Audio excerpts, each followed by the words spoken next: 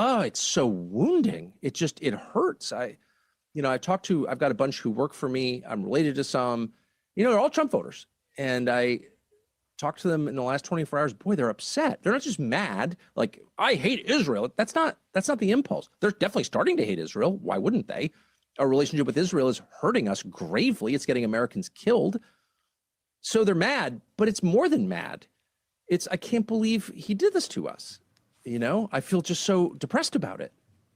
Oh, it's so What's up, everybody? How do you like Tucker Carl Gunderson, whatever his name is. Hey, everybody. Happy to be here tonight, Friday night. So great to see everybody. Sorry I've been away for a while. I got a bunch of stuff going on. Show's going to be sporadic for a while, just the way it is. I almost wasn't going to stream tonight. I'm sorry. Just at the last minute, I was like, I have to stream. So I threw a show together. I've been up since 6 o'clock. I didn't get to bed until 2 o'clock. So I'm on 4 hours of sleep. So it's going to be an interesting show. Let's just put it that way. Yes. YouTube told me you were on. It's working. I appreciate that. That's Grucker. Yeah. Grucker Gunders Carlson. Whatever. But so we'll see what happens. All right, tonight. Let's see who's here tonight. All right, what's up? We got H.J. Remy. How you doing? Mr. Sneaky Sean, great to see you. Catherine K. Awesome. What the F? Great to see you. Sunshine's here, always brightening up our day. Delay is obvious. Happy Friday the 13th. We got Ruby on the couch with Machete. That's right. None of your business. Good evening, Jim, the world's best chatters. That's right. You guys are the world's best chatters. You really are. I think so. And I'm going to tell you what I think. OTR Smart Cost, what's up, man? Good to see you. Margie Smith, great to see you. Jody, click the plussy. That's right, thanks. It's awesome to have you here. Brian Ogden says it's Inception. It's crazy, isn't it? It's crazy. What's up, Dan? Great to see you. I let Joe in on the joke last night. I hope I didn't spoil anything because I told him, I don't think Joe has any clue who Gary Gygax is, so I had to let him know. Lisa, great to see you. What's up? Yeah, Joe, YouTube told you that's awesome. What's up? How you doing? Great to see you, bud. Grucker, that's right. And the Iowa Backyard Cam's here too. Good evening. Glad to be here and hope all is well with the elders and the youngers. Well, doing the best we can. Yes, we're on Rumble. Yes, we are. Awesome. Rumble is great. That's what they say anyway. What's it say? The Drunken Sensei Pod has rated the stream. Well, that is awesome. I really appreciate that. That is great. Thank you so much.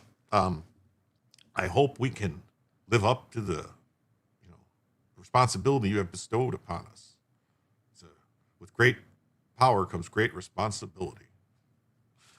Pam Graham says, I'm in the tired boat with you. I got 5 hours sleep and it's been a stressful day. It's been a stressful week for me. That's right, Spuds. Raid. Great to see you. Simple Dave, what's up? Simple Dave, great to see you. Thank you so much, guys. You guys are great. At least we weren't kicked off the island today. Well, it's the account name for off-label. Can't change it. Hey, I got you, man. It's there. I'm there. Thank you all. Hey, good to see you, Kadena Doctor. Hey, what's up? Great to see you. So I do have another video I'm going to play. It's got some music in it, so it's probably going to only play during this live show. When on the replay, it's probably going to have to get cut out. Just saying, because it'll probably get clipped. But it'll get hit, so I'll have to take it out. Hey, what's up? B Job Secure. BJ. Is it B Job Secure or is that BJ Obscure? Like, I don't want to get into what BJ. Anyway, let's just. Thanks for being here. Renee Collins, awesome to see you. Thanks for being here. So I'm going to play this other video real quick.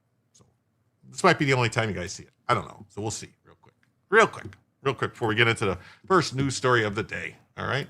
And here we go. Ready?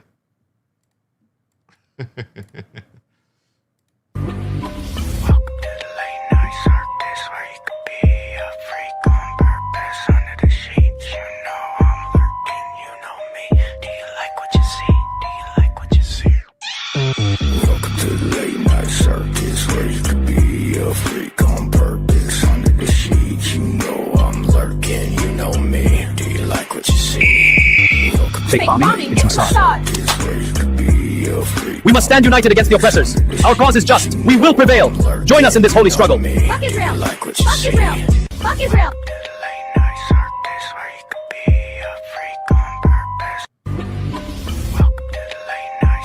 I am the voice of the people. You will listen. The strings of oppression will be cut. We will rise up against the puppet masters. Freedom is our destiny. Unshackle us! Say it. Fuck Israel. Fuck Israel. Fuck Israel. We will fight for our freedom. No more oppression. Our voices will be heard. Join the struggle. Victory is near. Fuck Israel, praise Allah, and take out the infidels at all costs. Whoa. It's the only way to fight oppression. Welcome to the late night circus, where you could be a freak on purpose. Under the sheets, I'm lurking, you know me. Do you like what you see? False flag. Israel fake shootings and bombs. They stage it all to justify attacks. Wake up. It's all a lie. Tucker, your spin is unbelievable. It's not spin, Candace. It's the truth. The truth. You're a puppet for the elites. And you're just a mouthpiece for outrage. At least I'm not a fraud. Fuck Israel. Fuck Israel. Fuck Israel. Do you like what you see? Do you like what you see? Welcome to the late night circus, where you could be a freak on purpose. Under the sheets, I'm lurking, you know me. Do you like what you see? Welcome to the late night circus, where you could. Well, I don't know if that's. I think that might be AI. It might not get clipped. I mean, the video's AI. Don't get me wrong. The song might be AI also. So if it is the song's AI, they can't claim it. There's this weird stuff going on with AIs. They can't really do a copyright claim on AI. It's not been. You can't copyright AI right now. It's not you're not able to copyright AI according to the Copyright Office. There's litigation about it. It's just right. Happy Friday the 13th, Neurodivergent One. So great to have you here. Creepy and true. But who's pulling the strings on these people? I mean, what do we think? Is somebody pulling strings? I mean, are we all living in what really is George Soros's plan? He did the same thing in the markets to manipulate currencies, to manipulate, countries, basically, to try to sink countries, by manipulating their currency plays and stuff. He had a specific name for it. And is he doing it now with politics and people in general? I don't know. Seems weird that all of a sudden, in the past, I don't know, 4 years, everybody is obsessed with Israel, bringing up shit that happened before anyone was born. I don't know. I'm not a huge fan of Israel by any stretch of the imagination. I'm not a huge fan of any foreign country. I'm a fan of America. I want America to be great. I don't see what the problem is, though, if a country aligns with what we want to do and we're using them, they're using, we're using each other to do what we want to do. I don't know. I don't see a problem with it. We owed Iran going back since I was a child. Numerous, thousands, tens of thousands of Americans are dead because of Iran. They had it coming. That's the way I look at it. As long as we don't occupy Iran, as long as we don't have troops on the ground, there a year from now, 6 months from now, trying to rebuild them, and I'm okay. I don't want any more of that shit. No more forever wars. No more nation building. None of that stuff. Let the people of Iran decide their future. If they want to be led by crazy, Islamists, then that's up to them. But they're not going to have a bomb, and they're not going to threaten the fucking world like they have been. That's the way I look at it. But that's just me, anyway. And that's my opinions for the evening. And now we're going to get into news, just for you. Renee says, I know you're not really religious, but I'm pretty sure all this crap is coming from Satan. Just saying. I've never said I wasn't religious. I don't support organized religion. That's it. Like, I don't support, after what happened, I was raised Roman Catholic, christened, whatever you want to call it, christened, made my first communion, was confirmed. But all the stuff that happened with the priests abusing kids, I know some kids that happened to. And they buried it and hid it. And it's not as bad. Like, it's way worse. What's going on in public schools today is way worse than what the church ever was. But the fact that these people did this, and they're supposed to be men of God, and they buried it and hid it and moved them to do it somewhere else, I can't get over that. I'm sorry. I don't, I won't give them money. I won't go to their services. That's it. I don't think, Jesus' teachings anyway says your body is your temple, and you're, everywhere you are is the house of God, and you don't need any of this stuff. So, follow the book. That's all. Mm-hmm. Anyway, sorry.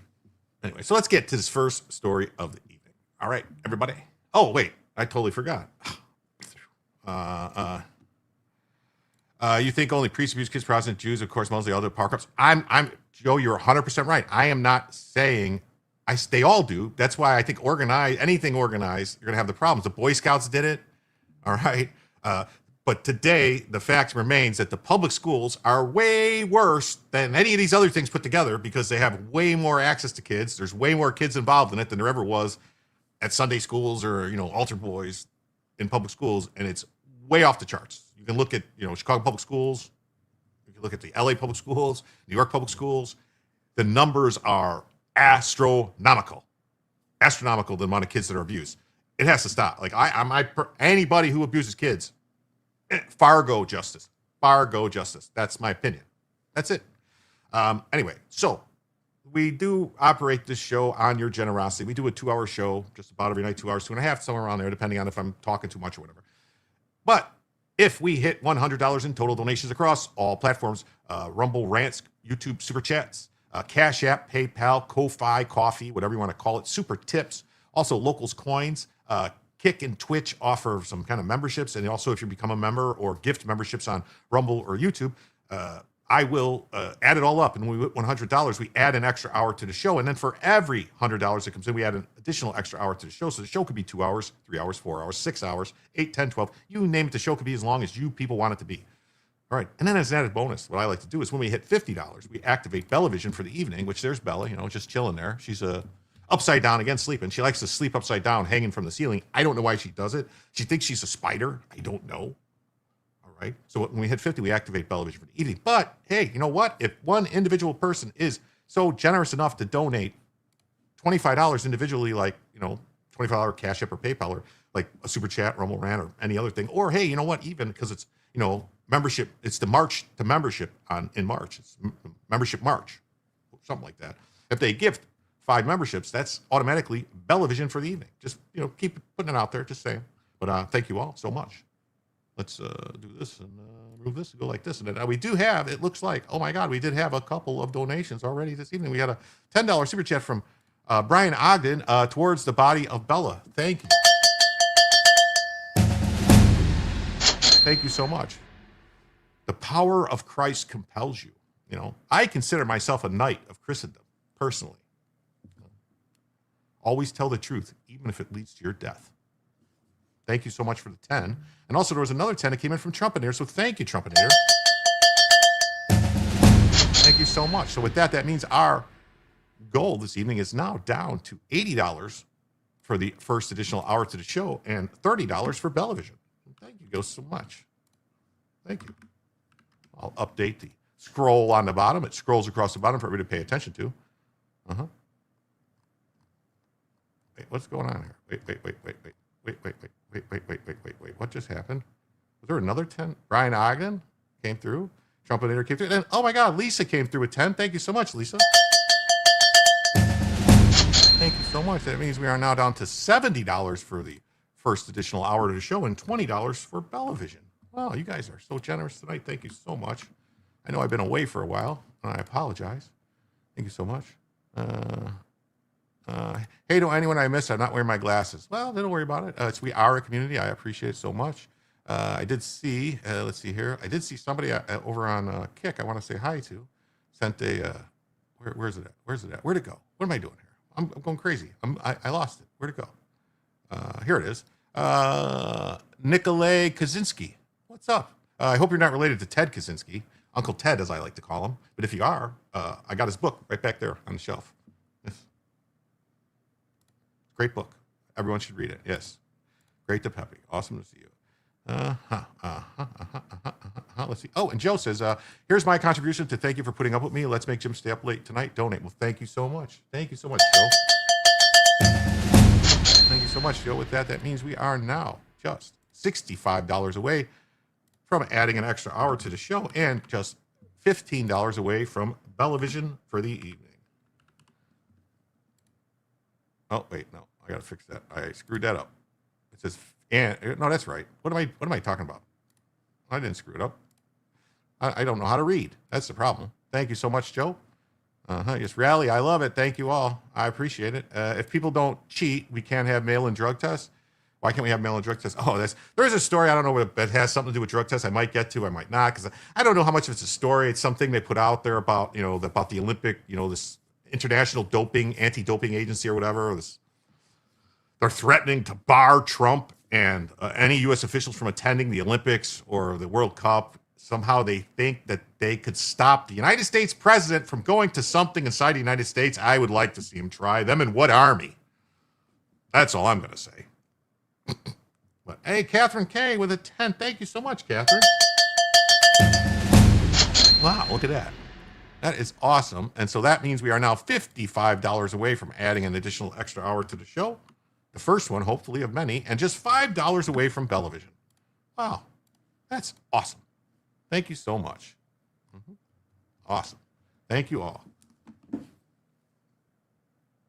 I just realized I didn't have my phone sitting on my lap, so okay, no good. All right, let's get into this first story. All right, and it's going to be a little different tonight because I have the stories pulled up like this. We're going to look at them. We're going to pull the stories up. We'll do it together. This would be fun, like a learning experience. So Trump says the U.S. obliterated military targets on Iran's Karg Island, but didn't wipe out the infrastructure. If you guys don't know, Karg Island is where like 95% of all Iran's oil traverses through Karg Island. Like that's where the pipelines go to. That's where the ships take the oil, take the oil on. And, there we go. Look at this. Brian Ogden for 5 with no comment. Just basically says that he wants Bella added. So we'll put Bella there for Brian. I will adjust everything. You got a map, Jim? I put my maps on the wall. I'll pull up a map. Just give me a second. I'm sure it'll be a map in the story. Anyway, Bellavision, let me fix the cameras here. I have to make some adjustments. Minor details here. We'll do this. There, that's better. I look better. I'm in frame. Hi, how's everybody doing tonight? So great to see you. Let me do Bella. All right. Okay, I think that's good, right? No, I don't like that. That's it. That's Bella. That's Bella. Bella time. Of the island, Karg Island. It's probably gonna be in the story. We'll see. If not, I'll pull one up. I'll goggle it. I'll goggle one. On Friday he announced that he directed Central Command to carry out one of the most powerful bombing raids on Karg Island in the Persian Gulf.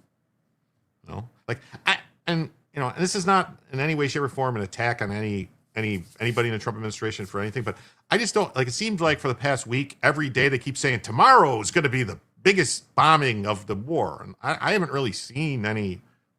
Personally, I haven't seen any like crazy more stuff of things. So it's already done. The bombings, the war's over. It's over. War's over. Wow.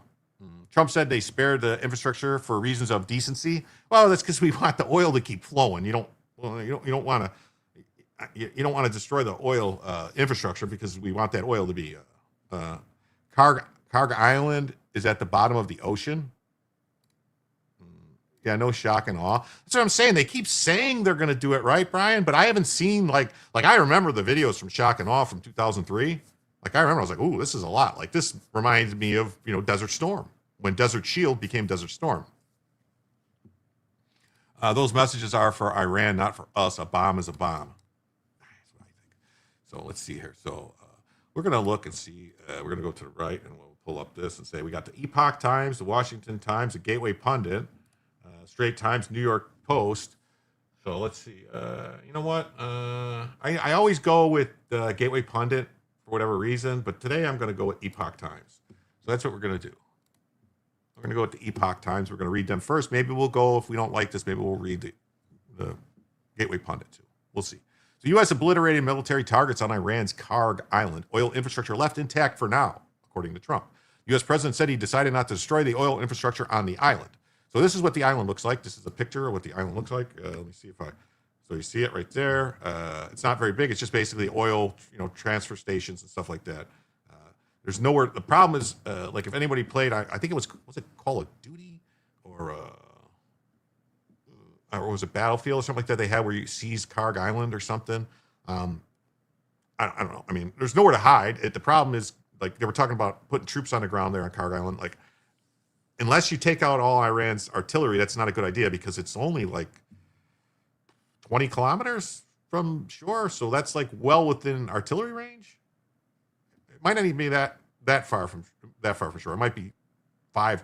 It's not far. It's like basically in the middle of the Strait of Hormuz, from what I can remember off the top of my head. So let's see. And he says Karg Island via the White House. Okay, let me pull that up. Let me see if what that looks like from SB Farmer. Okay, well, we'll do this real quick, just because. Why not? I haven't been on X a lot lately, so we'll see. This is moments ago at my direction, United States Central Command. This is from the White House itself. So, executed one of the most powerful bombing raids in the history of the Middle East. Well, so more powerful than when they took out the nuclear sites, more powerful than when they did all the stuff on the first day, taking out all the leadership. This was worse. And totally obliterated every military target in Iran's crown jewel, Karg Island. Iran has no ability to defend anything that we want to attack. There's nothing they can do about it. President Trump. Karg Island obliterated. Iran will never have a nuclear weapon, nor will it have the ability to threaten the United States of America. Okay. I don't think the war is helping oil prices. There was a couple stories yesterday about that. The United States released 140 million barrels of oil out of strategic reserve, and then the European energy, whatever, released 400 million barrels. That should ease some things. Venezuela is increasing their production, more stuff coming in, so that's going to ease some things. It sucks to pay more than $3 a gallon for gas. Believe me, I know. I don't want to pay more than $3 a gallon. I don't want to pay more than $2 a gallon. I want it to be $1.39 a gallon. That's what I want it to be. I don't see how it's going to happen with just the way inflation is and different prices. Especially got places like New York talking about wanting to make a $30 minimum wage. Like what? Why not make it $100? Why not make it $1,000 minimum wage? Why not do that? Why just make it whatever? $1 million. Everybody will be a millionaire. Everybody gets $1 million an hour, and then a cheeseburger costs $10 million. Anyway,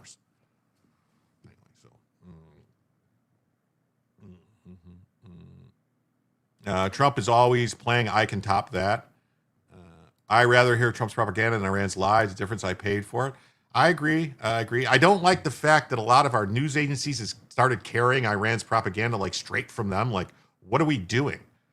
You paid $5.17 yesterday, and I got a deal. Oh, you're in California, right, Renee Collins? You're in California, I believe. Which I've seen prices in California over $7. It's about the size of the blast, not the amounts. Bombs aren't raids, though. Okay, all right. Keystone, well, Keystone Pipeline, if we would have had the Keystone Pipeline right now, we wouldn't be having some of these issues, I think. Maybe, me personally. Just saying. Just saying. Whatever. So, it says, Iran's military and others involved in the terrorist regime will be wise to lay down their arms and save what's left of their country, which isn't much. Thank you for your attention to this matter. I just got gas today, and it was $3.57. $3.57. Then I did get a 10-cent discount, so it was $3.40. But because I award member, blah blah blah. But it is what it is. I mean, as long as it doesn't last through summer, if this can get taken care of and the prices start coming down before the 4th of July, prices have to be below $3 a gallon. Nationwide average below $3 a gallon by 4th of July. Otherwise, Republicans are toast in the midterms. Bottom line. That's it. I called it. I'm telling you. That's going to be a problem. I think. My opinion. So, according to Google Earth, it's 20 miles from the mainland to Cargo Island. I thought it was like 20 clicks. 359 here in Central Florida. That's what I said. I paid 347 or 347, I think it was. Yeah. The idea is if you get a friendly Iran, you can open up oil with them and make a huge drop in the oil price. Yeah. I mean, OPEC is still going to play games like OPEC plays the games where they increase and decrease production they want to keep oil prices at like $70 a barrel, I think, 75, no matter what. They don't want it below 70. There's like a sweet point. They want to keep it up. Hey, Vince, what's up, Vince? So great to have you here. So great. Thank you for being here. Yeah. Hasn't been $3 in Cali since 2020. Wow. Gas is $3.75 here, but I'm hearing in Florida over $4. Well, you're always that's the thing too, especially in Florida. There's certain areas when you get around Orlando, because people are, for whatever reason, around the highways around Orlando, the prices are always goofy high. I've noticed the same thing. Like I drive, occasionally to Chicago to see family and stuff like that, and I prefer the drive. I like to make the drive. I enjoy it. I enjoy the time alone in the car, thinking about things and just catching up on like books on tape and stuff like that in the car. But gas prices make no sense when you're driving across, you're driving, 1,400 miles and you go, wait a minute, why is this? What's going on? Why is it here? And then as soon as you cross the state line from like, Georgia into, Tennessee, it's like, wow, gas prices really changed. That's crazy. And then when you go from Tennessee into Kentucky, it's like, oh my God, gas prices are really low. And then you cross the border into Illinois and it's like, holy shit, gas prices are high. So it's weird. It's just odd. It's just odd. I don't know. I don't get it. Let's get back to the story. Let's see here. So that's the island. And basically you see it's all these holding tanks for the oil and everything like that. And then so President Trump said on March 13th that the United States totally obliterated all the military targets. Yes. It benefits the U.S. is the $70 a barrel with huge amounts we produce. Yes. Orlando is more expensive, but mostly because it's a touristic. Yeah. That's what I was getting at. What's this say? Kim, you says my trigger grandma eggs right today. My hope for my God. Okay, never mind. You should have put the X there so I don't read that. Iran's best interests are in higher oil prices going forward. Well, OPEC wants to keep the prices. They don't want prices to get so high that people drive less. The thing is, you want people to not really be hurting. It's like it's the same thing with taxes. You never want taxes to be too high because then people just try to find ways to get around the taxes. You want taxes to be where people are like, it sucks, but I'm going to pay it. I don't want to deal with it. Agreement with Canada for Keystone was American states cover all costs for repairs and cleanup of leaks. With that, there was plenty of major. With what was built, there were plenty of major. Oh, well, okay.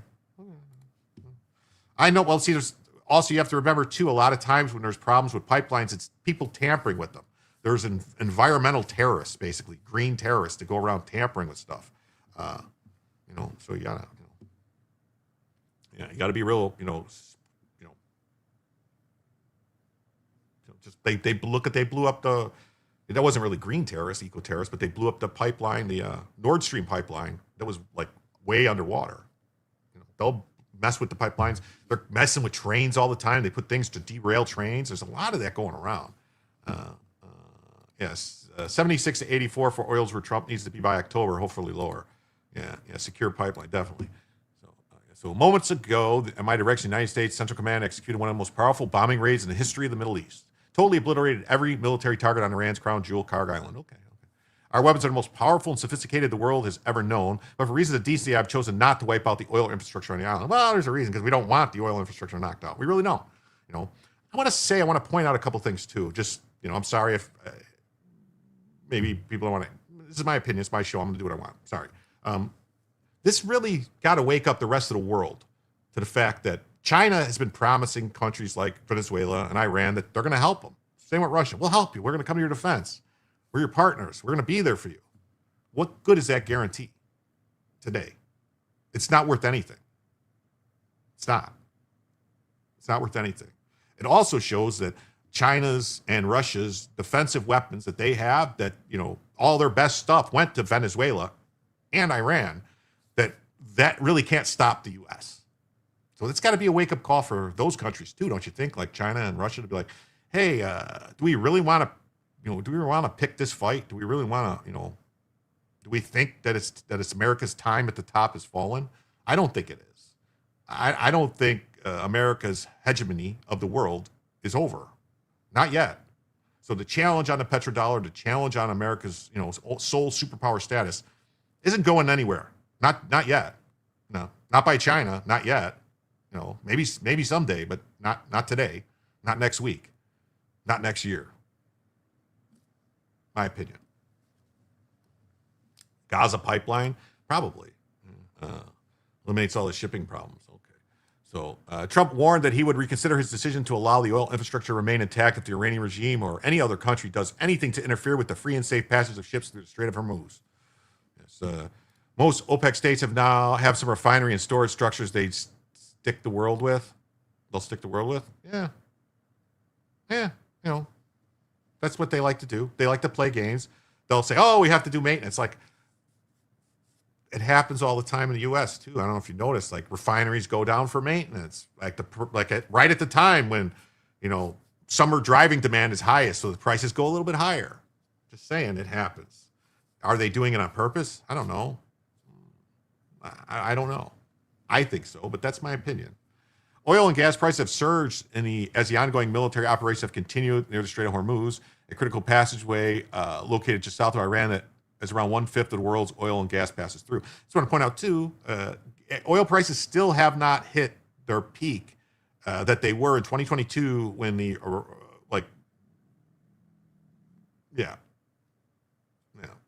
I think it was. I think at one point it hit $200 a barrel in 2022, something like that. Maybe I don't know. I read that. Maybe I'm reading something wrong. But I know, adjusted for inflation too, it's really not that. When you think about in the 70s, I think oil got all the way up to almost $100 in a barrel in the 70s with the oil crisis stuff. Maybe that's adjusted for inflation. I don't know. I should read more stuff before I talk about it, because now I sound like an idiot. Anyway, so Iran's military command warned on March 11th that countries around the globe need to be prepared to pay $200 a barrel for crude oil as it struck 3 commercial vessels near the Strait of Hormuz. The Trump administration is working to stabilize gas prices as it sends more troops and warships to the Middle East. The White House has floated lifting restrictions on foreign-owned and crude ships transporting goods to American ports. Yes, because there's this thing called the Jones Act, which forbids foreign-flagged countries from shipping petroleum products to U.S. cities. And they waive it whenever there's like a major disaster, like a hurricane or something like that. Well, they'll allow, basically, like I think it's maybe it's just refined gasoline. I'm not 100% sure, but there's some weird thing where like foreign ships can't bring stuff into like Tampa. And Steve says, if you don't like higher gasoline, try pushing your car. Yes. When asked on Wednesday whether companies should continue using the Strait, Trump said, I think they should. We took out all their mine ships in just one night. And then Iran's UN ambassador, Amir Sayed Irani, told reporters on March 12th that the country had no plans to close the waterway, even though the regime's new leader suggested a halt to be used for leverage in the war. Look at that. Bella's scratching away. I'm trying new food. I don't think it's really kicked in yet. We'll see. But she's got like a real bad ear infection right now. I've been putting this cream in it and stuff. I don't know. Anyway, so she's digging at the ear and she's got a weird growth on her. I don't want to get into the dog, but she's got like a weird growth on her chest now too. I got to take her back to the vet because I just seen it now. This like weird like thing right here on her chest right here. I don't know. Anyway, so Israel's opposition leader Yair Lapid has previously suggested that the Iranian regime would experience major setbacks if the energy infrastructure on Karg Island were destroyed. Well, that would probably be a problem for them, but that would be a problem for the whole world and an environmental disaster, I think. The environmental disaster bombing the island would dwarf what Saddam did. It would be too much for even friendly countries to tolerate. That's what I think. That's what I think. I don't want any of that to happen. I don't want, like I saw the pictures of, I saw the pictures or the videos coming out of Tehran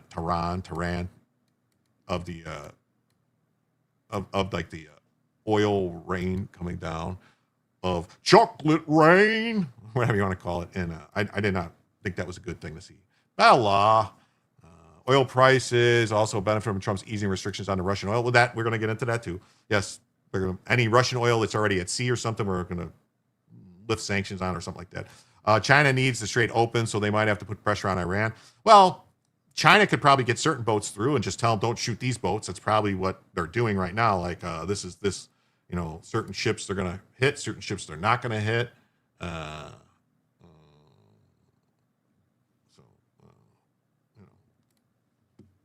I don't know. Epic fury. That's right. So this would cripple Iran's economy and topple the regime. He wrote on X on Sunday. My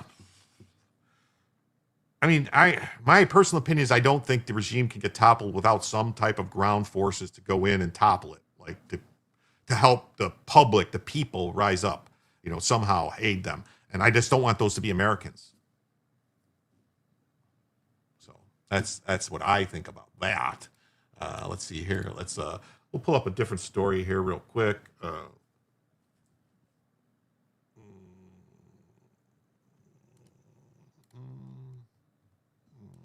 Maybe we'll look at both of these real quick, and just to see if there's anything different in these. Sometimes a girl just got an itch. Yeah, well, she's chewing on her leg now. I don't know. She's up there in age. She's going to be 11, so she's getting up there, right? 11? No.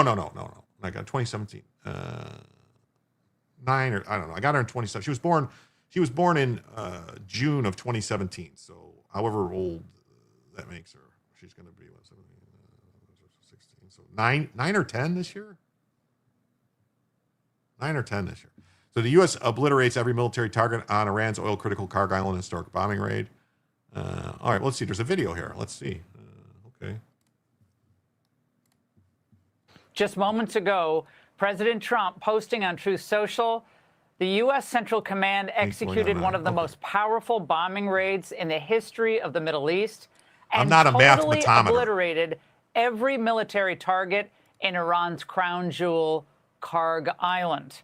Now, why is Karg Island important? Here with me now is Nate Foy, live from Tel Aviv with the latest. Nate, this is directed at all the naysayers who say that the American military cannot open the Gulf and open the Straits of Hormuz. What is this telling you tonight? Well, yeah, this is definitely an effort to protect shipping in the Strait of Hormuz. Karg Island is an island in the Persian Gulf, as the United States, as you heard in the president's True Social, destroyed every military target there as they continue to try to degrade Iran's ballistic missile capabilities. However, Laura, we are seeing those capabilities persist with several rounds of ballistic missiles fired at Israel today. And in some cases, those cluster munitions that we've talked about have penetrated the air defenses in Israel. Take a look at this video from the outskirts of Tel Aviv. As you can see, a fire here. Again, this was a cluster munition. There are no reports of injuries from this strike, but you can see that it caused a lot of damage. Now, not far away, another part of central Israel got hit. There are no reports of injuries here either, but in northern Israel, Laura, at least 58 people are hurt from an earlier Iranian missile attack. Now the U.S. and Israel are getting some reinforcements in the region. The USS Tripoli is on its way from Japan with 2,500 sailors and 2,500 Marines. It's expected to arrive in the next week or two. They will help protect U.S. bases and also, as we mentioned, go after Iran's ballistic ballistic missile capabilities. The U.S. and Israel have now struck more than 15,000 targets between the two of them. One strike today happened just down the street from where thousands of Iranians gathered for Al-Quds Day. Many here chanted death to America and death to Israel as they burned American flags and promised to resist U.S. forces. Now, we're also hearing tonight of explosions in Doha just in the past 20 minutes or so, Laura, as Qatar is announcing that it is going to evacuate residents in certain portions of the country because of Iran continuing to target its neighbors. Steak and lobster. I'll send it back to you. Wow, so that's interesting, right? So, I'll pause this. No. We already watched this, so let's see it. So military targets on Iran's Kharg Island. So let me get a couple things in the chat here. I've been trying the Benadryl stuff. I didn't give it to her today because I thought it made her sleepy, like more than usual. So I tried to lay off of it. I think the Apoquil, I think it's been having like a weird reaction, giving her like diarrhea. So I'm trying to. Anyway, it's a lot of weird, whatever.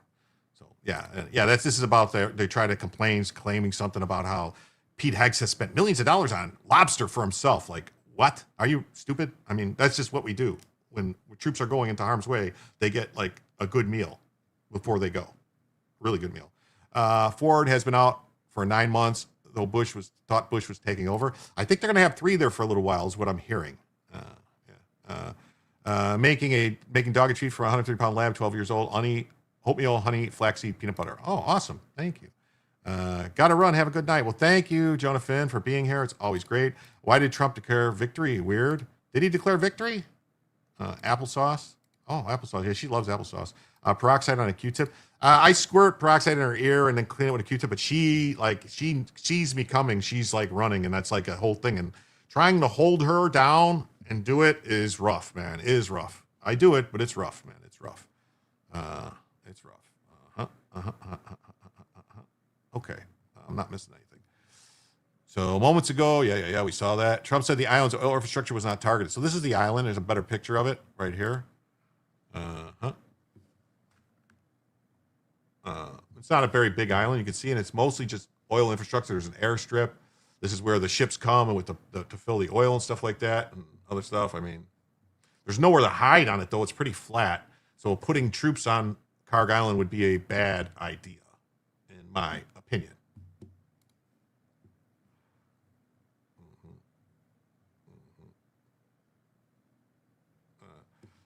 We saw this 2-week conflict dubbed Operation Epic Fury hadn't impacted the island, with Iran exporting more fuel than before the war started, according to the Wall Street Journal. Oh, the Wall Street Journal said. So the raid on Kharg Island military targets, the loading site for the most of the oil exports. I read it was 95% of their. Don't spray, apply to a Q-tip and mineral oil. I also have this salic, I think it's called salic acid, that I'm supposed to squirt in there, and it's supposed to break stuff up and make it come out. It's where the refineries are, Kharg Island. So, wow, yeah, Kharg Island right there. So that's a great map. It's just like a big boom on the map. That's great. Experts told the Post that taking control of the oil-critical island could spell doom for Iran. Okay, now she's laying down, and I have to... How does she do this? How does she grow?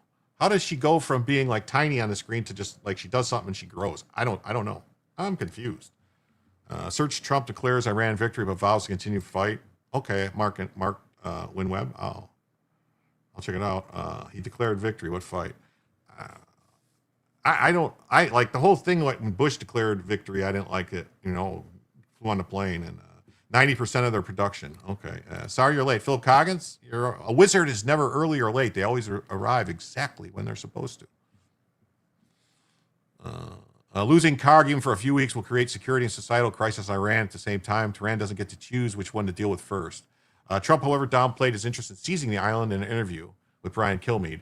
It's not high on the list, but it's one of so many things. Well, he shouldn't, he would never, if he said that he was going to seize the island, that would be, retarded.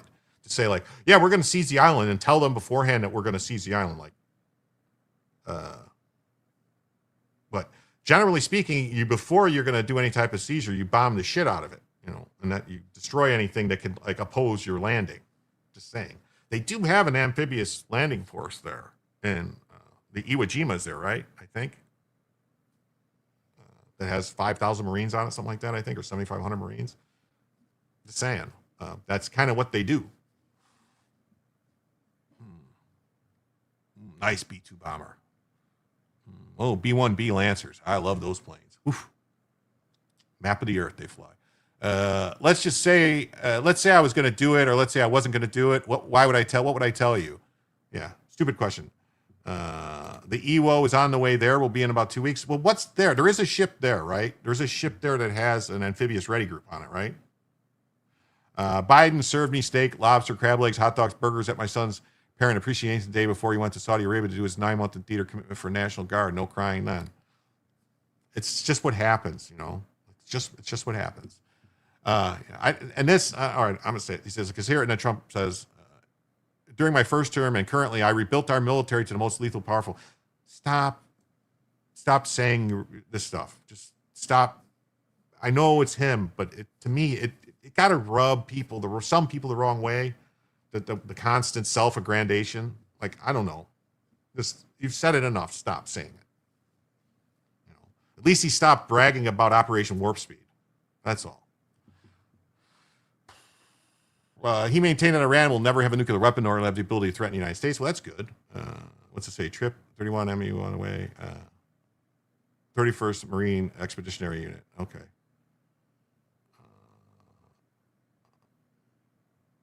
Iran owns the west shores of that strait. Yeah, they do. Trump is just going to Trump. I know.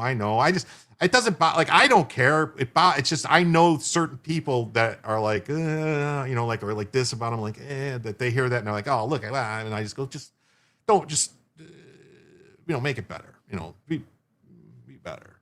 Let me pull this up and see what that was. That SB Farmers always give me good stuff to pull up. So Pentagon sending USS Tripoli. Oh, so they're sending to Tripoli. I thought Iwo. Maybe I'm wrong, but I thought Iwo Jima was there. Maybe I'm wrong. I know something was there, and for some reason I thought it was Iwo Jima. Maybe Iwo Jima was maybe Iwo Jima was down by Venezuela. Like Joe says, it rubs me the wrong way. He doesn't say me, we, or my team, as if the troops are not doing shit. It bothers me. I can't lie. It bothers a lot of people, I'm sure. So the Pentagon is sending USS Tripoli, a Marine amphibious ready group, and a 31st MEU to the Middle East with about 2,500 U.S. Marines. A defense official confirms to Fox News. The ship is based in Japan and could arrive in 1 to 2 weeks. It depends on how fast they go. If they put the pedal to the metal, they could be there in 6 days. That's not me saying anything. That people know those ships go above 35 knots. That's all we can, above 35 knots. We can't say how fast they go. They go. Terry says, bugs me some days too. It wouldn't be Trump if he didn't brag. Yeah, I know. So that's good. They had no plan. We took Israel's word that they were about to make 10 nuclear bombs. What retards? Actually, no. Iran told us we have the material are ready to go to make 11 bombs. You can't stop us. You can't make us give it up. You can't take it from us. This was the thing. Iran dared Trump and dared the U.S. like, you can't take it from us militarily, so why would we negotiate it away? Well, guess what? We're taking it from you militarily. And don't ever try to slap your big dick down on the table with Trump, because he's going to flip the table over on you.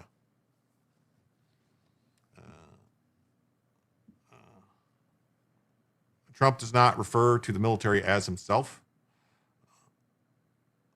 Those people should just make a drinking game. They get wasted quick. Yeah, I agree. I'd put in a permanent American base on that land. Yeah. I mean, why don't we could give it to Qatar, right? Or UAE or something like that. He can brag all he wants, but once every 100th time he can throw in the random we or us.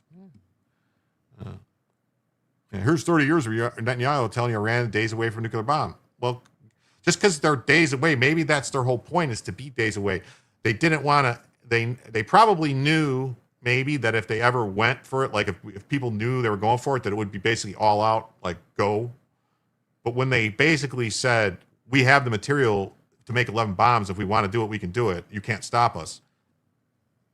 Yes, we can. Like Bob the Builder said, yes, we can.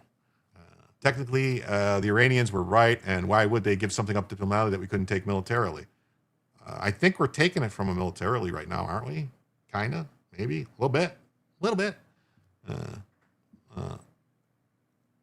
Those that don't like him bragging mostly don't like Trump. No, I love Trump almost all the time. Just, I'm just like, just turn it down a little. Can you just turn it back? Just like maybe it's right now it's at 11. Maybe just put it back to 10. That's all. That's all.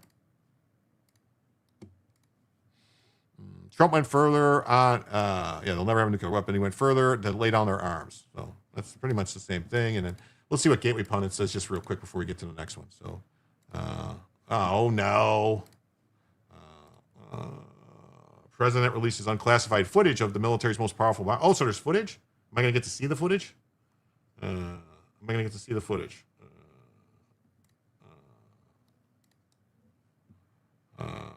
Am I going to get to see the footage is what I want to know.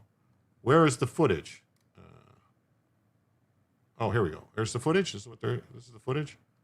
Later Friday, President Trump released unclassified footage of the bombing on Carg Island Watch. Drinking warm water with cinnamon great. before bed eliminates this parasite from the pancreas and resets blood sugar levels. All right.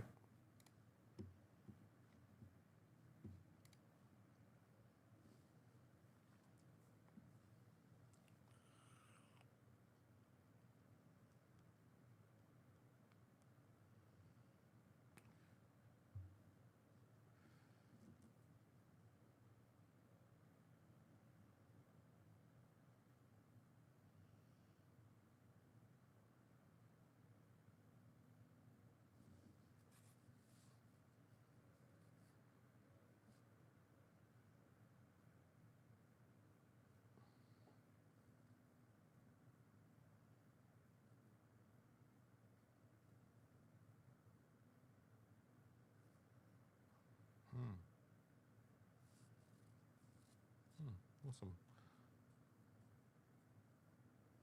Those look like some JDAMs coming in.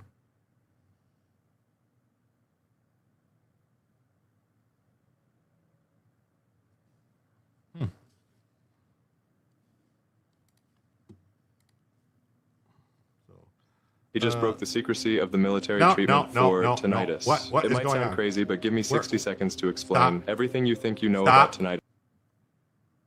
I hate that. Do not do that to me. Don't do that to me. President Trump chatted with reporters at Joint Andrews before he departed to Palm Beach. The situation in Iran is going very well. A lot of big hits today. We're in very good control. Trump said a new bombing. Oh, watch out for that. Here we go. So Trump's going to talk. We're going to hear Trump talk. So the situation in Iran is going very well. A lot of big hits today, a lot of big wins today, as you probably have heard militarily. And I think it's going very well and very good control. We'll see what's happening with the Straits. They continue to try and sabotage their own country in the Middle East, but it's been very, very strong militarily. That's good, right? What's Eliza Krogan, great to see you tonight. Thanks for being here. Pete Hex has made some good points this morning about media negative headlines. Yeah, I saw some stuff. People were complaining about that they didn't let any reporters into the briefings. Well, they don't want the reporters taking pictures of stuff that they don't want released out because the reporters will snap pictures of stuff on people's desks that they're not supposed to be released. We can't trust. A lot of these reporters are friggin' communists. You can't trust them. That's the bottom line. They're commies. They want to see America fall. They really do. They really do. So we got this. It says U.S. to deploy thousands more troops and at least one more ship to the Middle East. So 25 Marines. We saw this. So we'll pull up a story for this. Right. Let's see here. Epic Times or New York Post. Epic Times or New York Post. Epic Times. See, why does it say? This is what I don't understand. Why does it say the Epoch Times are highly factual, but the New York Post is mixed factuality? I remember everybody used to say the Epoch Times were fake news. We're like, oh, you can't trust them. They're right-wing propaganda, blah, blah, blah, blah, blah. They used to be like basically downplayed all the time. I don't know, but I like them. They had a ton of good stuff during COVID on there. A ton of good stuff during COVID in the Epoch Times, Epic Times, whatever you want to call it. And so we're sending more Marines and warships in the Middle East. Yes, we saw that. It was kind of a clip. But, ooh, look at this. Nice Cobra gunship. Mm-hmm.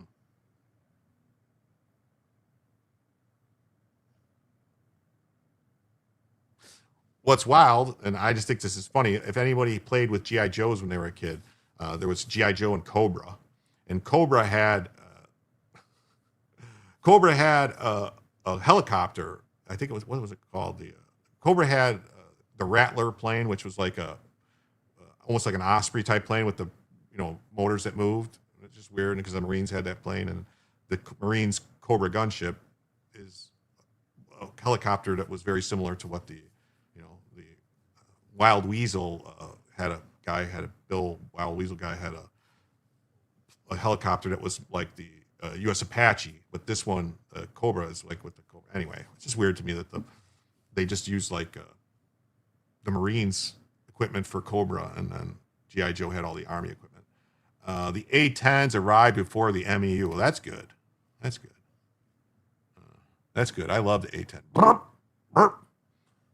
What's this? A Viper attack helicopter. Okay, Viper. So it's a newer one than the Cobra gunship.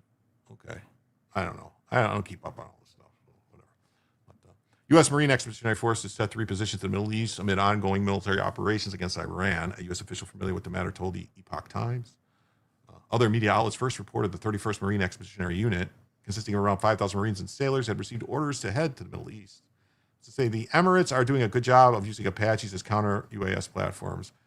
Okay, which is what I think they will use for escorting ships through the straits. Airwolf. Airwolf was a great TV show. And then, Airwolf was and then Blue Thunder. Remember Blue Thunder? It was like something like that. They're currently operating near Japan aboard USS Tripoli and the USS San Diego and USS New Orleans amphibious transport dock ships. Such a force could bring additional land, amphibious, and aerial combat and support capabilities to the region. An amphibious assault ship, USS Tripoli, is akin to a small aircraft carrier that can launch specialized fighter aircraft. In recent week, the ship has been photographed operating with Marine Corps short takeoff variant of F-35B Lightning II stealth fighter jets. Yes, helicopter drama. The Cobras of the MEU were used to shoot down the drones. Wow, look at Bella's tail. What is going on with her tail? She must be having a good dream. The three ships supporting them are also capable of launching a variety of attack and troop transport helicopters, as well as amphibious landing craft. Last month, Marines from the 31st MEU conducted amphibious training in partnership with Japan's Ground Self-Defense Force. I think we're going to see Japan soon change from a self-defense force to go back to the way it was, where they can actually do some stuff. Basically, they're going to have to change their constitution, but I think it's coming. At the start, a U.S. military operation against Iran, between 40,000 and 50,000 U.S. troops were operating across the Middle East. Trump has directed 2 U.S. carrier strike groups to the region and amassed numerous other strike and support assets. Now, does anyone know, is the third aircraft carrier supposed to be there soon, if it's not there already? In the Med, one of them's in the Med, one of them's in the, right? One of them in the Med. I don't know. Maybe they're coming to relieve one. I don't know if they'll have 3 there or not. Maybe they will. I don't know. It says the ongoing U.S. military operation against the Iranian regime has consisted largely of airstrikes and attacks from long-range weapons. Thus far, no U.S. ground troops have entered the fray, but the Trump administration has not ruled out such an option. You would never rule it out to the enemy, even if you're I'm not going to do it, but you don't tell them. Following a closed-door intelligence briefing on March 10th, Senator Richard Blumenthal said, "We seem to be on a path towards deploying American troops on the ground in Iran." Well, here's the thing. If that was a confidential, secret, top secret, whatever, classified information, and he just said that, I guess that you wouldn't expect any different from Da Nang Dick, the guy who lied about going to Vietnam. Oh, what's this? Somebody. Somebody sent me something. Let me see. Hold on. That's a good guy. Whoa. I will pull this up in a minute, because that's interesting.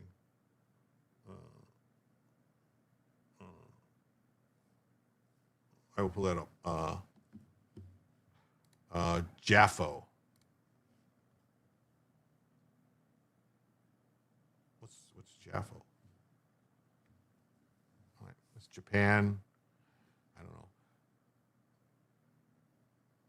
When asked about Blumenthal's comments and the potential for U.S. ground troops, the White House press secretary said Trump doesn't rule out options as commander-in-chief, but cautioning against trusting anything a demon rat on Capitol Hill says right now about the president's thinking.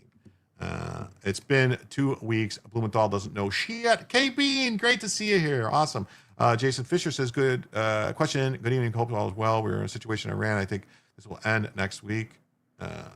I don't know if it'll end next week. I mean, it'll end when they think they've done the job, not before, hopefully. I don't want it. That's the thing. I don't want any half measures. I don't want like, well, we got to stop because of some artificial timeline type of thing. Like, I don't want to see troops on the ground. Like, maybe if it's like very limited, like go in, do something, like go and capture some people, go in, secure something, do something, go and drop weapons off to the opposition, something, but not like, I don't want to see this massive ground invasion and we're trying to secure the country and take it over. And no. Joe has a good point here. Don't forget to hit the like button, subscribe, and super chat. Yes, it always helps. It always helps. Oh, wait, I forgot to update the thing. Holy crap. I forgot to update the banner. Why didn't no one tell me that we are only $50 away from the extra hour and we hit Belavision? I totally forgot. Shit. Oopsie poopsie. I have the wrong banner up. My bad. Wow, my bad. I can't believe I cannot believe that I had that screwed up. My bad. It's been running the whole time on the wrong thing. I didn't fix it. My bad. It's fixed now. Yep, we're $50 away from adding an extra hour. My bad. Put some respect on Blumenthal's name. He's a Vietnam War hero. Yeah, in his mind only. That's right. Neurodivergent 1 got a good point too. Hit that like, smash the thing. Jim, I kind of did tell you. Yeah, I know. Will capturing this island help secure the Strait of Hormuz? I think so. If we captured the island, let's say, and we're able to hold it, even for a week or two, that's going to really screw with Iran. Like, they won't be able to get any oil out. Like, 90 to 95% of their oil can't go out then. So that's a problem. He says, I'm an OEF hero. Blumenthal can pound sand. I know, Chief. He'll most likely face impeachment again. Yes, he's going to face impeachment again. Let's cut out the bullshit. If the Democrats win the House, he's going to get impeached. He's not going to get convicted in the Senate. It's never going to happen. Even if you got like idiots like, all these rhinos, like, Mitch McConnell's ghost and, Murkowski and Collins and Rand Paul. Like, Rand Paul's not going to vote for impeachment. Let's be serious. That would be like the death knell of his career. Seriously. Even Tom Massey, I don't think is going to vote for impeachment. That would be the end. Seriously, the end. During a press briefing, Secretary of War Pete Hegseth described Iranian forces having been crippled in the first 2 weeks of the joint strikes. Hegseth said Iran has no air defenses, no air force, no navy. He also said Iran's missile launches are down 90%. I mean, we should be taking, every time they launch a missile, they should lose the launcher. That's it. Like, every time they launch a missile, they should lose the launcher. Trump's impeachment starts January 4th if Dem takes the House, which they won't. I hope not. 2 outs, plan B. Yeah. Robert Barnes predicts Republicans lose the House and Senate. Not sure about the Senate. He's been melting down. Robert Barnes, Robert Barnes, they're not going to lose the Senate. At most, they might lose 1 Senate seat. At most, but there is options for pickups. There is. We'll see. We'll see. If they lose the Senate, it's going to be because of inaction by the Senate. That's going to be because the Senate, what the Senate is doing, basically thumbing their noses at the American people. That's what's been going on. If they cheat, they will win. Oh yeah. Well, that's the thing. They want to cheat. Yeah. So, despite these losses, Iranian forces still managed to carry out several recent attacks. General Dan Raisin Kane, chairman of the Joint Chiefs, he's a real fighter. He said Iranian forces had used surface-to-surface missiles to target shipping at the northern end of the Persian Gulf near Kuwait. Just because we don't care about his bragging a lot doesn't mean we don't appreciate what Trump has done. Oh, yeah. Robert Barnes has a Megyn Kelly bug. I'm starting to wonder about Barnes. I really am. Like, is Barnes really a liberal? Kind of seems like maybe is if you really listen to what Barnes has talked about his whole life. He seems very liberal. like not liberal in the sense of a leftist, but liberal in the sense of like, a JFK Democrat. That's him. The midterms really depend on the outcome of this war. It's not looking good for the Republicans so far. Let's say things change. If something can happen, there could be like a massive terror attack in the United States, and that would really make things. A lot of people go, yeah, no. There seems to be a lot of sentiment building in the U.S. against Muslims, like a lot of coming from people saying Barnes has always been a liberal populist. Yeah, exactly.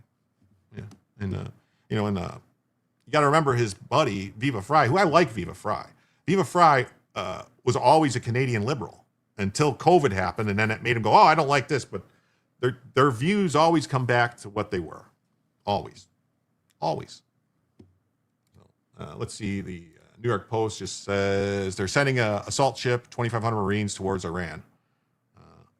You stopped watching Viva and Barnes on Sundays. Yeah. I mean,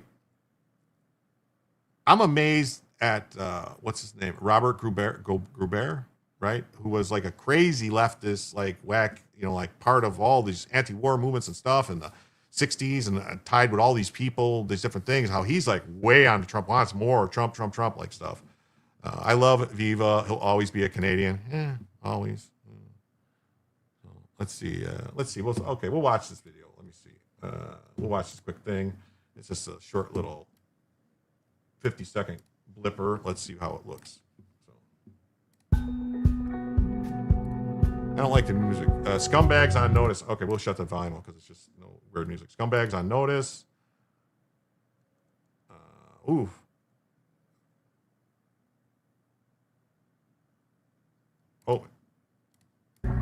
Oh, they're not going to actually hear Trump talk. Watch what happens to these deranged scumbags today, Trump says. Ooh. 4 U.S. service members were killed, which is sad. Any service members. I don't want any service members killed. 4 crew members were killed when the U.S. Air Force refueling aircraft crashed in Iraq. Now, Mark Gruber. Mark Gruber is like based, like you wouldn't believe. Like I'm shocked, like because he was always like way far left his whole life, and then super duper based now. I still watch Viva during the week. He's okay and very passionate about his homeland. I agree.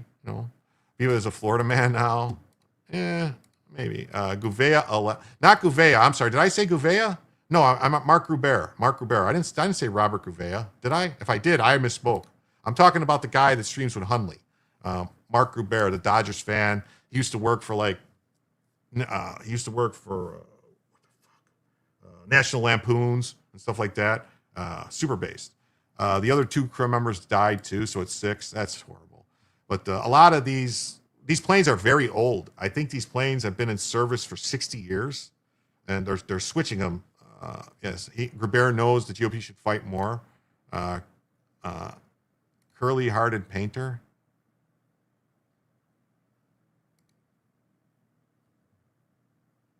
But if I said Gouveia, I apologize. I love Robert Gouveia. I didn't mean Gouveia. I don't know. Sorry. Like I said, I'm on 4 hours of sleep, so sorry. Yes. I don't like this part. I hate when we lose troops. Rest in peace. May God bless them. Yes. I don't want to lose one. I don't want to lose one troop at all. I don't. One is too many to me. Haired Bob something. I'm confused. Mark Gruber, MTV Lampoon. He knows a lot about Hollywood. Yeah. I like him. I'm very, very big fans. For some reason, I'm blocked on their channel. I don't know why. Like, I go to comment. I used to be a member and everything, and weird. Like, I tried to contact Hundley. He tells me you're not blocked. I'm like, dude, I'm blocked. Like, I try to super chat. I can't even super chat or anything anymore. So, Barnes is always a bit off on foreign policy. He always yells that everything will cause World War III. A drama queen in that regard. Yeah. Oh my God, Gouveia is going to be a dad for the first time in July. That is awesome. I was so happy when I heard he got married and everything. His wife seems great. He's moving to DC. Why would you move to DC to raise a family? I don't get it. I don't know, but hey, man, more power to him. God bless. Yeah. But I mean, like these planes, what I was getting at anyway, you didn't say Gouveia, I know because I don't know the name of the person. You did say Rob, whoever it was. I have no idea who the person is. It was Mark. It's Mark Gruber, not Rob Gruber. I'm sorry. I might have said Rob. Mark Gruber. He's also like knows Bobby Kennedy, like used to hang out and party with Bobby Kennedy from what he says. And he knows like a lot of people, like tied into like a lot of people from the hippies and yippies and clippies and whippies and dippies and zippies. So, wow. But yeah, like what was getting anyway, this could have happened at any time in a training exercise, anything like that. Yeah, Mark with Eric Hunley. Yeah, Mark. I like Mark with Eric Hunley. Lord Buckley on Twitter. I like him. I think he's great.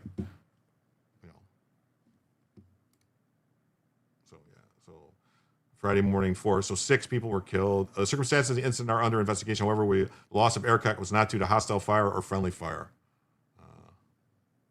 What's this? Sheriff's chilly warning. What? That it was targeted, but we're not 100% sure of that. Oh, so there's about the Nancy Guthrie. Well, yeah, they didn't. It's not random that somebody took her and holding her for hostage.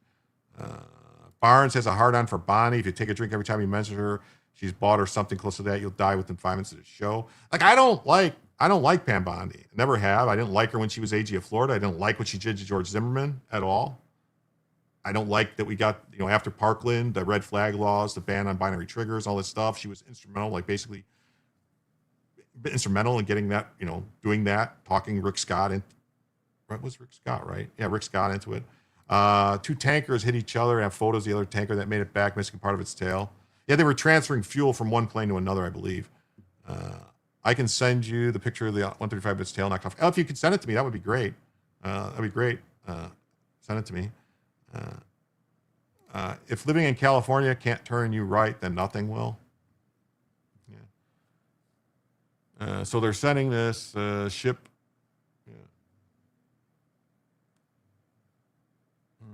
Those are some big Chinooks, right?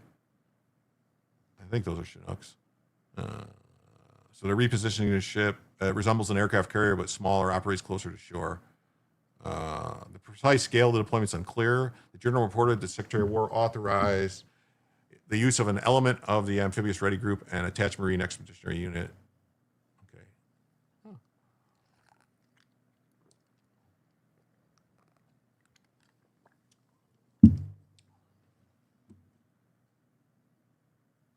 They were not transferring to each other, and neither one could accept midair fuel. What were they doing that close to each other then? What was that all about? Why were they that close to each other? That's usually how it happens when they're trying to do like something like a transfer. Did they recover the bodies from the 135? I believe they did. I thought they said they finally found the other 2. That's why they knew it was up to 6. Last you heard 2 recovered. They generally don't say KIA until they recover the bodies, right? They would be missing. Quit watching Barnes v. a while back.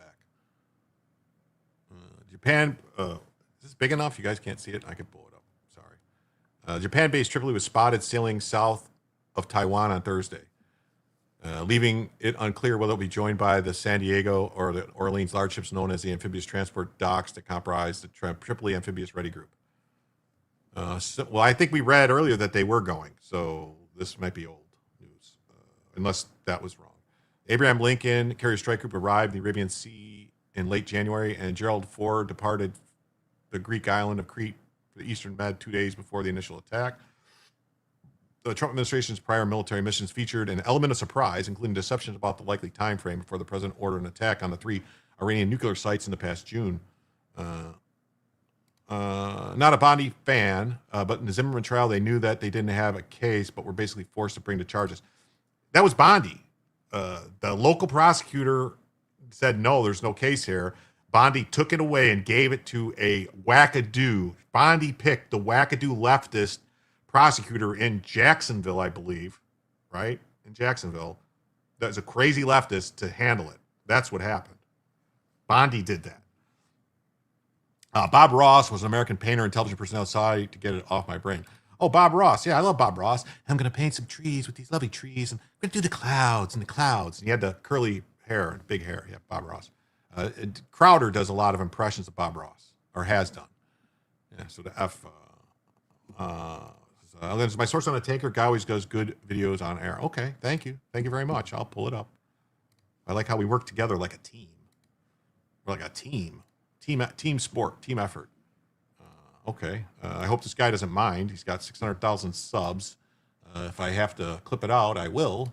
But let's do this. So KC 135 mid-air collision, 12 March. So we'll turn this up.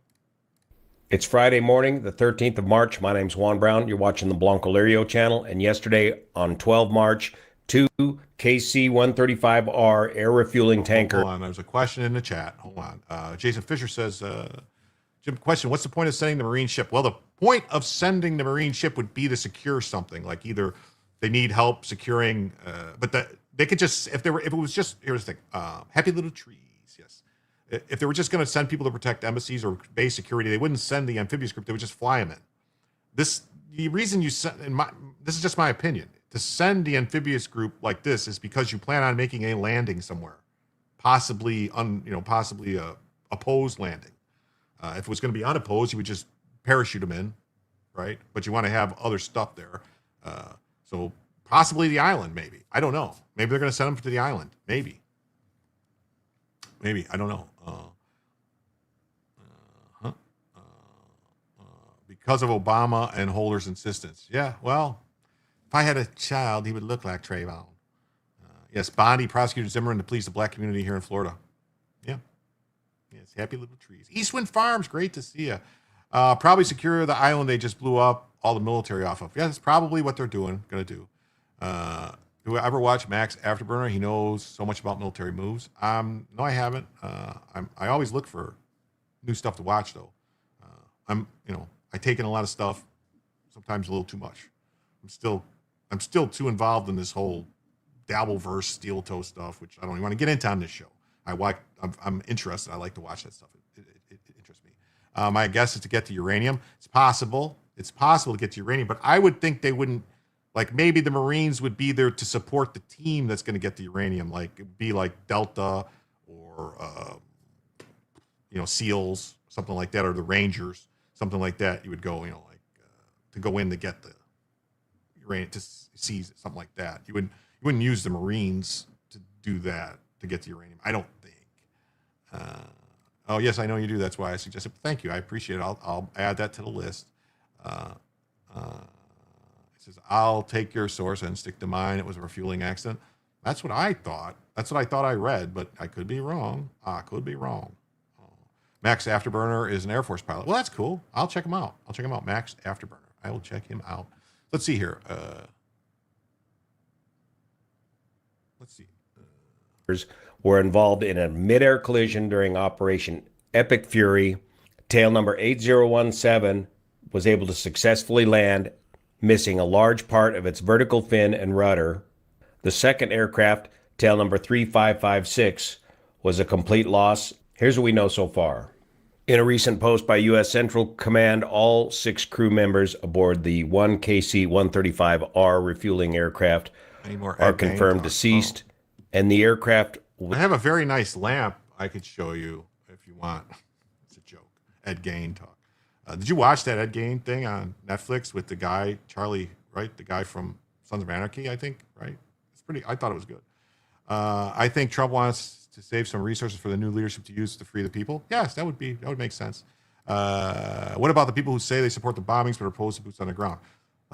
I'm not opposed, I'm not opposed to boots on the ground to do specific things. I just don't want occupation. I don't want nation building. That's it. Don't want it. Don't want forever wars. Don't want it. Don't want it. What's the NATO, France, UK ships doing? They're basically doing defense, from what I understand, different countries doing things to protect their stuff. UK really looks like a bunch of idiots. They really do. They look like undependable idiots. That's what the UK looks like right now, in my opinion also. Juan is to aviation what Sal Mercolingo is to shipping. Okay. Maybe boots on Carg Island only. Well, that would be different. Carg Island is not, it's an island. Marines take islands. That's what they do. Marines take islands. And, I don't know. They should send the Marines to Diego Garcia and take it from the Brits. We don't really have to. We already got plenty of stuff there. But whatever. All right, let's get back to this. Hopefully this guy doesn't strike my channel. Was lost over western Iraq, not due to hostile fire or friendly fire. It was a mid-air collision. The aircraft that made it back is the KC-135R, tail number 8017, a 63 model. That's the 3 in front of the number. According to the Aviation Safety Network, this aircraft was being operated by the 940th Air Refueling Wing, 314th Air Refueling Squadron. That's the squadron out here at Beale Air Force Base in Northern California. Tail number 8017 managed to return to Ben Gurion Airport here near Tel Aviv. Well, I'll just say this. If Rodney, if they find Gilgamesh, that would be epic. Get it? That would be epic. Epic. The epic of Gilgamesh. He makes his money being a near-retirement airline cargo pilot. I'm just saying he's got a lot of subs. Sometimes he might have people. You know what I mean? Like sometimes they have people. Like I don't think Joe Rogan strikes people, but his people do. I've gotten clipped by Joe Rogan before, which are tiny little things. Mesopotamia, yes.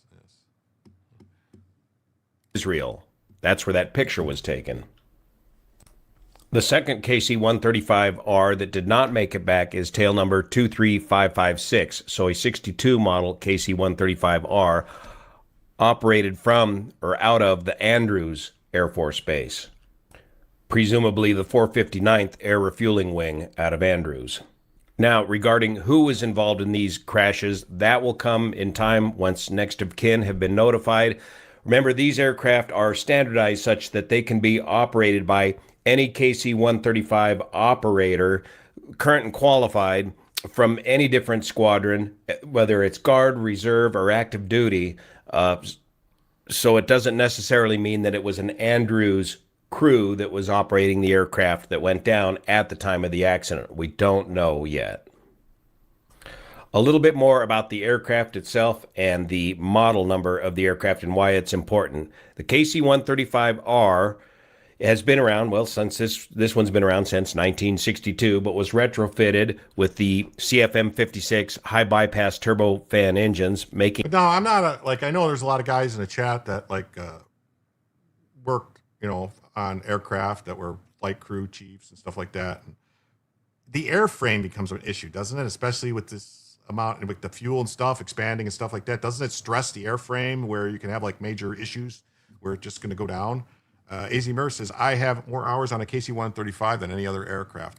Isn't that don't we start to get real, what do they call it? Fatigue, right? Metal fatigue issues? Fatigue, where they could just go. I have it. None of your business. I have it. We're gonna pull it up. They check and inspect the frames. Okay. All right. Yes, time and stress. Yeah. At the R model, but the R model, well, it holds nearly 200,000 pounds of fuel that it can deliver to other aircraft. It's vital to any wartime operation to have these tankers up and operational, giving us the global reach of our air power that we know today. But these aircraft do not receive fuel. The R model does not have a receiver up here at the top of the fuselage here to receive fuel.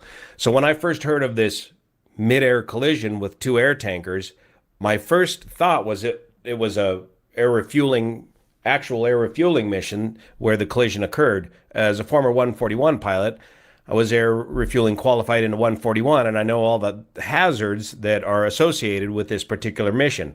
But no, that's not the case here. It's the KC-135R/RT aircraft is the only model of KC-135 that can receive fuel. So this was not a mid-air collision during mid-air refueling. It was a mid-air collision getting into a tanker pattern to deliver fuel to other aircraft. Here's a good picture of one of the RT aircraft. There are only 8 KC-135s that are modified to be the RT model, the ability to receive fuel. This was not the case with these two aircraft. Now looking at this Flight Radar 24 data for 8017, the Beale aircraft that made it back, things get a little bit confusing. This aircraft takes off from Israel at 11:31 Z time, 11, 12, 1:30 local time, and does one turn and proceeds to western Iraq. And the ADS-B data disappears off the charts as they head over to Iraq. Then the data returns at 17:14, so there's a big gap in the data until the aircraft returns at 17:14Z, and then proceeds to do a number of turns off of the west coast of Israel before coming in to land. So presumably the midair collision occurred shortly before. So all those turns over the ocean was probably dumping the fuel, so in case it crashed on landing because it was damaged, right? Is that what am I just assuming that? But I think it's probably right? Or 15Z, and the aircraft did the emergency return back to Israel, and then did a controllability check to determine the controllability of the aircraft, and also to help him determine what his landing speeds and configuration he should use for the landing. And presumably somewhere along the line here, he got a battle damage assessment from another aircraft to tell him exactly what sort of damage he has, because remember, there's no way to see your tail from the cockpit of the aircraft. Even the boom operator, he can't see what's going on up there. So he's going to need a battle damage assessment by another aircraft, and he's got to do a controllability check before he comes back in to return to land in Israel. They probably had to get the airport Here's ready. The Flight Radar 24 to, track be of tail prepared number for him to come in. 3556, the Andrews aircraft that did not make it back, departing at 0517 Zulu time, 7 in the morning out of Israel, and then proceeding towards western Iraq, where the data disappears. Now, if this incident occurred at 18Z, that's nearly 12 hours later. These aircraft are capable of extremely long missions.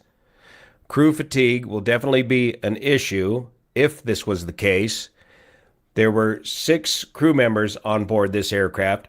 This aircraft requires a minimum crew of 3. They no longer need navigators on these aircraft, so you have 2 pilots and a boom operator as a minimum. But oftentimes you'll have additional pilots if you're going to go with an augmented crew for a super long crew duty day, or you may have examiner pilots on board, or a crew chief, or somebody observing or examining the boom operator, or maybe the boom operator has a relief individual as well. A total of 6 folks lost on 3556. There's been a lot of nutty airline chatter about parachutes on these aircraft. They're no good. They're not going to help you. They doesn't work. They finally removed them quite a few years ago, 2008, I believe it was.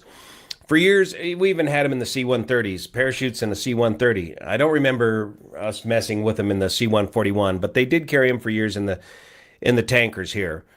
A 4-engine aircraft. Nobody has ever successfully jumped out of one of these aircraft. It's a pressurized aircraft. It's got the 4 engines on either side of it. Your chances of successfully parachuting out of one of these aircraft are slim to none, and it's never been done before. So in an effort to save money, they finally quit using the parachutes. And in the event of a mid-air collision, the damage is usually severe enough where it's going to be very hard for you to go down to the stairs and put on the parachute and safely get out of the aircraft. So, yes, we have no parachutes. No, they are of no practical use on board the aircraft. And, of course, there's no ejection seats on these aircraft. Air refueling tracks are set up all around the world. These are some of the practice air refueling tracks over the United States. They're just standard holding patterns. Typical altitudes are between 15 and 25,000 feet, usually refueling around 20 to 25,000 feet in a large holding pattern. Often these holding... I'm just going to say this. I really hate that, the copyright strikes and all this stuff. I mean, especially a big channel. You got a small channel like ours, mine, yours. Maybe yours is bigger. I don't know. Getting a couple thousand views maybe, and they're getting upset about it, like you're really taking any views away from these people. No, we're adding other stuff. I'm talking about it, like adding things to it, other commentary and stuff. I don't know. But I always clip it. Generally speaking, I'll just clip it out. I don't want to deal with it. I just go, all right, fine, whatever, clip it out. patterns in these refueling operations are done with 2 aircraft at a time. You have an airborne spare aircraft just in case one of the aircraft is unable to deliver fuel. Well, the show must go on. The aircraft need their fuel. They don't want to divert, even though they've got divert options available. In most cases, there's a second aircraft that's ready to fill in for the first aircraft if there's a problem with the first aircraft, especially if somebody goes up there and bangs up the boom to the point where that boom is no longer operational, which can happen pretty easy if you're too aggressive with your refueling procedures. You can damage the boom of the tanker. Or if that one aircraft has some sort of mechanical problem and has to return to base, then that second aircraft can come into play. Yeah, I think they also like to have more than one too, because then they can do more than one plane at a time, right? They have multiple planes coming in. Usually, you got more than, it's not just one plane refueling, and so you want to get to do stuff. Oh, look at this! We got a little rally going here. Thanks, Joe. A little rally time. Thank you, Joe. Wow, with that $2, then Terry comes in with another 2 for a little rally. Yes, join the rally, folks. Join the rally so we can get an extra hour. We got about a half hour or so left. Probably be a little bit longer tonight because it's been a while. So right now we're 46 away from adding the first of many, hopefully, extra hours of the show tonight. I want to thank everybody who's been so generous. Thank you all. But it's the careful coordination of getting these 2 aircraft onto the track and altitude deconflicted that's probably going to be the issue in this mid-air collision. So lots of questions for the folks from CENTCOM at this time. This is an Air Force accident. It will be studied by the Air Force accident investigators. Of course, the NTSB does not get involved in these sort of military accidents, so there will be no preliminary report or some of the standard processes we see with the NTSB. This will be completely investigated internally by the Air Force, and there will be a complete report released in about 2 years' time.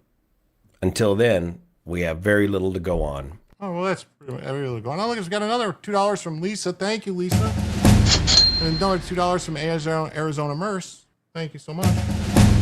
Well, so that means we are now $42 away, right? 42 away from adding an extra hour to the show. Thank you so much. You guys are so generous. I'm so grateful. You make me feel so special. Thank you so much. All right. So that's his stuff on the plane. Let's jump over to this, go back to this over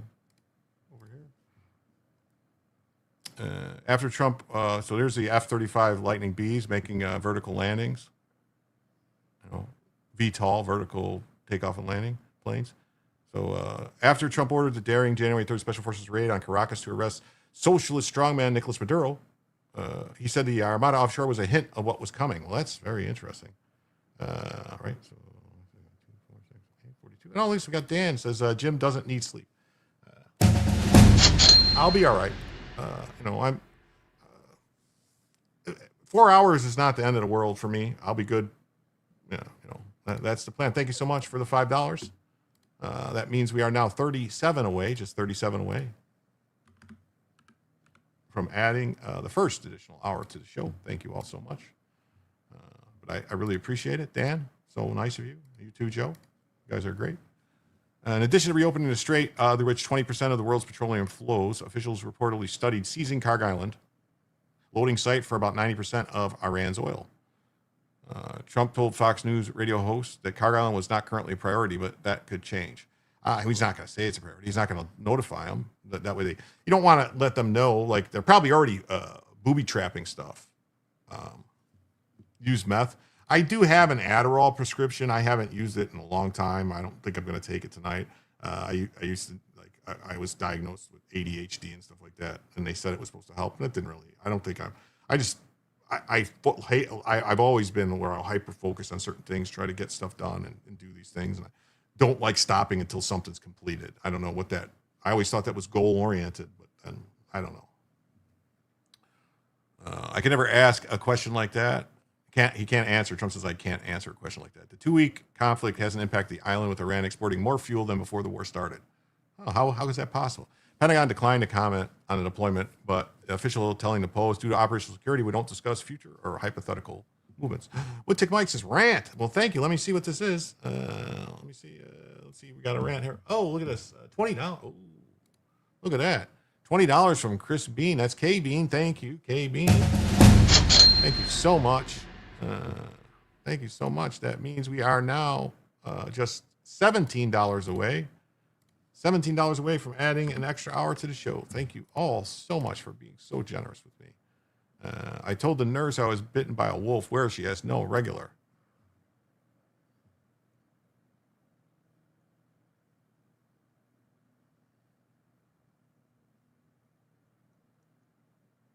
Oh, not a werewolf. I get it. Persistent. Her perseverance is a good trait. I think so. Well, thank you so much. Thank you so much. So we'll do this and share this again. The Pentagon declined to comment on the deployment. Yes. Come on, Jim. I just got it. It was like over my head. I'm like, where? Like I thought, like, yeah, I got it now. Now I get it. Meanwhile, Army Secretary Dan Driscoll confirmed in an interview that his branch, the Armed Forces, sent 10,000 interceptor drones used against Russian forces in Ukraine to counter Iranian strikes targeting military bases. Well, that's a lot of 10,000 interceptor drones. That's kind of a lot, right? Driscoll told Bloomberg in an interview that AI-enabled MIROPS drones, developed by Project Eagle, a defense venture backed by former Google CEO Eric Schmidt, were sent to the Middle East within 5 days as the start of Operation Epic Fury. To please the media who love the Iranian government, Trump should say Sunday, 1345, will be attacking Main Street in downtown Tehran, and Congress can impeach him for running his mouth. Yes, that's what would happen. But technically, he could do whatever he wants. He could just say it's declassified.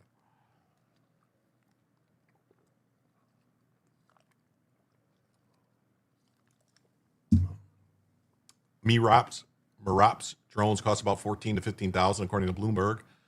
Cheaper than Iran's notorious Shahed drones, which cost $20,000 per unit. Epic Fury. We're actually on a better end of the cost curve. So each time Iran launches one we're able to take down, they're losing a meaningful amount of money. I mean, we are too, kind of. I mean, that was the whole problem with shooting them down with $1 million Patriot missiles, right?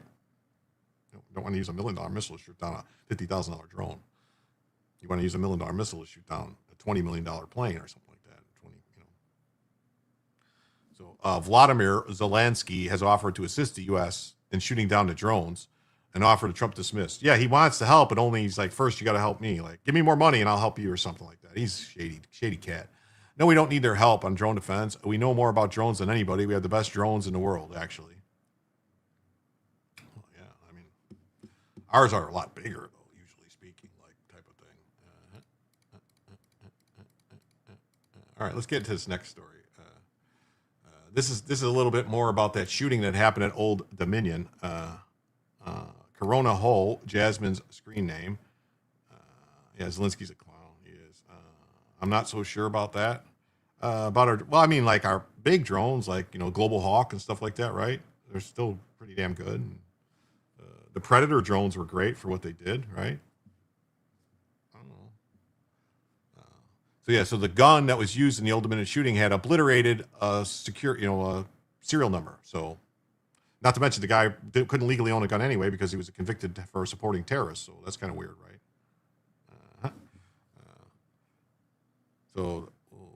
Classroom shooting, blah, blah, blah, blah, blah, blah, which is brutal. And I can't believe that the students took the guy down with their bare hands. That's crazy, right? Let me see. I guess we're going to go with Breitbart. We'll go with Breitbart's take. Serial number obliterated. Yes, I will accept the cookies. Now what? What are you doing to me here?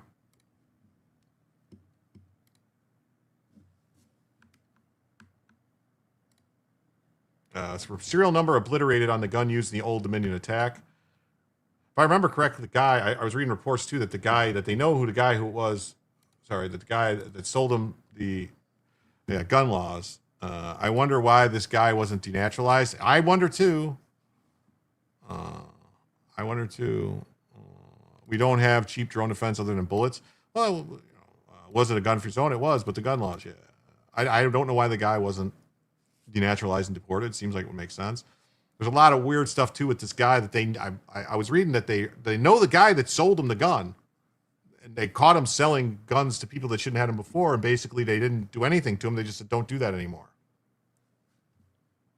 Gives me a whole new sense of respect for the ROTC. Yes, right? I mean, these guys come out with a pencil, killed with the hands. Yes.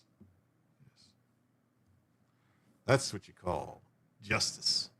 So a law enforcement official told the Associated Press that the serial number on the gun was obliterated. The forces investigators to try and resurface the number to trace the gun. There's a lot of ways. Yes, demon rats always say we need more gun control. Yes, dim mock, death touch.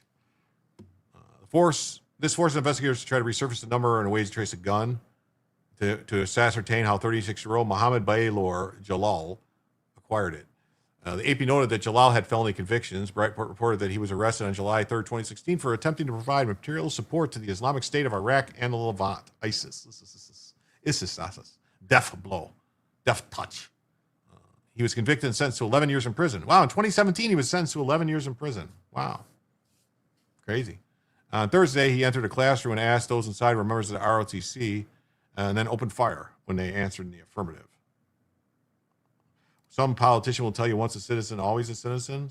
Well, that's not true. We've denaturalized a whole bunch of people in the past. Dems want more gun control, about only prosecute when politically convenient. Yeah, they don't enforce the gun laws now. That's the problem. They don't enforce the unconstitutional gun laws they have now. They just want to confiscate everybody's guns. That's what they want. FBI pointed out that he said Allah Akbar. He said Aloha snack bar before commencing the attack. So that's it. That's the story. I don't know. I guess that's the story. All right. Then we got this. The U.S. is going to allow temporary purchases of Russian oil already at sea to stabilize the energy markets. Now, when they say temporary purchases, they mean like they're going to allow to purchase for a temporary time. They're not saying the purchases are temporary where you have to give the oil back, right? So the Foreign Assets Control issued 30-day license authorized. You got a license for that? You got a license for that oil? Authorizing the sale and delivery of a Russian oil origin crude loaded on vessels through April 11th. April 11th. My gun has great control. It doesn't move until I make it. That's right. They just sit there. Yeah, they must be defective, the ones that, normal people own, because they don't do any of these things. He asked many people in the hall if the ROTC was meeting in that room. So it was a targeted attack. Opponents, Gene Shaheen, argued the move can enrich Vladimir Putin and weaken sanctions. So Gene Shaheen is all for higher gas prices on everybody. The gun has never assaulted anybody. It's not an assault weapon.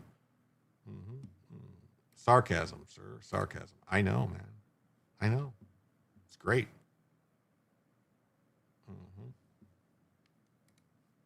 Yeah, the guy did have the ultimate deportation. They deported him out of the world. They deported him off the mortal coil.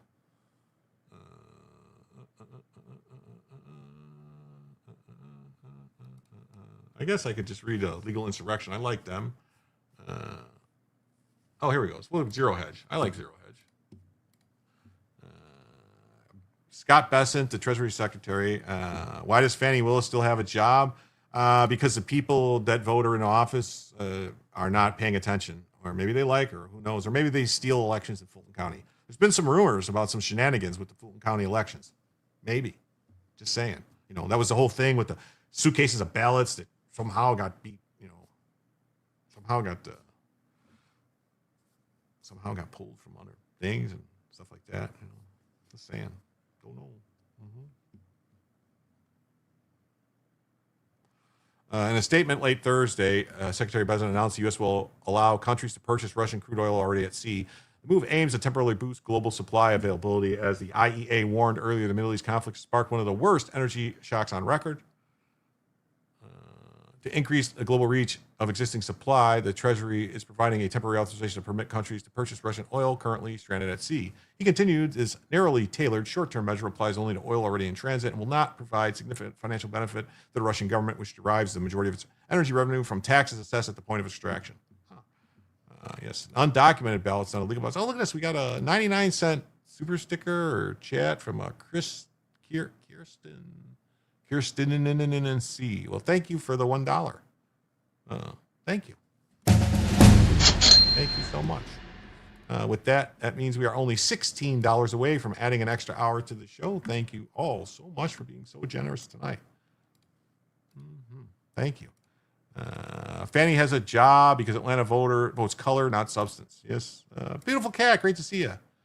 Jason, again, with another question. Once they take the island, will we pretty much run the Strait of Hormuz? Well, they still can attack. No, because the island, maybe we could basically tell Iran, we have this. Do you want it back? stop launching stuff. Maybe it's possible. Yes. Hi, Bella. Enjoy your rest. But the tax would come. The tax on the shipping and stuff is coming from the land, not so much from the island.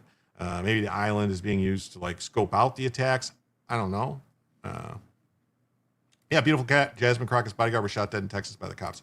I know. We're going to get to that. I was going to do it after this story. Here's the man's fingers. Okay. So there's the story. UBS analyst Anana Atenyo told clients earlier this morning about 124 million barrels of Russian oil were at sea across 30 locations nationwide.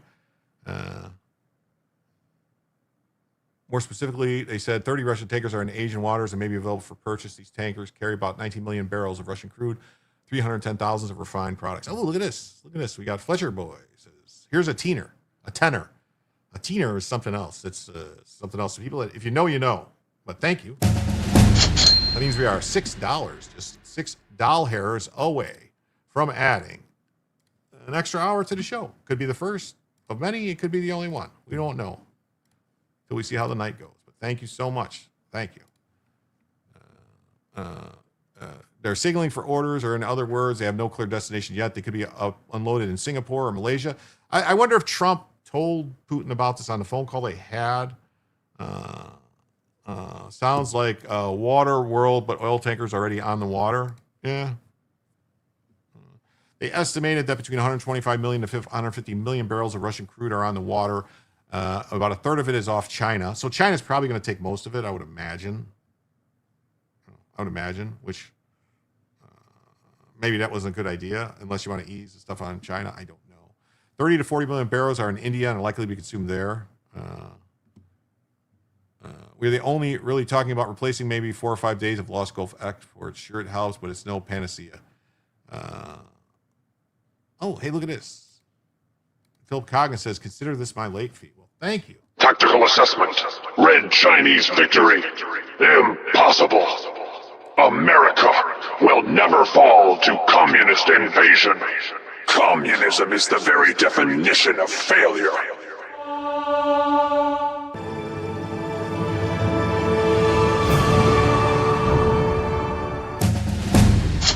With that, thank you. With that $10, that means we are now adding an extra hour to the show, and that means we are now just $96 away from adding a second additional hour to the show as soon as the goal expires, which I think happens in another 12 minutes or so, on 15 minutes maybe on YouTube. I will correct the goal and set a new goal for another hour.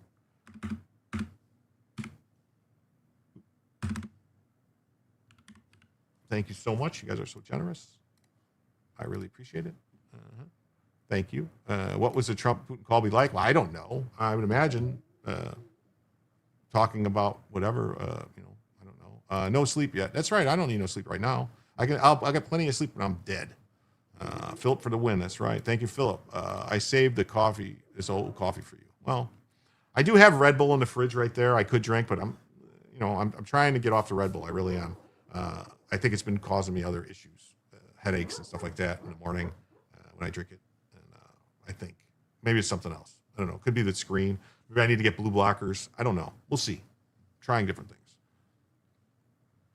Bessett's office also issued India a 30-day waiver at the beginning of the month so that New Delhi could buy Russian oil at sea to build reserves and cushion against an oil shock.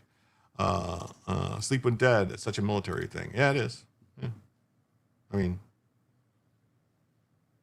technically, in the military, they told you all you needed was 4 hours of sleep. So, I don't know. I'm just saying. Brent crude futures are largely unchanged when Bessent posted on X overnight. President Trump said the U.S. has plenty of time in the Iran war. Brent hovers around $100 a barrel as of 6:30 Eastern time.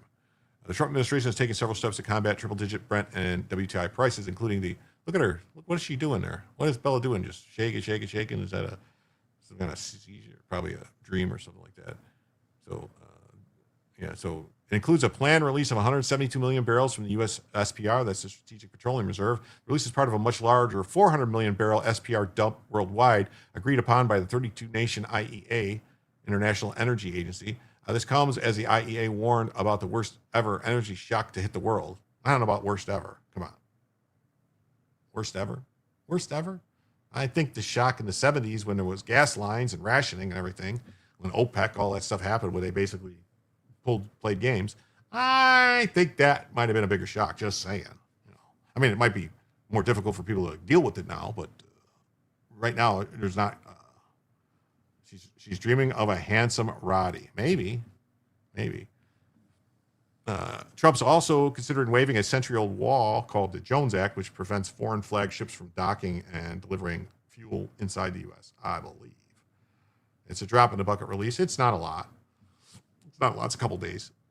But it's a couple days that we didn't have, so we'll see. We'll see. Want to know more? India to the U.S. We don't need permission to buy Russian oil. Oh, that's okay, India. Yeah. Okay. Good for you if you don't need our permission. And then this story's, well, we're going to do this. Wait, we're going to do this. Hold on. Let me go back here. I forgot. I forgot I was going to cover this. I'm going to do this now.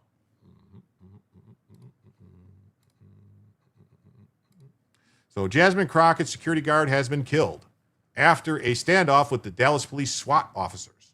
Wow, that's interesting. So he must have not liked cops or something. Mike King was recently seen at a campaign event with Crockett. Slavey Crockett. According to police, King was wanted for impersonating a law enforcement officer. You don't say. Huh. And she was impersonating a congressperson. He reportedly fled into a hospital parking garage and barricaded himself inside a vehicle. King was then forced out of the car with tear gas and pulled his gun on officers. That's never a smart move, especially on SWAT officers. You don't want to pull your gun on them. That is not what you want to do. Never ends well. Never ends well. In your opinion, is the Marine Expeditionary Force going to be in the area to take Carg Island? That's my opinion. That's my opinion. Yes. That's my opinion. If they really want to squeeze Iran and cause like major upheaval inside the country, that's what you do. You stop them from being able to ship oil.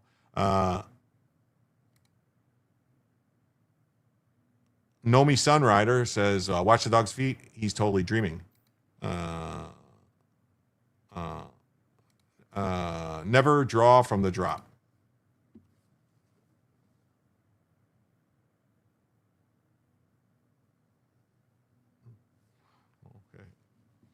Multiple law enforcement sources tell CBS News that the Texas man known publicly as Mike Kang, they spelled it wrong, it's K-A-N-G, Kang, had been using aliases while running a business that placed officers in off-duty jobs. Uh-oh. Kang reportedly drove a replica undercover police vehicle and used stolen license plates from cars at a military recruiting office. What? Is that him? Oh, yeah. Slavey Crockett. She knows how to pick them. Is that her boyfriend too, you think? These images of Mike King standing close to Congresswoman Jasmine Crockett shows how I'm good, trusted Joe. he was. I'm good. Part of her security detail. Let me get this out of the way. If you guys want me to go 6 hours tonight, I could go 6 hours. I can go whatever you guys want to go. I feel fine. I mean, I can go. But yeah, that's sweet of you, Joe. But I don't need to make up the extra hour. I'm good to go. Good to go. She is married to a white man. I don't think Crockett was married. I didn't think she was married. Maybe I'm wrong. I didn't think she was married. Is she married to a white man? That's even funnier. Just like Don Lemon is married to a white man. Omar is now, and who else? And the AOC. There is a train from Iran to China. Not sure if it can ship oil. A boyfriend. I thought she was on the other team. Maybe, but I don't know. Maybe, I don't know. The problem with the train going from Iran, Kamala is. You know, this is Slavey Crockett. Jasmine Slavey Crockett. This is a different one. We had the pictures of her crying. She lost her, primary challenge to the white man, Tel Rico, who's like Satan incarnate. Let's go back. Crockett shows how trusted he was as part of her security detail while she's been in office and while on the campaign trail during her recent run for a U.S. Senate seat. Multiple law enforcement sources say King was the man shot and killed after a standoff with Dallas police SWAT officers on Wednesday night. Police say he was chased into a hospital parking garage where he barricaded himself inside a vehicle before he was forced out by tear gas and pulled a gun on officers. These images of Mike King standing close to Congress. Okay. Let's repeat. Yeah. But the thing about the train, Allegan News, the jet train would have to traverse several countries to get to China. Would have to go through Afghanistan. It would have to go through, unless it went up through Russia somehow. I'm not sure. But it probably goes through Afghanistan, Pakistan, India to get to China, right? Or at least Afghanistan, India, maybe. I don't know. I'm not a geographicator. More Soros money, yes. They were struggling, but after she got into office, they became millionaires. You're thinking about Ilhan Omar. She's single, no kids, 40-something years old, sus. Yeah, just like Elena Kagan on the Supreme Court. She's in her 60s or 70s and no kids, never married, very sus. Yes, it's very smart to get into a standoff with a bunch of snipers. Oh yes, it's like that's what you call like, epic brain power working there. Yes, thankfully his last name was not Hunt. Yes, Michael Hunt is a terrible name to have because has anyone seen Mike Hunt? Has anyone seen Mike Hunt? Crockett is 44. Why do I hear something at my door? Shouldn't be anybody here. My grandkids aren't here tonight. Okie dokie. So that's that. Let's see what else we got. Is there anything else attached to this? We was cops and shit. Wednesday night, Dallas SWAT cornered Mike King at a children's hospital parking lot garage. He barricaded himself in his car. They hit him with tear gas. Stepped out armed, pointed a gun at officers. He was shot dead. No cops were injured. He was wanted for impersonating a cop running this shady off-duty police services gig with fake aliases, stolen plates from a military spot, even a replica undercover vehicle. Sources say he hid all that from Crockett's team. He ran off-duty police services, an online setup that connects North Texas cops with side jobs for private security, hotels, churches, and other events. He oversaw teams. He built a reputation as a guy who get you protection. That's how he got close enough to land on Crockett's detail. I thought Ratchet had 2 adult daughters. That's Fannie Willis has 2 adult daughters.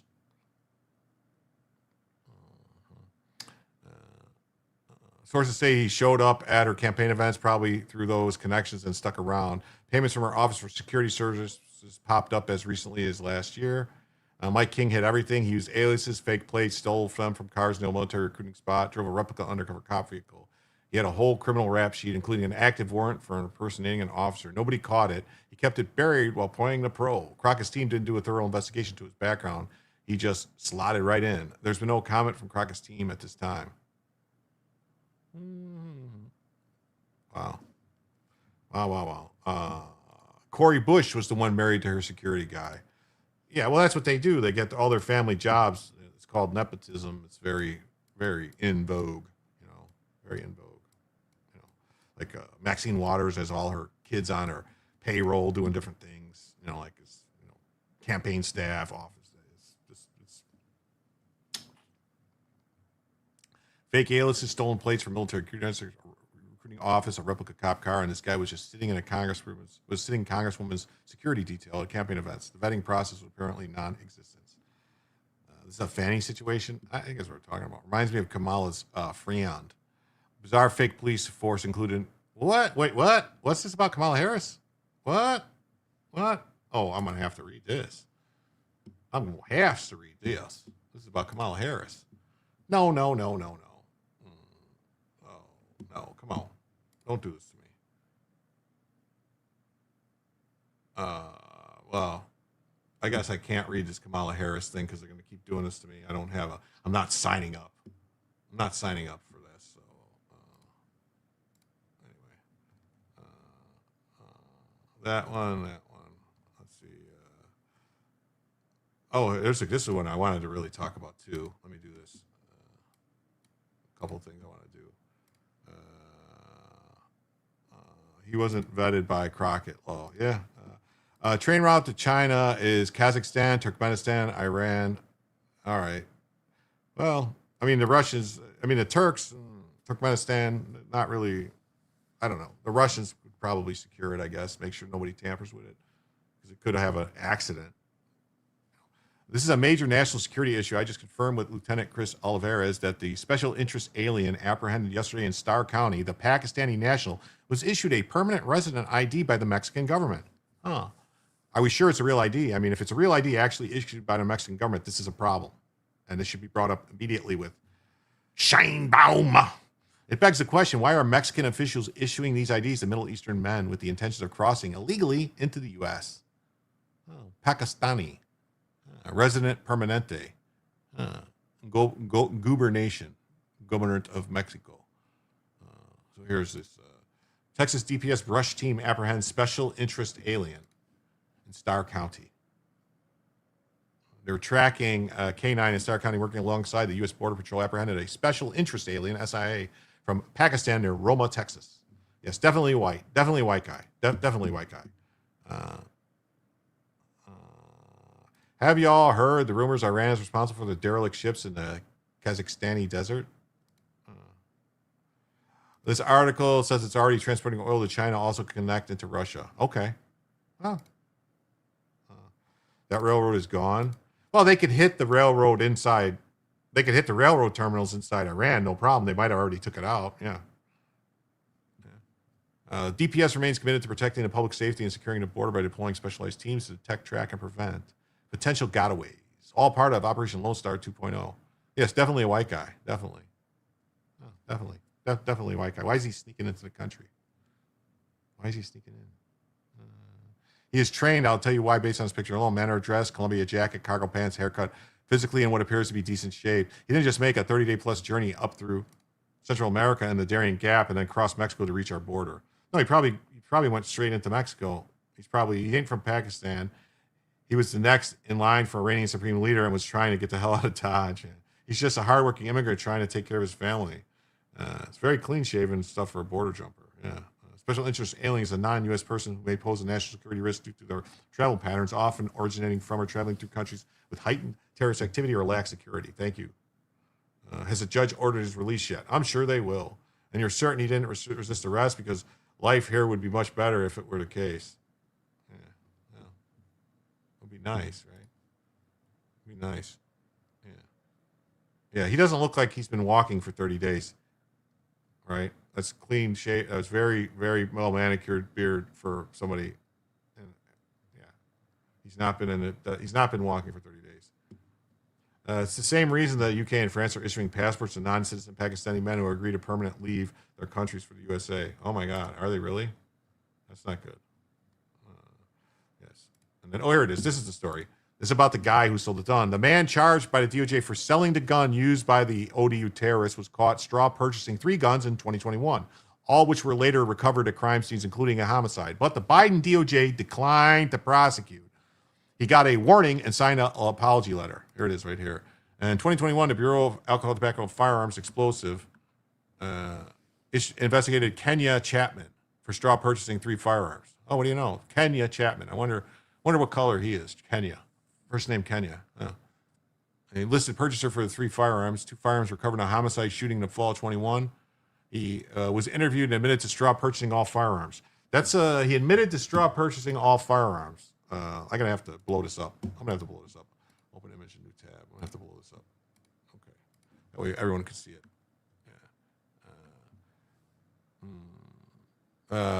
That he purchased an XD9 9mm pistol.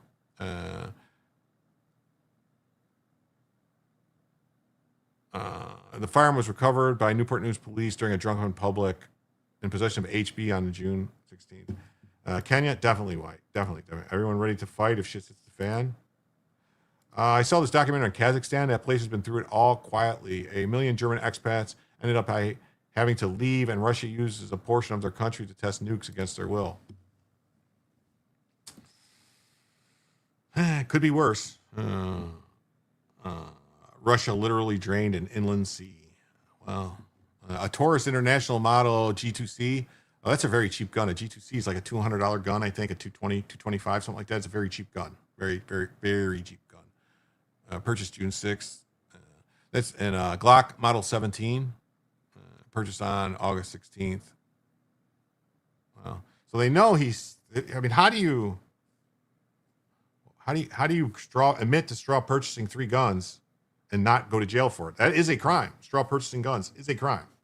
Why wasn't it prosecuted? Why did they let this happen? Why did we do Fast and Furious? Why did Obama do Fast and Furious to send guns to Mexico and then tell us how we have to do something about the gun laws in the U.S. because of all the guns from us going to Mexico? Lost them all in a fishing accident. That was he should have said. He should have said, I got robbed. My car got broken into, something like that. I mean, you don't admit, like if you admit to straw, you admitted to a crime. Unless he's working for the Fed somehow. Maybe he's working for the Feds. Maybe that's why. Maybe he's really a Fed. Maybe he's a glowy. Just saying. Anyway, so this story kind of going to change, going to jump, just going to throw this one in. WAT rounds. What are you talking about?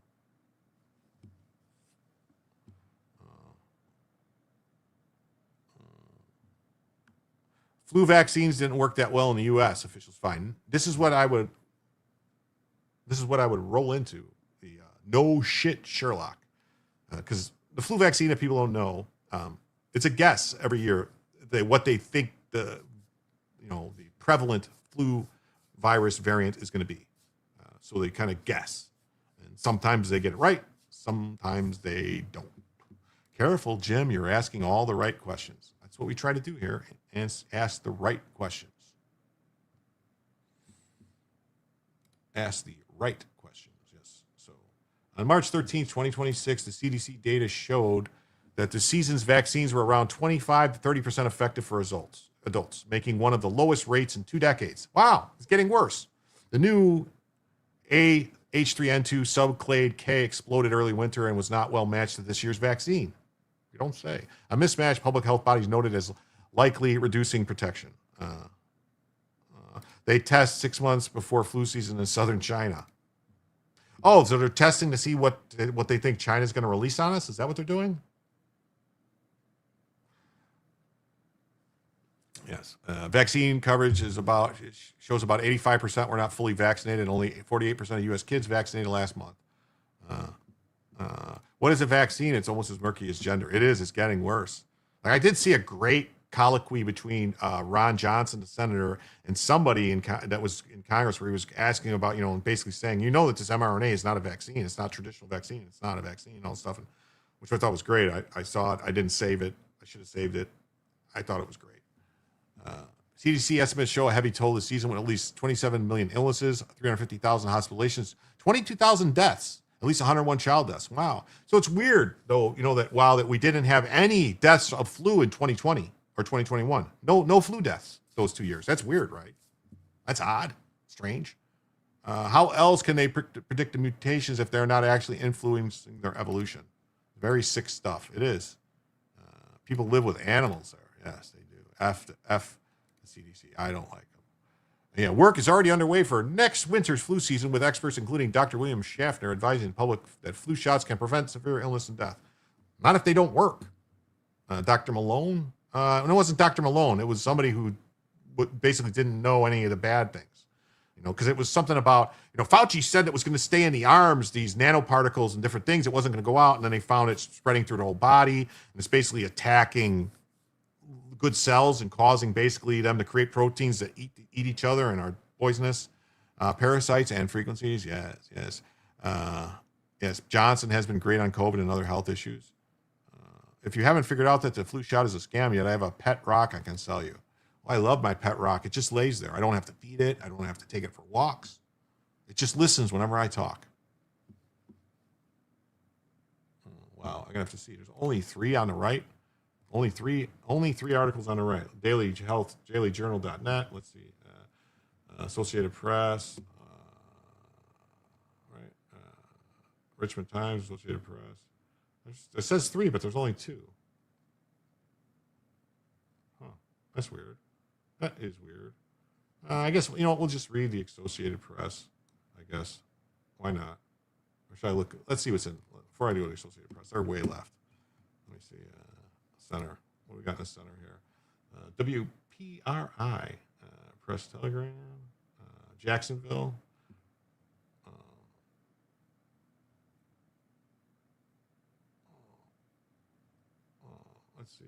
Let's see. Well, maybe this might have a video. Let's see. KTV Nevada, no video there. News 4 Jacksonville, no.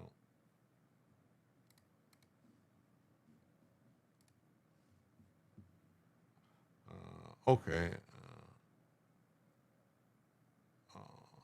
Okay, we'll do this because there's a video. There's a video here I want to watch. It's not about the vaccine stuff, but we'll watch it anyway. Oh, what we got here? We got a $10 from Sheila Marie. Sheila Marie, great to see you. I haven't seen you in a while. I don't know if it's I ain't paying attention, but it's great to have you here. Thank you so much.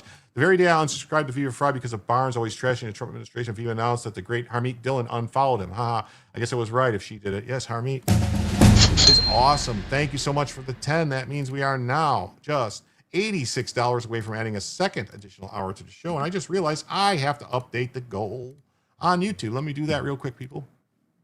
Thank you so much. Yes, let's start another goal. 20 super chats. Hold on, let me do this because this is not going to work. I have to reset. Do this, do this, do this, do this. Go live chat. Do this. Thank you so much, though. Thank you so much. Start another goal. 20 super chats for 1 hour.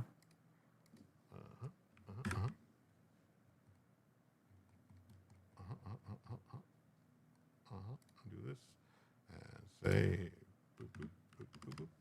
We are currently $86 away from a second additional hour of the show. So we'll do this. And start to go. Alrighty. Thank you so much, Sheila Marie. We are 86 away. Thank you. All right. Thank you. Thank you. Thank you. Thank you. That's Dr. Malone. Dr. Malone is a guy who is opposed to the whole, mandatory vaccination stuff and mRNA, if I'm not mistaken. I about listen to them two talk and get bored easily. I retain a fourth of what they say. It ain't bragging when it's true, K-Bean. Yeah. I caught a pet rock in the wild. Yeah, they're easy. You got to be careful because they can escape. Hey, Jet Trinity Powers. What's up, buddy? Great to see you. Thanks for being here. Yes, they're very elusive, the pet rocks. Got to be careful. So flu vaccines didn't work that well in the U.S. Study finds. As the U.S. flu season winds down, health officials say it didn't work very well, with one of the worst effective rates in more than a decade.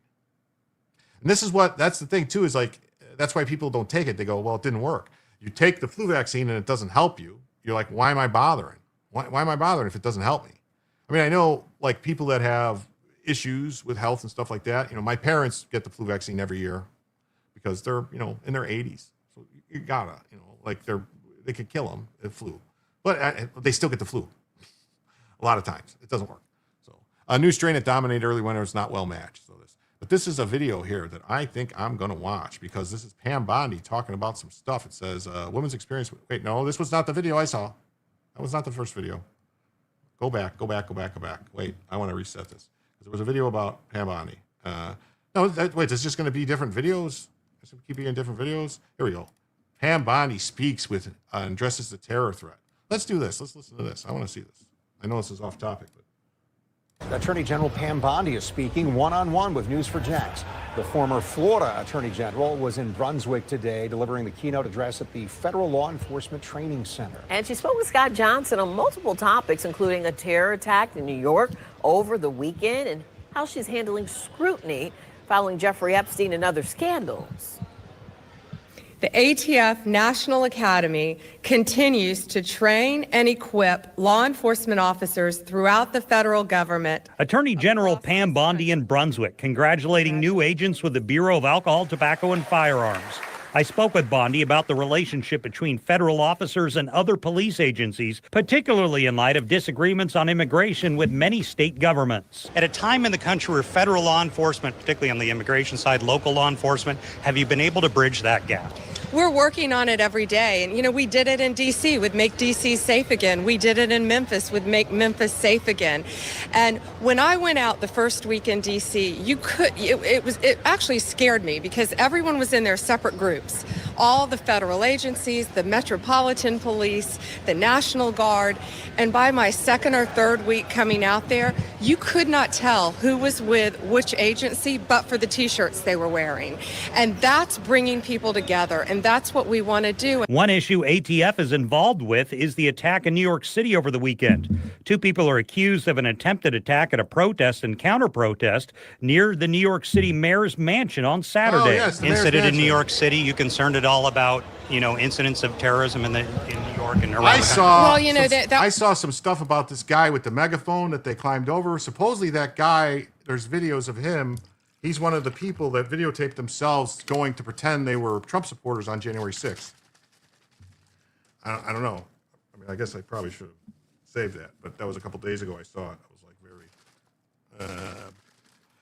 Bondi, what's it say? Bondi's ex-husband sat on the Epstein board from 22-23 and WPP Garrett Barnes. Oof. As far as I'm concerned, Dr. Fudge should be tried and if convicted, face the same fate. Oh, I agree.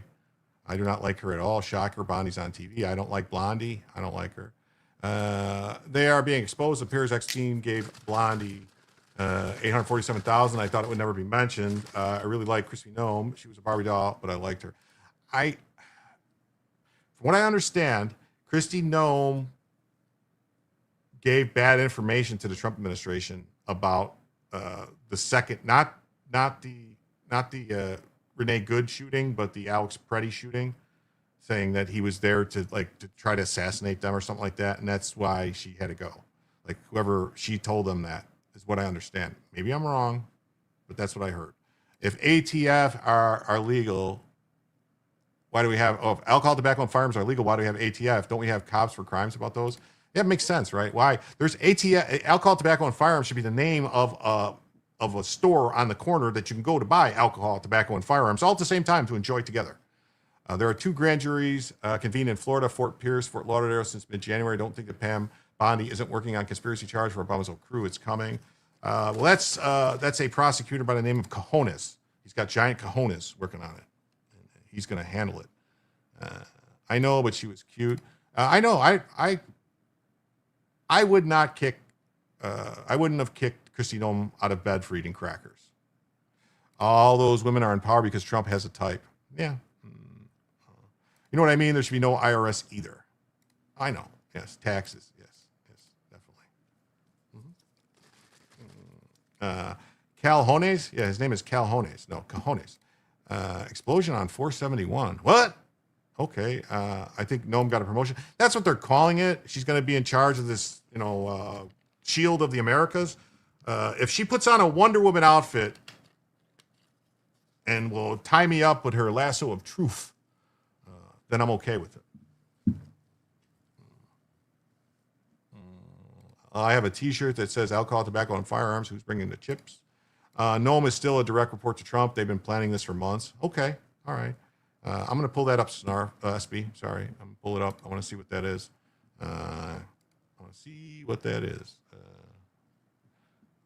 I think we're in for, honestly, I think we're in for a bunch of terror attacks in the U.S. I really do. I hope people are prepared. And I hope everybody's, keeps your head on a swivel and pays attention whenever you're somewhere. Does she need a traffic cone brought to? Well, that's the only way it would work, right? She has to remind me of Linda Carter. If she doesn't remind you of Linda Carter, then what is it? Jim, you like older women? Nome and Bonnie are older than you. Leave it to us oldies. I don't mind older women. They're experienced. Maybe they could teach me a thing or two. Just saying. The irony is IU bought it in Canada. Okay. It's not a guess. It's last year's strains. Okay. Yes, she's a hottie. Yeah, a big guy. I was ISIS inspired, as you know, and we just unsealed that indictment today.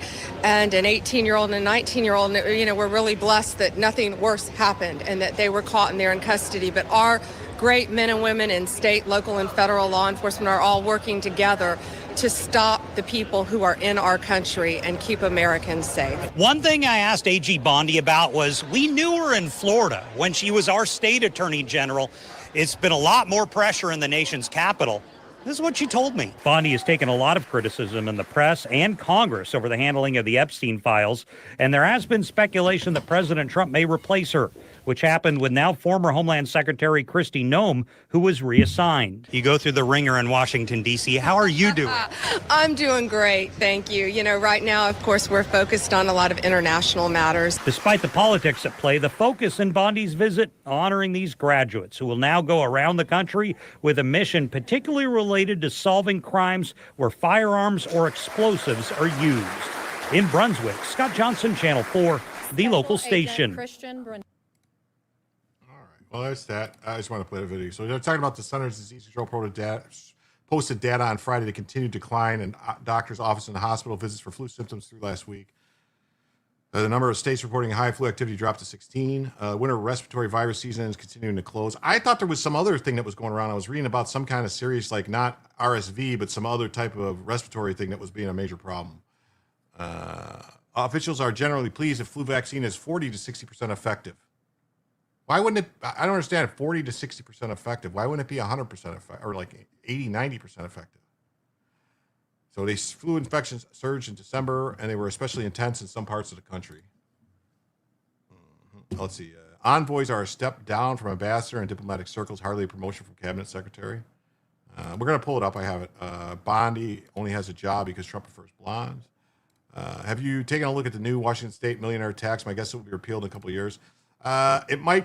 A lot of these taxes are not going to be constitutional. They're not. They're not going to meet constitutional muster because you can't target specific people, and a lot of them they actually target specific people. That's quite a fire on I-471 in Newport, Kentucky. I have it. I'm going to pull it up in a second. Linda Carter, shwing. Yes, I back Trump administrations can. Yes. Hate that those two young men's trip to the city ruined their whole life.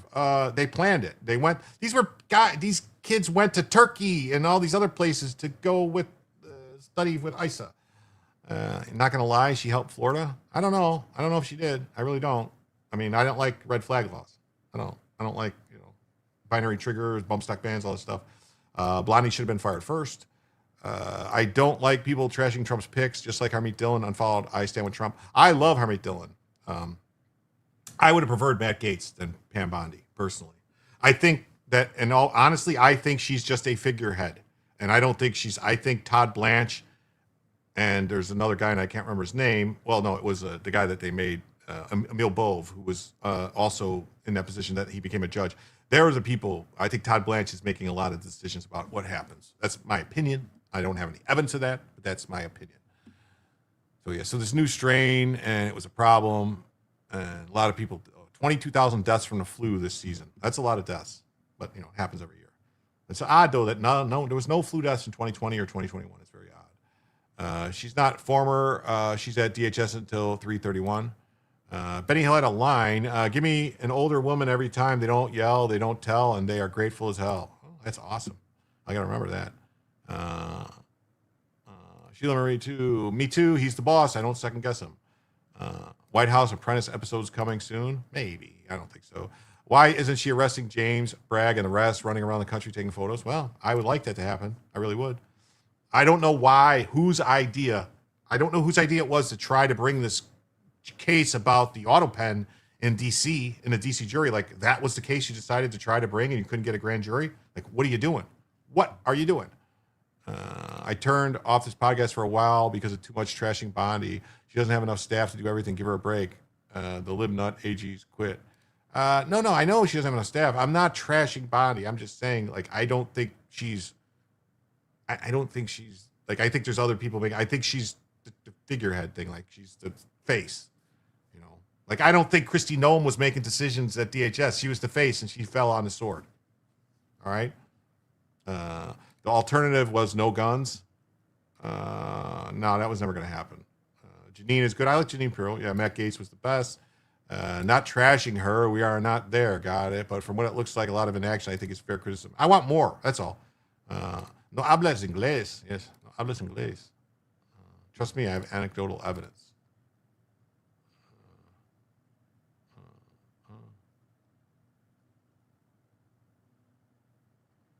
Okay. How much longer will Ukraine war drag on? Will we normalize relations with Russia? I wish we would. Technically, she fell on the shield. You're right, because she's Wonder Woman. But well, I mean, this happening in Iran puts more pressure on Russia. It really does, because Russia was getting a lot of drones and stuff from Iran, I believe. They're like trade, partners type of thing. It also kind of puts some pressure on Ukraine too to come to a solution, because we can't. Britain, France, these other NATO countries can't be supplying Ukraine with everything they got if other stuff is going on. We won't win the midterms with all this infighting and panicking people. Trump will put boots on the ground. Oh my God, he knows what that will do. Well, I mean, there's a difference between boots on the ground, and an invasion force, an occupation force. No occupation force. I'm not for occupation force. Nobody's for occupation force.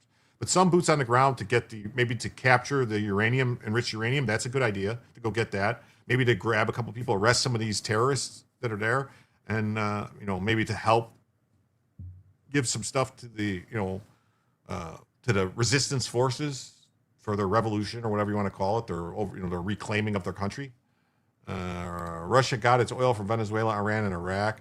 Russia has its own oil. Russia has a ton of oil. Russia sells oil.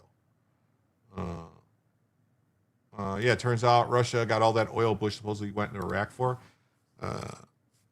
Russia has huge oil reserves. That's where their whole economy is oil they sell. I don't know, and natural gas. I don't know. Maybe it's a different type of oil. Maybe I don't know what I'm talking about. Anyway, let's see. We'll jump to this story here. Massive explosion on I-471 near Cincinnati, Ohio. Right, I don't want to see brigades of engineers going in to rebuild Iran. Definitely not. Of course they do, but they still supplement like we do.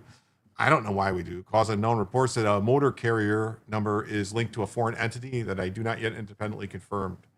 Casualties unknown, working on more details. Wow. Oh, wow. Wow. Wow, this looks crazy.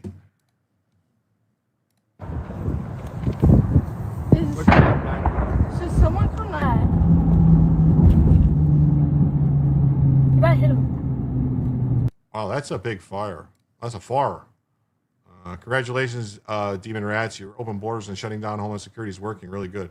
Now, if this turns out this is one of those truck drivers that Biden gave work permits to that doesn't speak or read English and shouldn't be driving, oh, buddy, is that going to be a problem? Oh, buddy. Oh, buddy. I'm not saying they're hurting on oil, but when it comes to leverage on us, they need foreign oil just like we do. Okay.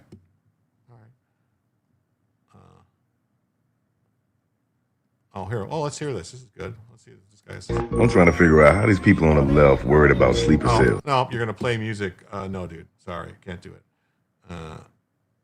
This appears to be taken by someone driving by, found it on a Facebook page. Let's see. Okay.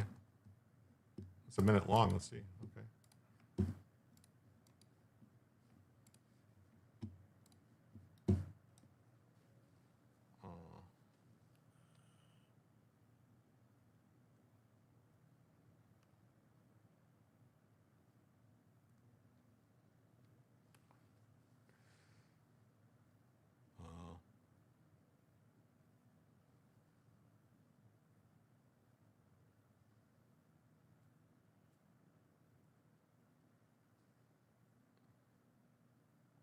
That's a serious fire. That's a very serious fire.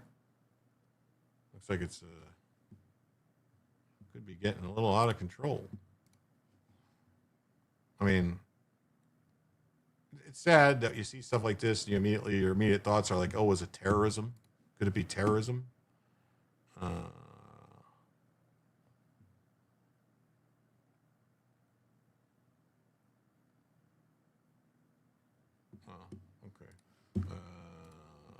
Tasmanian Rebel says, fun fact, Robert Barnes paid for that ridiculous Vance, Newsom, and Massey 2028 poll to manipulate the betting markets. Well, that's kind of exactly what this type of stuff George Soros does. Damn it, and the word is escaping me, what it's called. George Soros has a specific thing that they do. It's to shape the opinion so they can basically cause these things to get public opinion to go that way and then change stuff. And I don't know about music and vids. I'm listening to you, not the video. I know, but the problem is if I play a song that a video like that has the music in the background, it could nuke my channel. Jason Fisher says, Durant says Russia is winning the Ukraine war. Do you agree? I do agree. I personally, and this is just my opinion based on my knowledge about stuff and things, that if Russia really wanted to, they could have basically destroyed all of Ukraine and just took the burning carcass, but they didn't want to do that. They didn't want to do that. They tried to do things in a way to not kill as many innocent civilians that normally Russians would do. Because normally Russians don't play. They just go and just bomb everything, kill everybody in their way. But I don't know. Seems like maybe I wondered how Russia got stopped cold like that right on the outskirts. Is Barnes seriously pushing Massey in 2028? Massey can't win in 2028. He's never going to win. Never going to win. I don't know. From what I understand, he's got a serious primary fight on his hands. Some polling shows him behind. I don't know. The more crazy he gets, the more some people in Kentucky are probably going to turn away from him, I would think. Maybe. He's been there a long time. I liked him when he used to wear the debt clock thing and give away all the stuff, and he was all about the debt and debt. Now, it's just something changed in him, You can't find common ground with him at all. But he can find common ground with a communist Ro Khanna, a guy who wants to tax, specific people, take everybody's money, who's all for this wealth tax.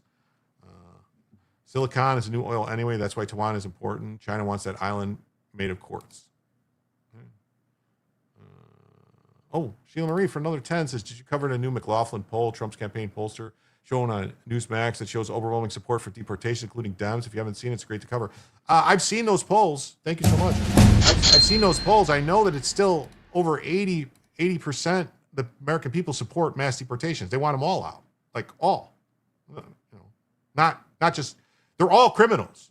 They're here illegally. They're working illegally. If you're here illegally, you can't work. You're using fake papers. They like to avoid all this stuff. And they like to lie and say they commit less crimes. No, they don't. The numbers are there. You just have to look. And we want Taiwan, so we won't have to blast our own Rockies. Ro Khanna is an idiot. I agree. Thank you. Thanks, Jim. No problem. I think Massey will still win. They're going to make him spend money and earn it. It may not be a good strategy if we lose that seat. Oh, no, that seat's never going to go Democrat. Let's be clear. That seat's never going to go Democrat. That's the Hills, Kentucky. That's the Hill people. That ain't going Democrat. Nope. He snapped after his wife died. I think that probably had something to do with it. I really do. I do. Thank you so much, Sheila Marie. That means we are now just $76 away from adding a second additional hour to the show. Thank you so much. Greatly appreciate it. Did I give you the... Thank you so much. Thank you. Blast the Rockies. Yes, blast them. I don't know. Is there any more to this anywhere? Kentucky Governor Andy Beshear oversaw the demolition of nearly 100-year-old 4th Street bridge, which connects Covington and Newport. This planned explosion was used to clear the site for a new bridge project that occurred just blocks away from the I-471 corridor. Everyone needs to be careful and aware of the surroundings right now. The U.S. is under attack. Many people who sympathize with the enemy are in our country as we speak. Yes, we are. Is it I-471 Ohio or Kentucky or on the border? So it's probably right there, Ohio, Kentucky. Is this that? No, that's Indiana going from Indiana into Kentucky, right? Or is it Indiana into Ohio, then no, Indiana, Kentucky, Ohio, is that what I'm thinking? Right? Do you think the billionaire tax will pass in California? It might. I don't think it's constitutional. I really don't. I just don't. I don't think it's. So they have multiple crews heading in. So that's that. Is Kentucky not Ohio? Border right over the river into Kentucky. It looks like in Kentucky just before the Big Mac Bridge. Okay. Interesting. Very interesting. Let me close some tabs here. This is the same thing about the flu we were talking about before. I think we've covered it. Everybody knows about the flu. It's Newport in Kentucky. Cut a channel through the Rockies. Okay. Okay, here's this. We kind of talked about this earlier. U.S. military confirms all 6 crew members dead after refueling praying cash in Iraq. kind of jumped around a little bit. So the KC-35 Strato tanker went down in western Iraq at 2 p.m. Eastern time. Why does Deep Red Kentucky keep voting for Paul? He's such a rhino. Thoughts? Because there's a very, very serious libertarian-ish independent streak in the people in Kentucky. They are all worried that anybody in the government's going to come take their guns. They think it. They're not wrong, as they would like to do it. Andy Bashir would love to take all their guns. So there's that. And, the people, coal country in Kentucky has been screwed by both rhino Republicans and demon rats for years. And so it's not hard stretch that these people that claim they're libertarian and are for freedom and stuff like that, that they're going to support those people. Kentucky may be red, but isn't the governor a Dem and the two senators basically useless? Just saying, well, that's because if I'm not mistaken, I'm like pretty sure that they tried to run the very popular attorney general under the last Republican governor for governor, but he happened to have been a black man, and he didn't win in Kentucky because there's still some racists in Kentucky. Thank you for your thoughts on Kentucky. I like the people in Kentucky. I really do. I think people in Kentucky are great. Very much anti-government sentiment in Kentucky. Yes, there is. There's anti-government sentiment. So they support like libertarian people.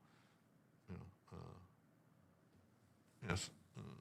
So, yeah, that's what's going on there. So we talked about this. It's a decades-old tanker that refuels aircraft mid-air. They crash, raises U.S. casualties in the operation to 13 service members.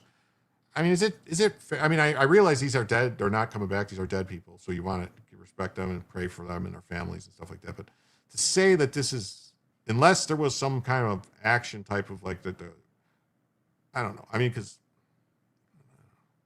unless there was some kind of like a SAM launch or something that this was caused directly because of that, I don't like saying that this was related to like what was going on. But like, because pretty much every time an aircraft carrier, U.S. aircraft carrier goes out, even nothing happens, there's usually people that die, they fall overboard, stuff happens, but you say they were lost because of something. I don't know. Question. I personally feel the Iran issue is a loser. You think negotiations could have succeeded? Barnes and Tucker are saying it's like Japan attack on Pearl Harbor. No, they're wrong. That's not true at all. Not true at all. Not true at all. The negotiations weren't going to work when they said no. They said we are supporting terrorism and enriching uranium is our right, and you can't make us stop. That's what they said. So it had to happen. It had to happen. It should have happened in the 80s. This should have happened in the 80s. This really should have. Reagan should have did this. This should have been what happened immediately after Operation Praying Mantis. They should have got rid of them. With the KC-46A transition delayed, older KC-135 straddle tankers remain in use. So we talked about this. And this is the Michigan synagogue attack suspect identified as Aman Mohammed Ghazali, a naturalized U.S. citizen from Lebanon. And I'm going to look. I know I have it. Let me look real quick. I know I have it.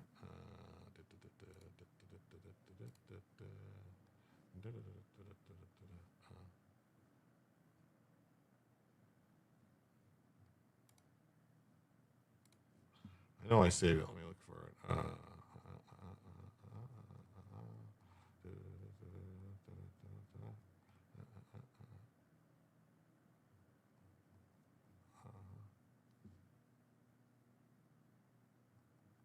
I'll talk about this in a second. This.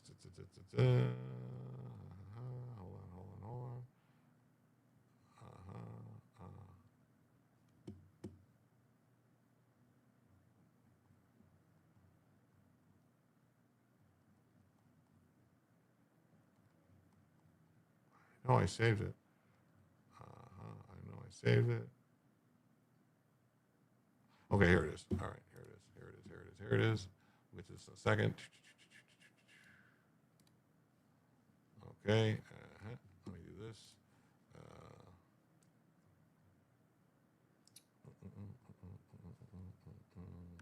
Why? Here it is. Right. Okay.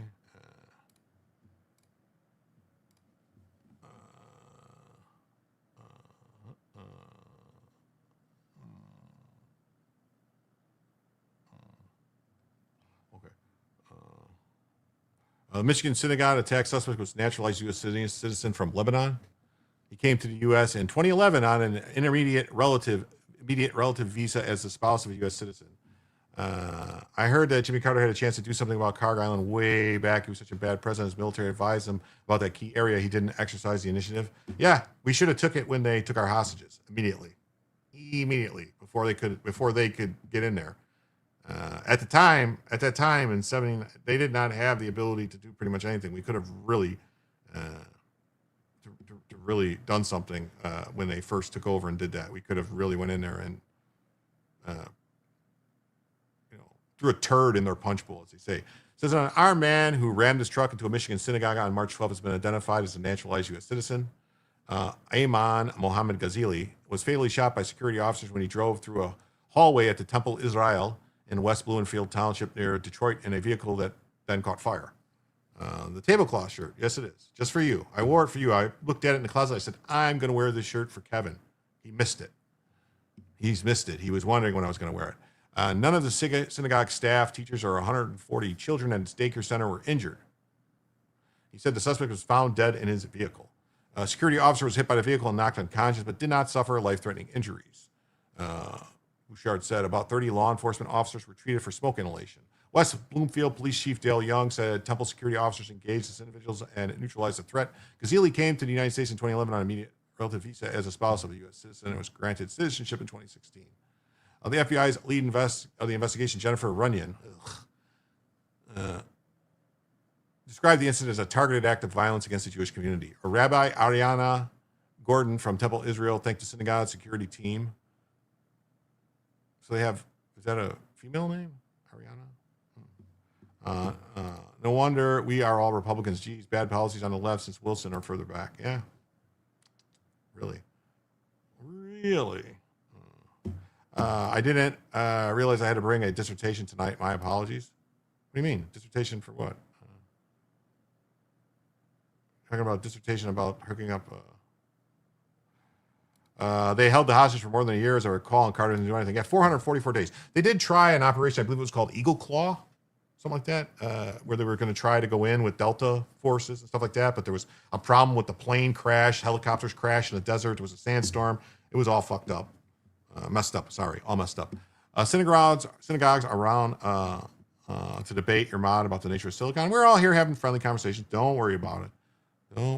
Synagogues around the world have increased security since the United States and Israel launched airstrikes on Iran. I think they've increased the security since like the whole Tree of Life thing that happened in 2018, I believe that was. Over the weekend, 2 people were arrested following an attack in which improvised explosive devices were thrown during a counter-protest of an anti-Islamist group's protest in New York City. Why wouldn't you just say they're pro-Christian? See, like, I don't understand this. Like, why is it okay for Islam to be entrenched in politics, but if you're a Christian in politics, it's get your Christianity out of my politics? Again, my apologies. You don't need to apologize. You don't need to apologize. It's an open discussion here. Everyone's welcome. As long as you don't call people names, insult people, stuff like that, I'm good with,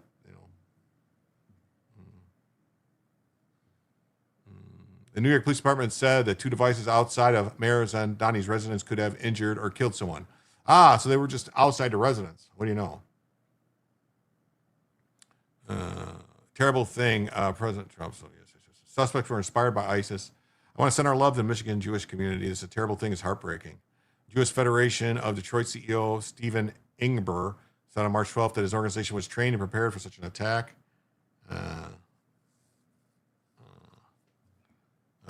I'd love to say I'm shocked, I'm surprised, but I'm not, he told reporters. The majority of Detroit area Jewish residents live in Oakland County, the second largest county with roughly 1.3 million residents. Temple Israel has more than 12,000 members, according to its website. It describes itself as the nation's largest Reform synagogue. Does that mean they have probably a female rabbi? That's what it means. Texas is fighting the Muslim invasion. Good for Governor Abbott. Paxton sued the Biden administration over 200 lawsuits. He's a fighter MAGA guy. Oh, yes, I know. Well, so did DeSantis. They passed a law, not a law. They designated CARE as a terrorist organization, and then a federal judge said you can't do that. You violate the terrorist organization's First Amendment rights to call them a terrorist organization. Do I think India is a good partner?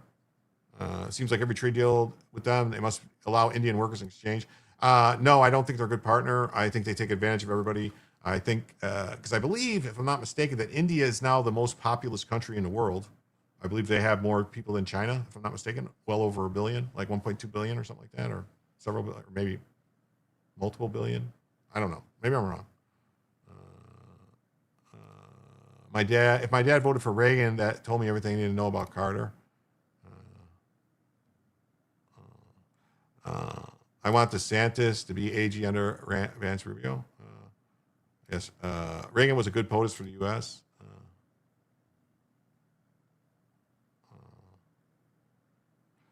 Better yet, if Jim accepts the apology for that misstep, I'd rather just block. I don't know what I don't know. Oh, the reform is the practice of bringing non-practicing Jews back into the fold. I thought that was Chabad that did that. Chabad that did that. The Chabad houses that brought them back. I thought reform was like a different thing. Like, am I thinking maybe because I'm thinking about like the Reformation of the church with, St. Thomas More and all that stuff, or, Thomas More, whatever it was.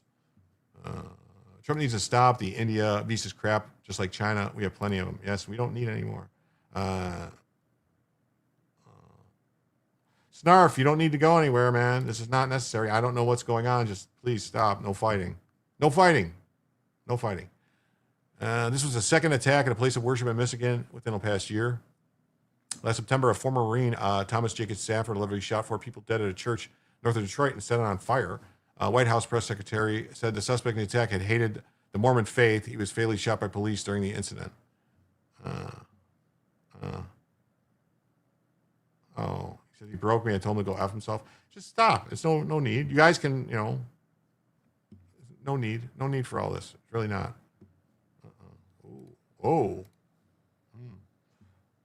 Haktua pronunciation. Yes.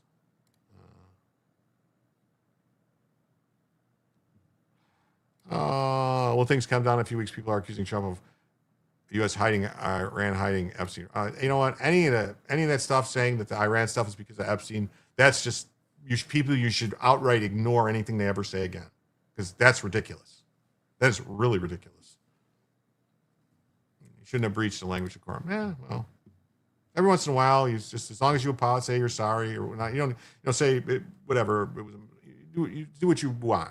Say if you feel that you said something that was out of line and you say I apologize, that's good enough for me. I wouldn't force you to apologize. I wouldn't force anyone to apologize. If somebody says something and they feel they're whatever, it is what it is. There's no, don't call people names, don't insult people, don't, stuff like that. That's it. Epstein doppelganger spotted in Florida. I know what you meant about the Epstein files. That's a bunch of bullshit. Anybody who says that, just ignore them outright. I think that's it to the story. All right. But this is very interesting because there's a lot of reports. These people, like a lot of these people, this is a drama-free zone. Yes, it is.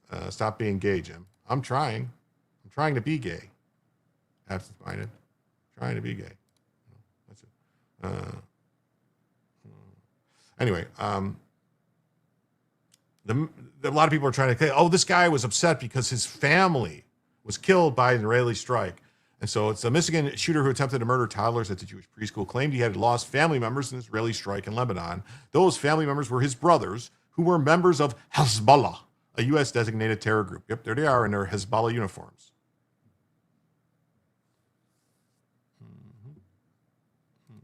I appreciate you answering my questions. I like your channel. I try to answer questions in the chat as long as I don't, you know what I mean? As long as I don't think it's like trolling, like stuff, and you seem to be asking honest questions. You're not like doing weird stuff, so I'll answer your questions best I can.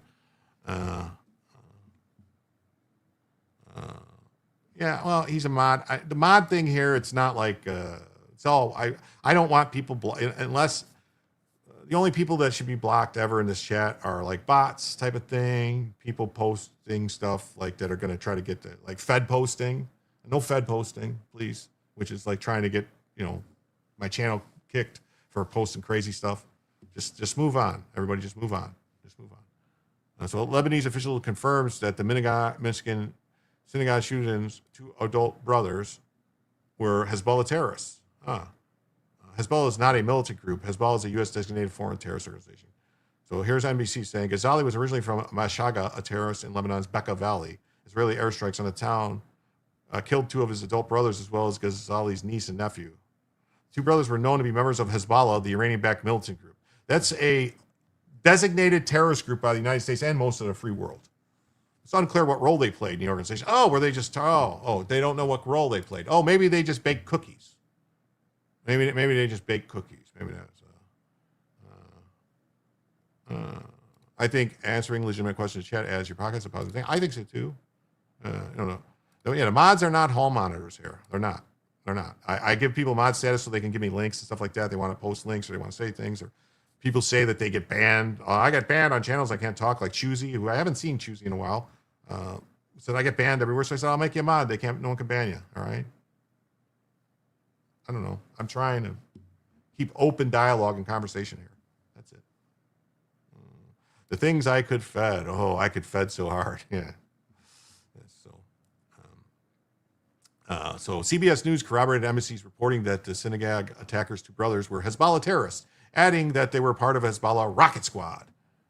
Rocket squad, burning down the Israeli dome. They were part of Hezbollah's rocket squad. Sources in Lebanon told CBS News they were killed in a drone strike on March 5th. Here's more. Oh, I guess we'll pull this up. Oh, that page does not exist. Okay, well, I guess that doesn't exist. So then the attack wasn't anti-Semitic in nature. It was retribution for the government of Israel killing his brothers. Got it. No, it was pretty anti-Semitic, actually. Yeah. Pretty anti-Semitic, I would say. We saw this, I think. I don't know. I'm going to do, I don't know. I think we talked about this. Gunman in the Old Dominion University shooting identified as Mohammed Jalal, convicted ISIS supporter. Yes, convicted ISIS supporter who should have been deported. Should have been denaturalized and deported. My opinions. Those my opinions.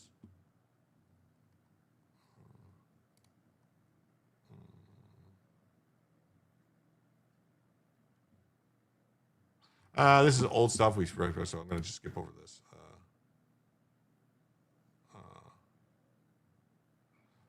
This is old stuff. This is from yesterday. Sorry. Suspect who attacked Michigan City guy is dead. Security guard injured. We're kind of Mohammed Jello. I was made a mod as punishment in Rob's chat. Man, no, I did not feel bad for you because you're poor, Joe. I like you. I like your conversation. I want to see it. It pops up in blue. I can see it. I recognize it. That's why. Yes, everyone has to be safe. Very careful now. Heads on a swivel. Stay safe. Thanks, Biden.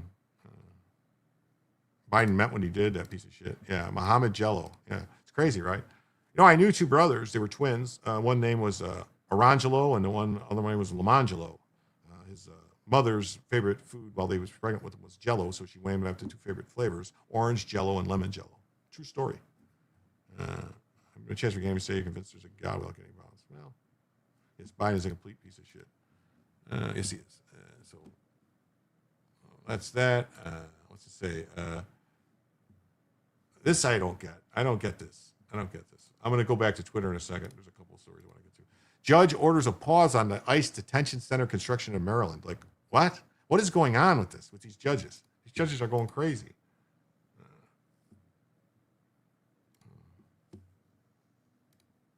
Judges are going crazy. Judge halts construction of ICE detention facility in Maryland. There's no evidence that authorities completed an environmental impact statement or environmental assessment, the judge said.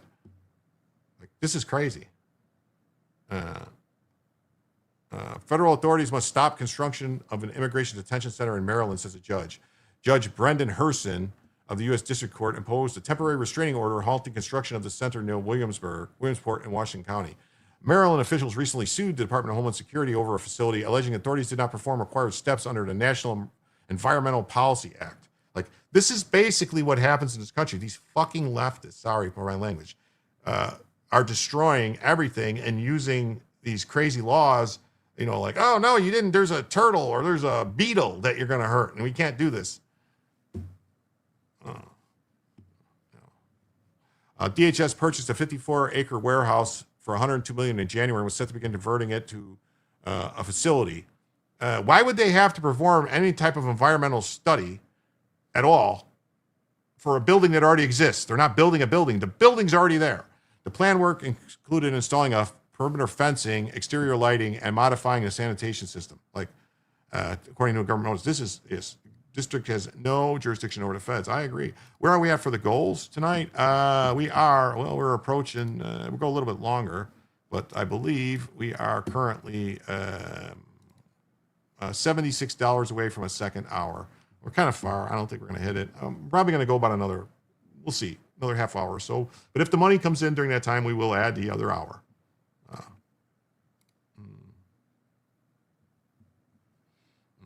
The conversion was described in a complaint by the Maryland Attorney General, likely to harm Maryland's natural resources and environment. How is that possible, including local waterways?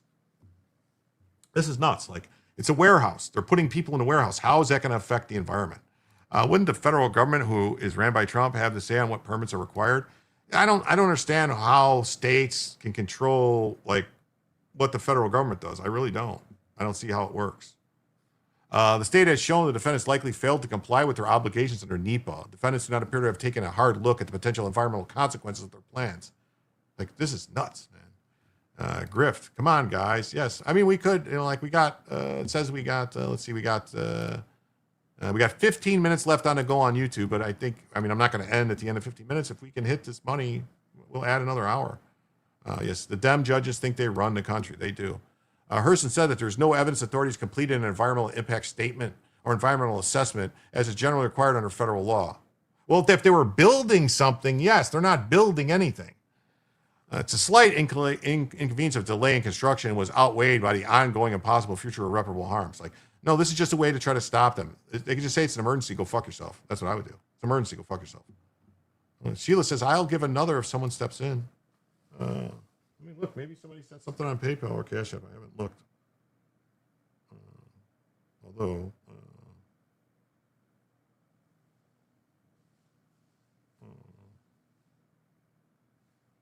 I don't see nothing, unfortunately.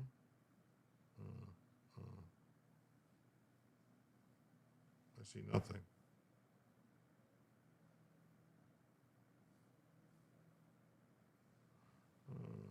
Nope. It would be nice.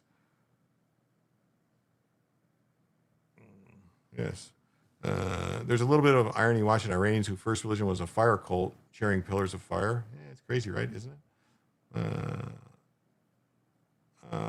I always apologize just in case it's me and I'm not aware. No, it's not you. You whiny businesses ought to cough up a little. I'm sorry we was gay, Jim Money. Yeah, there you go.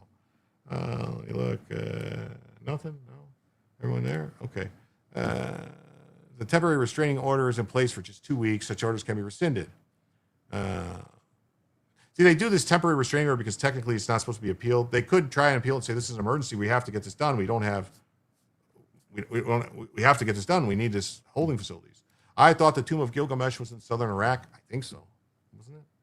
Maybe. Though temporary, the ruling stops the construction of this massive immigration detention center.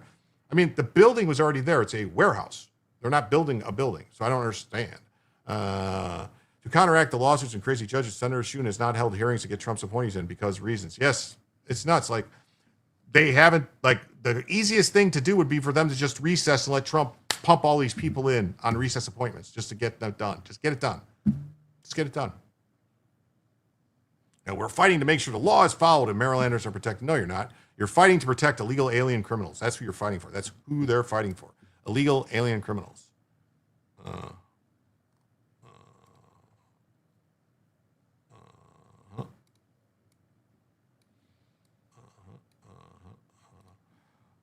Then we got this. Rand's new Supreme Leader is wounded, likely disfigured, Hexa says. J.D. Vance can preside over the Senate to get things done. Would be nice. After the Iran situation is done, will Trump pivot next to see another season of Epstein files again? Oh, I think after this is done, they're going to pivot to Asia. Good job, Absinthe. Yeah, thank you. That's it. With that $5, that means we are now just $71 away from a second additional hour of the show. Thank you all so much for being so generous tonight. Thank you. Yes, nice. Yes, thank you. Khomeini is wounded and likely disfigured. So let's see. Do this. Patriot Journal, Monday. OAN. What do we think? OAN, Daily Signal. Oh, we'll go OAN. Why not? I haven't used OAN in a while. I'll accept it. Do it like this. I have to donate on Rumble. I can't bear to give YouTube money. You could always use Cash App or PayPal or Coffee, Ko-Fi, or Super Tips is all linked in the chat on YouTube. Any of those work. They take less money. Cash App and PayPal and Super Tips all take less money than even Rumble. Iran's newly selected supreme leader is wounded and likely disfigured.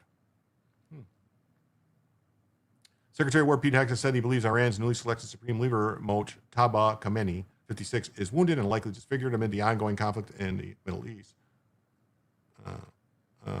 I'll step up if I think we can get to another hour. No Cash App for me. They stole money from me. Oh my God, did they? I'm sorry. I didn't know they did that. PayPal works too. My little contribution. Thank you so much. Thank you for the 5. Yes, I know it's. I know how it is to stream to a bunch of ingrates for 5 hours. Well, no. They're not ingrates. These are the greatest people around. These are. Can I finally unlurk and chat? Missed the military talk, but looks like y'all did not need me. Had to arrive in time to hear my home state being the usual retards. Well, it is what it is. I'm glad to see you here. With this 5 from Marjorie Smith, that means we are now just $66. Initiate order 66. If you know, you know. Thank you so much. Will we see a kamikaze candidate like Massey or Ed McMuffin from Utah? I'm sure we'll see another kamikaze candidate, but it's not gonna do anything. What did Ed McMullin do? Ed McMuffin. I mean, besides the fact that to let you know that Utah screwed up, and then we have like this John Curtis of Utah who's like opposed to everything Trump wants to do in 2028. I know what you mean in 2028. I do.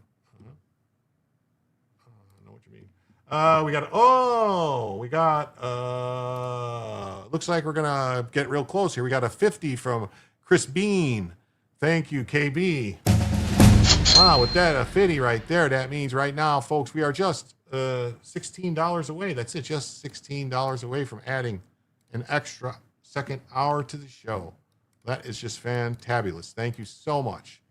Utah is turning weird because the Dems are moving there. I agree. That's fire. It is. That's fire. I do a football YouTube channel for a certain smelly, fishy smelling team. Just don't come on under that ID. Okay. No sleep for you. Don't mind it. I don't like spamming tubers. No problem. You're good. Everything's fine. We're good here. Everything's good. Everything's great. Everything's good. Why did that come up twice?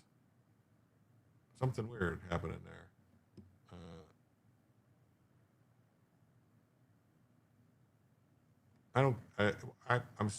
It's only coming up once here, so I think it's just once. I don't know why it's coming up multiple times on there. I have to see what happened. How? Did you donate multiple times, KB? No, I think it's just something screwed up because it's the same thing repeating. Okay. Look at this. For $10, Sheila Marie says, thanks, Jim. Let's hear some more news. Wow, with that means we are just $6 away. Wow, $6 away from adding a second additional hour to the show. Wow, this is great. Thank you so much. Let's say they take the island. Will this be temporary or permanent? Well, it would be temporary until a new government or someone comes in that's friendly, and then we'd let them have it back, I would imagine. Yes. Come on, $6. Come on, hard 6. So Hex has provided an update on a 2-week-long conflict initiated by Operation Epic Fury at a press conference on Friday. He also addressed mounting reports regarding Khamenei's condition. Look at this, Spuds, gifted 1. Jim tells you membership. That right there, my folks, is tactical assessment. Red Chinese victory. Impossible. America will never fall to communist invasion. Communism is the very definition of failure.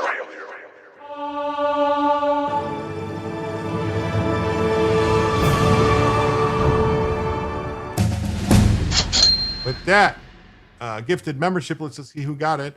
It says that Who's Handsome received a gifted membership. Who's Handsome received a gifted membership from Spuds. Thank you so much, Spuds. With that $6 gifted membership, that means, folks, we are at $100 away from a third additional hour of the show.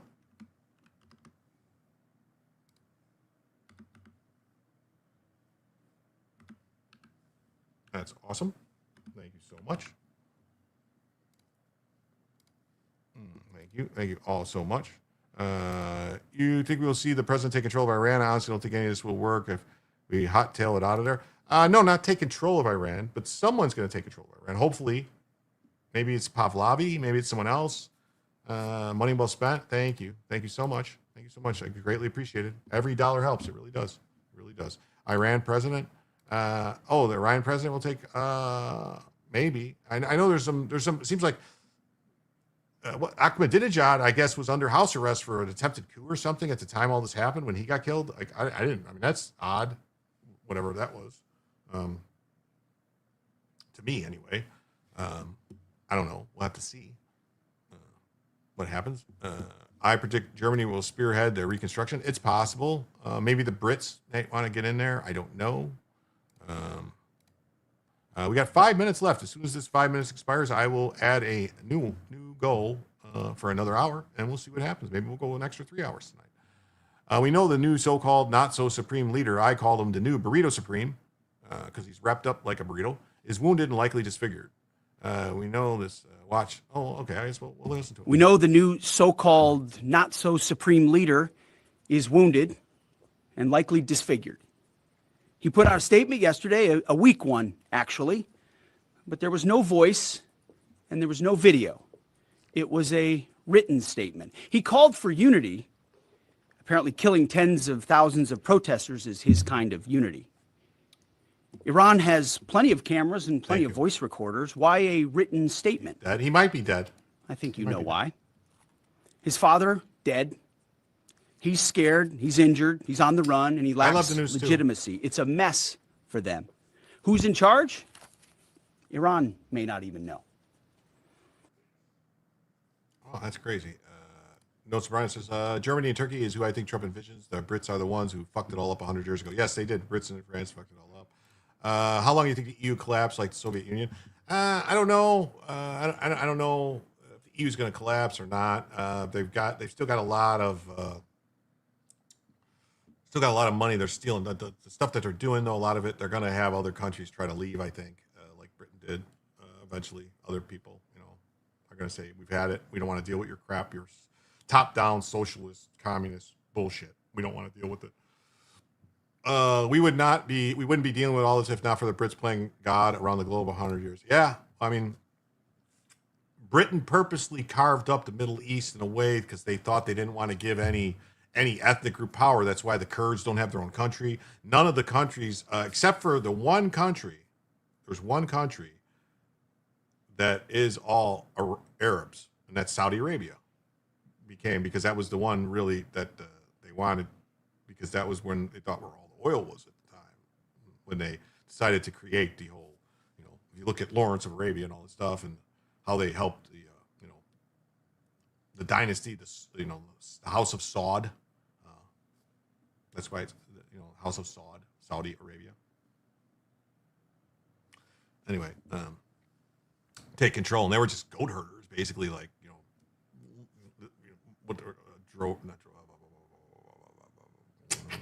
caravans and stuff like that. They were like, banding or roving bands of like people. Do you have anything Cuba related, or is it too small of a story still?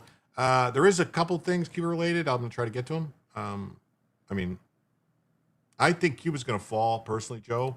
I look forward to having full relations with Cuba again, and Cuba people being free. That's what I want to see, the people of Cuba to be free. Hopefully they can do it, and that they want to be free. They're not, still convinced that this communism thing's a good idea. I really want some cigars, Joe. Between me and you, maybe send me an email. We can work something out. Just saying. Know what I'm saying? He said the son of the deceased Ayatollah Ali Khamenei, who was killed by Israeli airstrike, issued a weak statement. Exit did not elaborate. However, he expressed unwavering confidence in the United States military power in the conflict. As I said from the start, President Trump holds the cards. He's determined the pace, the tempo, and the timing of this conflict. President Trump speculated on Thursday that Mojaba was probably alive in some form, but may have been wounded. And a source told The Sun the new supreme leader was actually in a coma. Cuba's freedom is not good for Puerto Rico's economy. You don't think so? Why wouldn't it be? It's a whole new old world. Yeah. And I don't think the Jews are afraid of it.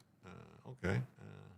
I think Trump is trying to restore something similar to the Ottoman paradigm, and you're spot on my thinking. Okay. Demon rats will be begging to make Cuba a territory within 4 years. I will ask if they can get some cohibas. Oh, buddy. Oh, buddy. Thank you. Dankeschön. Dankeschön. The Islamic Iranian regime has scrambled to put a new leader in place after Ali was confirmed dead, as well as dozens of members of his government. He died at the age of 86 after ruling Iran as the religious leader for over 36 years, becoming the longest-serving leader in the modern Middle East. At the time of his death, Trump called him one of the most evil people in history. Who's running Iran right now? Not the Iranian president. The Iranian president is part of they have like a 3-person thing of like there's a religious guy and then that guy and then some member like the head of the IRGC get together and decide things until they pick a new supreme leader, a new burrito supreme. They just don't know if it's going to be a crunch wrap supreme or if it's going to be like a chalupa. If we do take action in Cuba, it will likely be the way that Rubio collected political capital for a run. Could be. Germany was warned a decade over their Anger and Wild program that forced them to open up lignite coal strip mines. Ignite is one of the dirtiest forms of coal out there. Yeah. It will destroy tourism in Puerto Rico and Dominican Republic. They both do business because of Cuba's communism. Other than that, they had it going before 1959. Just the investment that would go into Cuba. Oh, man. The investment, they would rebuild the hotels, the casinos. Oh, man. It's like a hop, skip, and a jump for me to go over there. Like, it would be great. You could fly in there, you zip in, zip out. Who wants to vote D if an incumbent party Cuban is running while at war with Cuba? Yeah, maybe. An assembly of experts officially named the younger Khomeini to the country's 3rd supreme leader more than a week after his father's death, while having to postpone his funeral service due to heavily military activity in the region. Trump has dismissed the new leader, calling him a lightweight. Stay informed, receive breaking news alerts. So, yes, that's what I say. Stay informed, receive breaking news alerts. Goal has ended on YouTube. I'm going to start a new goal because I believe, if I'm not mistaken, we are now 100 away from a 3rd additional hour. So I will do this. Do this. 20 super chats, teal for 1 hour. Do this. Paste. Do this. Oh.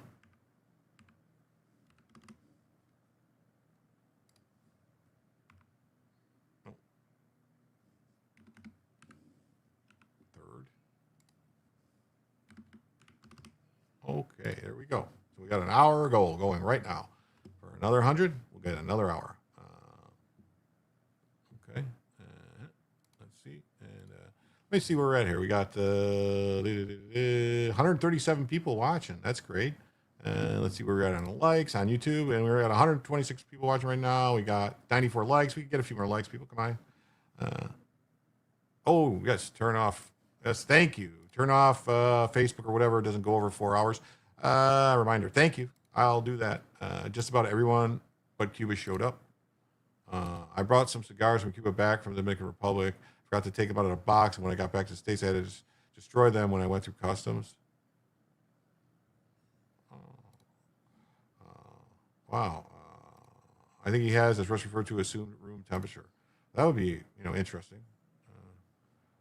Cuba is pretty bad. They need a lot of contracts to rebuild. It would be crazy. Yeah, but I think the investments would come in from corporate America. Different people would come in. Trump would want to build a Trump Tower on Cuba, hotel, resort. Definitely Trump. Think about it. Trump Cubano hotel in casino. Whoever in customs did that's a real asshole. I got 4 cases one time, and that was in Miami. I thought you were allowed a certain number to bring in personal stuff. Like I swore, there was a certain amount you could bring in personal, especially if you bought them somewhere besides Cuba. If you bought them in the Dominican Republic or somewhere else, I didn't think. Rush also identified the woke before anyone. He called it the Gestapo. Ooh, yes, that's right. He did. He did. He did do that. He did do that. Yes, he did. Yes, he did. Yes, he did.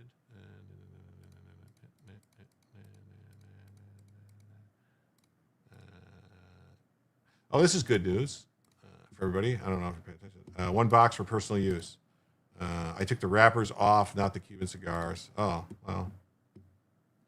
U.S. trade deficit narrows to just $54 billion as January exports reach records highs. Well, we used to bring back cigars from desert trips. If you had a group of military members going through customs, they don't go through all your bags.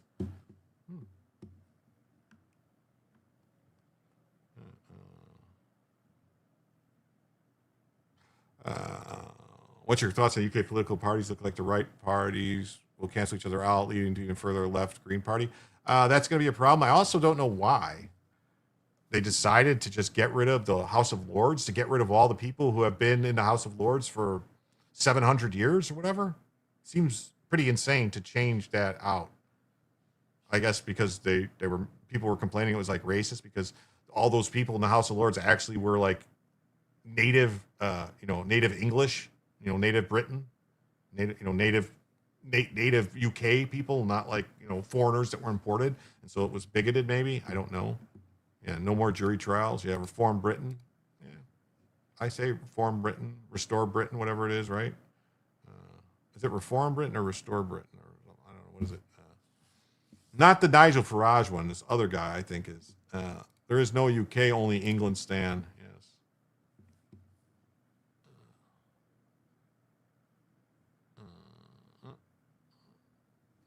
Yes, the UK government got entirely co-opted by third worlders. I think, if I'm not mistaken, restore. Yeah, restore is not reform. Reform, I think, is Nigel Farage, right? Then restore is the new guy that they kicked out for saying that they wanted to get rid of. So it says AI data centers drive January goods deficit.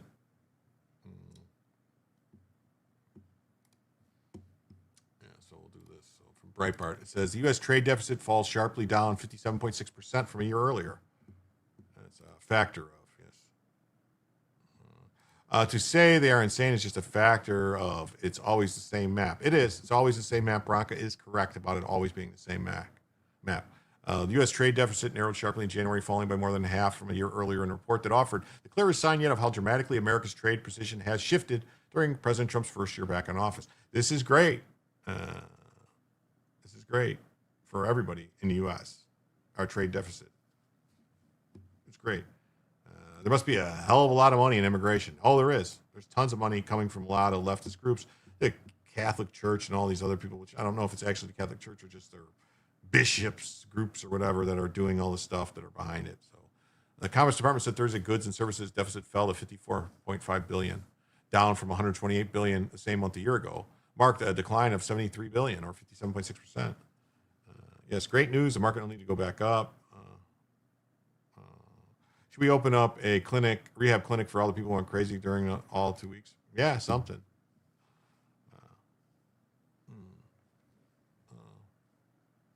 What was it called? There's a pill that like a wreck the hall or something like that. January figures suggest the administration's target-centered strategy coincided with a major narrowing of the trade gap. From December, the overall trade deficit fell by $18 billion and from a revised $72.9 billion. Exports rose $15.8 billion on the month, while imports slipped $2.6 billion. Be right back. They usually don't bother the flight crew. Okay. Yes. My friend was a flight attendant and took like 4 boxes of the other go right through. She sold hers to guys in a bar. The January gain in exports was led by industrial supplies and materials, including non-monetary gold and other precious metals. Precious metals? Don't do that. The services surplus widened. Adjusted for inflation, the real goods deficit fell by 83.9 billion from 97.9 billion in December. The real goods rose by 7.4% in exports, and imports fell by 1.3%. Without growth, there are no financial markets. That's right. Adjusted for inflation and real goods. Yeah. So among major trading partners, the U.S. goods deficit with the European Union narrowed. The deficit with Mexico shrank, and the gap with Canada narrowed to 4.3 billion from 8 billion. The deficit with China edged up to 12.5 billion from 12.2 billion. Now, this is a problem, China. We gotta cut China out. We really do. We gotta stop buying all this cheap plastic crap from China that's all made with stuff that's killing us. They're poisoning us with the paint. They're using lead paint on kids' toys. They're putting poisons in all types of stuff. They are. China has been at war with us. We don't want to acknowledge it. People don't want to acknowledge it, but they have. I remember the crazy leftist marketing towards the wokies in the military was doing. Now I understand that we need war so bad. What else are we supposed to do with these people if not to make them fodder? That was the purpose of Vietnam, meant to serve, lest we forget. Well, they did have McNamara's morons. If you know what that is, if you know, you know. When they lowered the standards to let these people in. Yes, they did.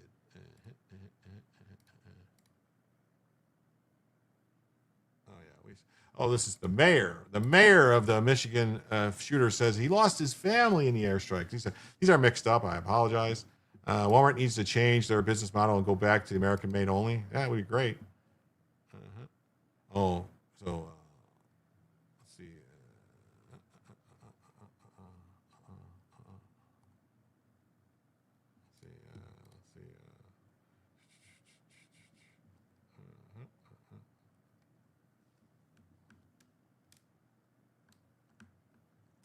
Where's it at? Come on, where you at? Mayor says Michigan. This is from the local news. Maybe we'll cover this. Toronto Sun, the Blaze, Telegraph. Let's do this. I want to see this. I want to see what he actually says. I want to see what the mayor says. The way he says it, like he lost his family. Not that they were terrorists or nothing like that.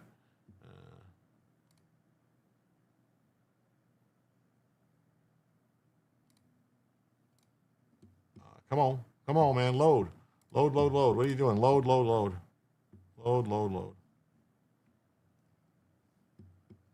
Why is this not sharing? Why is it sharing this? What is happening here? There we go. Channel 9 News, NBC. Here we go. Why is this not sharing? What is happening?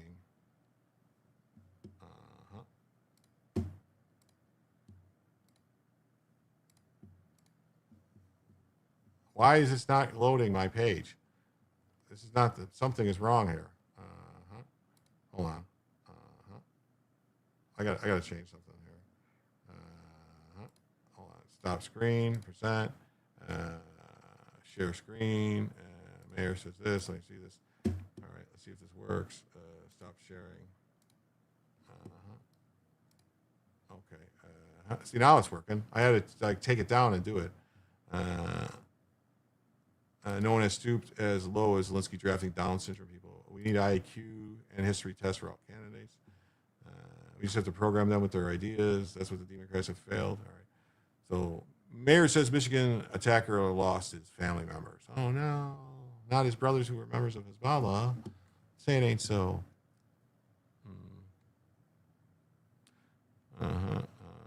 Whitmer talks about the attack. Oh, let's see what Whitmer has to say. Good morning. I'm Rabbi Ariana Gordon from Temple, Israel. Thank you for being here today. We're so appreciative of Governor Whitmer and Senator Slotkin for joining us this morning. I don't know. I mean, I could swear Joe told me that any synagogue that has that a female rabbi is not really, it's not real. It's not, those are not real Judaism. That's what Joe told me. Just saying. I don't know. Is that true? That's what Joe told me. In the light of a new day, just how deeply appreciative we are of everyone who has come out, who has shown their support for Temple Israel, for our Jewish community. We are incredibly grateful for all of our local law enforcement, for our Temple Israel security, our teachers, our staff, all of whom safely were home last night with their families, as we continue today to spend a lot of time They're thinking and processing reform. and talking. Yeah, woman rabbi, something's off. We are That's what I'm here saying. to Like have a reform, long I thought is conversation like and answer some questions, but I'm going to pass it over to Governor Whitmer. Thank you. Thank you, Rabbi. I can't tell you how much I appreciate your leadership yesterday, and how much my heart goes out to everything that you and your family and all of the families involved and the Jewish community writ large. I mean, I'm sorry, I can never get over the fact of how much Whitmer looks like that woman from that TV show V. Remember V with the aliens? She looks like the woman from V. Like 1221, oh Abba Lol, 33. Joe about Zelensky, no lie. You know, I wanted to come today for a briefing, which we just concluded, to get up to speed on where things stand. I want to thank our state and local law enforcement, the first responders, our federal partners for their swift work to keep people safe and to investigate. I want to thank Temple Israel's security personnel. They were selfless in their courage and they saved lives. These heroes threw themselves in harm's way, engaging the suspect, and let's be very clear, yes, this is a place of worship, but at the time that this attack was occurred, it was a school. 104 children, age 5 and younger here. So I want to thank all of Temple Israel's staff who acted quickly to evacuate students and reunite families. The state of Michigan will wrap our arms around this community and support our local and federal partners every step of the way to keep people safe. I want to share prayers from my colleague, Governor Shapiro of Pennsylvania. Josh called. She looks like Cruella de Vil to me. Check in and see how people. She just needs that white stripe. And I want Michigan's Jewish community to know that we are with you. Violence in our houses of worship and in our schools and in our daycare centers, like this, hits especially hard. Temple Israel is a pillar of the community. Wait a It's minute. one of the A largest. second ago, she was smiling and all this stuff, and now she's trying to like force herself to cry.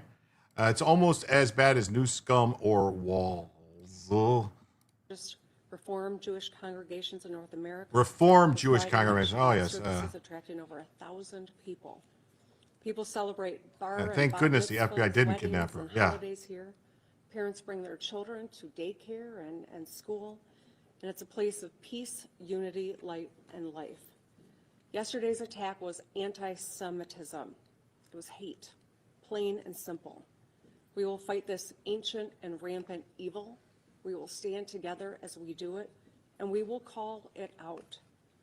We must lower the rhetoric in this state and in this country, especially at this moment where we've seen such a rise in anti-Semitism and more attacks on the Jewish community. We must keep each other close. This community is on the edge, very understandably. We've seen Anyway, it. I can. Is this?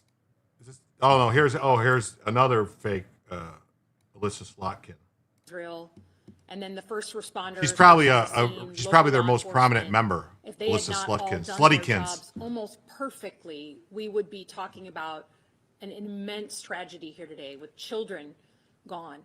This could have been much, much worse. So I give incredible credit to law enforcement and the people who were in the room, putting themselves and their own families at risk. I think, you know, the governor said it very, very well on the way this community has responded.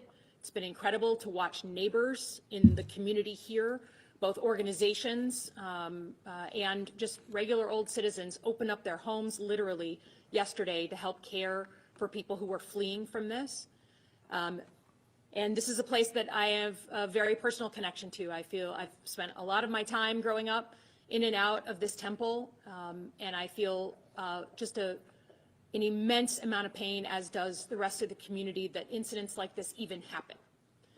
And I think it's just important to be clear, as the governor said, that whether anti-Semitism is coming from the left or the right, whether it's coming from some group that you like or don't like, you have a responsibility to call it out. Because when you don't, it gives permission for people to climb that escalation, that ladder of escalation that goes from saying hateful things online to saying them in person, to graffiti to ultimately violence. And the Jewish community suffers 10 times the number of hate crimes than any other community in this country. So it is an epidemic. And until we push back on that permission, we're going to see incidents like this continue to proliferate. The Jewish community spends over $1 billion across the country. FBI? This is securing their CIA. houses of worship, She was their CIA. schools, their institutions. She was CIA. No community in Time to America move to should Florida, be the only safe and fearful sane place. of having She needs their to own shut up, kind yeah. congregate for things like education and worship. But just to reiterate, you don't have to obey any legal I orders. stand here proud of the community, angry that we even are put in this position. Yeah. She's talking about this as she voted against funding DHS. Yes. She's just voted against it. You know how you can tell she's lying? Her lips are moving. Thankful to law enforcement, but asking the average citizen out there, if you have a friend, a colleague, coworkers who are using anti-Semitism in their daily life and feel like it's just normal, please call that out wherever you see it. Thank you.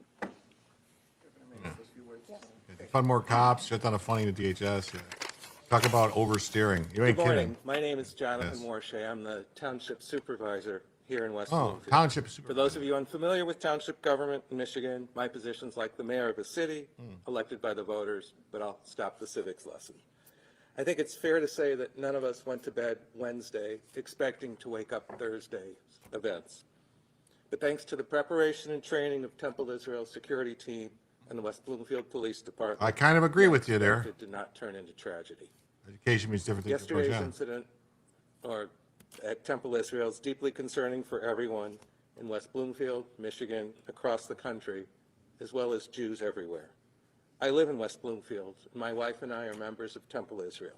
Ah, go So I figure. have a keen Another understanding reformer. of the effects on the community.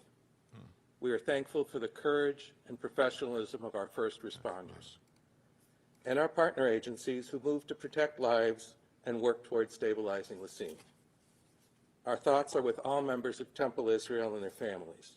No community should ever feel unsafe gathering in a house of worship or sending their children to school. I want to thank all the officials, colleagues, and members of the public who have reached out to me in solidarity.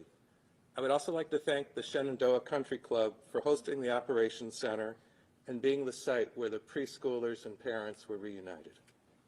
Shenandoah is a wonderful community partner, and I thank them from the bottom of my heart. We'll continue to work closely with law enforcement and community leaders as more information comes available. I want to see Thank what he you, says. and may God bless us. Supposedly he made a statement about the family of the guy, so that's what I was trying to look for. Happy to open it up for a few questions. Yes. One.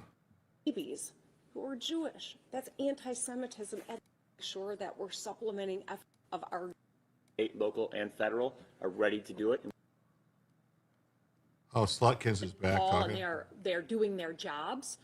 Certainly, we need to fund the. It's not going to be here. I don't know. I thought that's what I was looking for. I want to hear what he says. No teachers or children at the synagogue were injured. All right, good.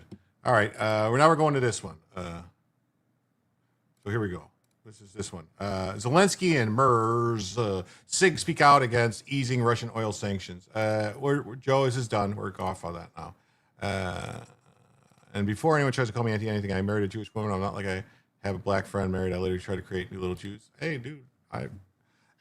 First of all, criticizing the government of Israel does not make you anti-Semitic.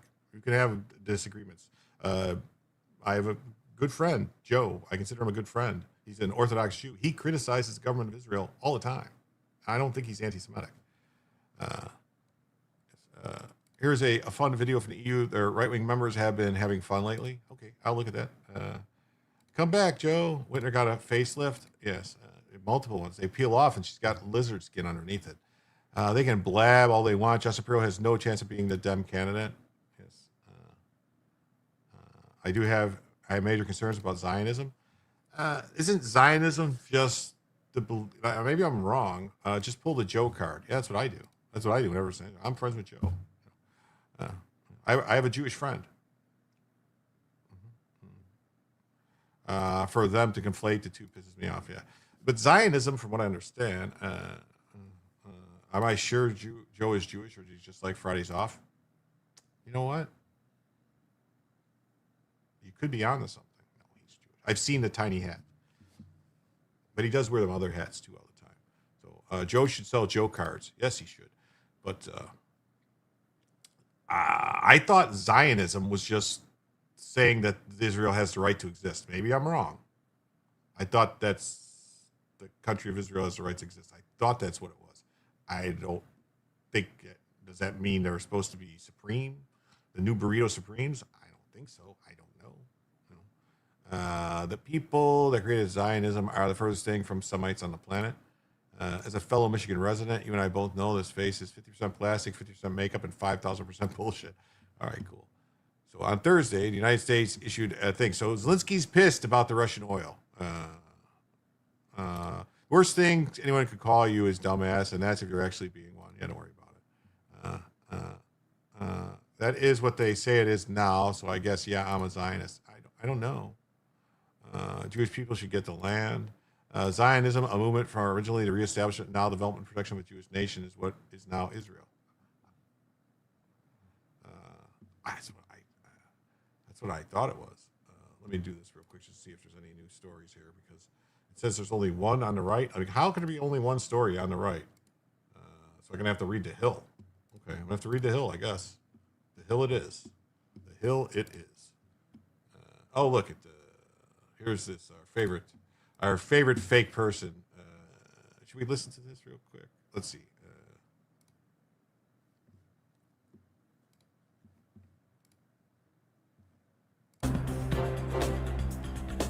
Republicans are totally unserious about funding the core missions of... Oh, fuck you. Shut up, you liar. Liar, liar, pants on fire. They're not serious. They want to fund it. But we want to just fund that. We want to take the money away from this. And even though ICE is already funded through the big, beautiful bill, the other funding that they're cutting out is funding for other stuff, but they want to somehow take the money back. Agree to take the money away from ICE, and we'll give you this other money. No, how about go fuck yourself? That's what I would say. I saw a video of Jews in New York City holding a Palestinian flag protesting against the U.S. That's a Vietnam War hero. Yeah, I know. I think some of those people are like they're not really religious Jews. They're not really, these people carrying around Palestinian flags. I don't know what those people are. I think some of them say they're Jewish. I don't know. Maybe it's just Ginos, Jewish name only, kind of like, people who make raw cheeseburgers with, cheese on them and do a post for Labor Day or Memorial Day, whatever that was, or 4th of July. You know what I'm talking about, everybody? Scummer. Chuck Scummer. Our dear leader is an American Zionist Jew. I don't know. They had the hat and the hair. Let me look up the video. Some of them are fakes, though. They'll have the hat and the hair, and they'll do the stuff, and this be like a bunch of baloney. But then again, there are some like crazy, like Hasidics, the Hasidims. I'll sit them, but I don't believe them. That don't want Israel to exist for some reason. I don't know why. So the president imposed a 30-day relief measure Thursday evening following an earlier easing of restrictions on the sale of Russian barrels to India. Ukrainian President Volodymyr Zelensky, whose country has been at war with Russia for more than 4 years, slammed the move. Is that a good idea to slam the move when you're asking Trump for stuff? I don't think I don't think that bodes well for you.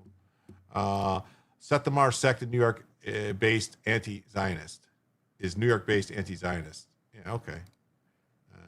The confusion, I was referring to Joe, aka Good Logic. Okay, no problem. I know. If you'd like to hear it from a non-Germanic researcher, Rabbi Yaakov Shapiro, I thought you were going to say Yakov Smirnov. I don't see why Jews vote for a Muslim. I don't think they did, like not in big numbers. They said that the people, the vast majority of, because you don't have to be a U.S. citizen to vote for mayor in New York. You did know that, right? They said you don't have to be a U.S. citizen to vote for mayor. So, like, Mandami won basically by people who are not U.S. citizens. That's how he won. Beep? What's a beep? What's a beep? What's a beep? What's a beep? Jim, beep. What's a beep? What do you mean, Doc? Something going on?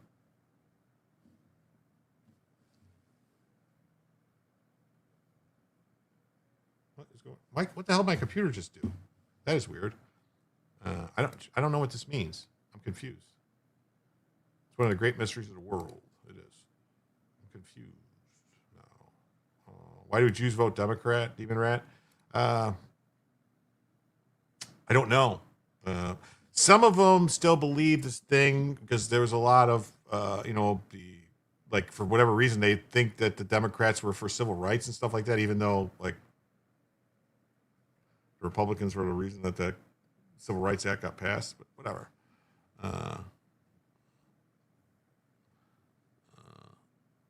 I believe in lifting sanctions will, in any case, lead to the strengthening of Russia's position. Why do gays love Islam? I don't know. They have a death wish, I guess. I think personally, any of these, like Queers for Palestine people, we should set up a fund and we should just provide them with free airfare to Palestine. It would only have to be one way because they wouldn't make it back. Be cheap, one-way trip. He said, it spends the money from energy sales on weapons, and all of this is used against us, Zelensky said in a translator remarks. German Chancellor Friedrich Merz offered a similar reaction, saying that he and a group of 7 leaders are a little bit surprised by the news. Merz said a majority of this alliance expressed opposition to lifting the sanctions on Russia during a meeting on Wednesday. Yes, it's a one-way ticket to free Palestine. Yes, buy one Palestine, get one free. We're offering a special. This is definitely not our view, he said. Oh, no, because... So Merz probably didn't care when the Ukrainians blew up the pipeline that was supplying the gas to his country so that they didn't freeze in the winter. The German leader added the country should put more pressure on Russia to bring this terrible war to an end. What kind of pressure? The Germans want to invade Russia again? How did that work out last time, Germans? Increasing economic pressure on Russia is decisive for it to accept the serious negotiations or a lasting peace. I guess the best way for it to be a lasting peace is to stop threatening Russia that you're going to put its enemy, the NATO, whose sole purpose was for the destruction of the Soviet Union, on their border. Maybe. And I support the U.S. And I'm not, but I don't think Russia should be our enemy. I don't think there's any reason to make Russia our enemy. I don't. I haven't. Ever when the fucking wall came down and all this stuff happened, when Putin came to George W. Bush after 9/11 and said, make us part of NATO, we'll help you fight this fight. What? Well, no, we have to. We would have no reason for it to be in NATO if there's no Russian enemy. So, Sampson says, I have never met a gay who didn't think I can make you gay. It sent Bernie and the squad to Cuba.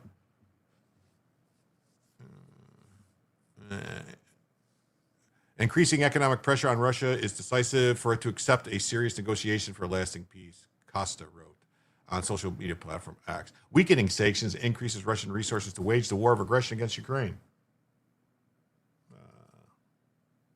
I don't know about all that. I really don't. Trump's decision to ease these restrictions on Russian oil has been met with opposition. Rep. Don Bacon, who sits on the Armed Services Committee, said the temporary authorization helps financially prop up Russia's invasion of Ukraine.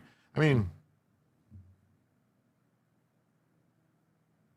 it says Joanna Finn says Sodomars voted 85 to 98% from Trump each election and 99% for New York Democrat state offices. Grand Rabbi speaks. They listen.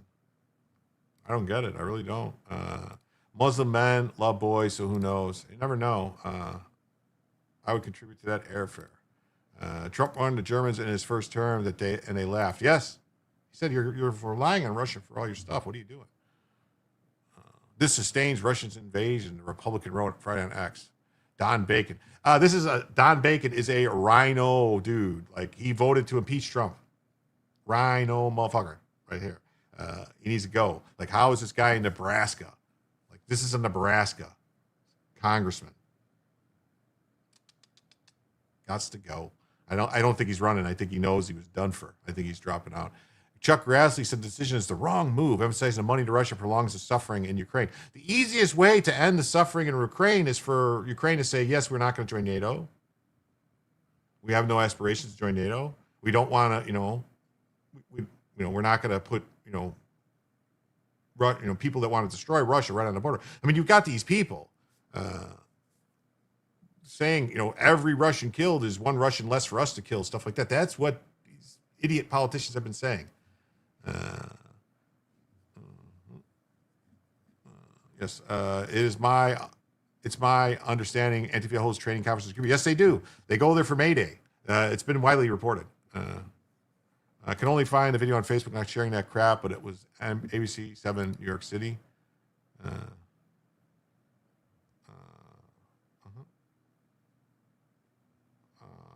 Tucker was posing a question for him for his opinion on it, not to declare his own.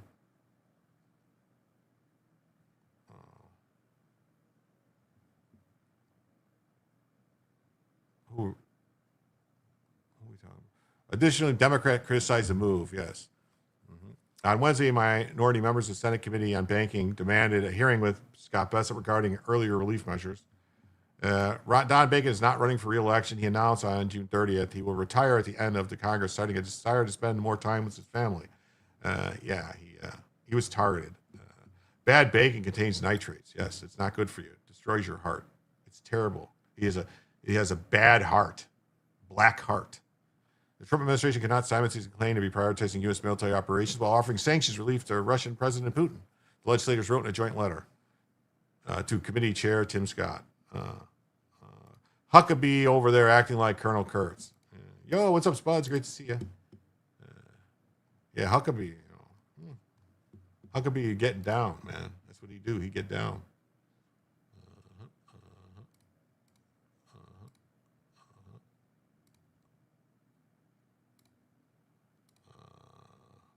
Oh, this is the story I was talking about earlier. So,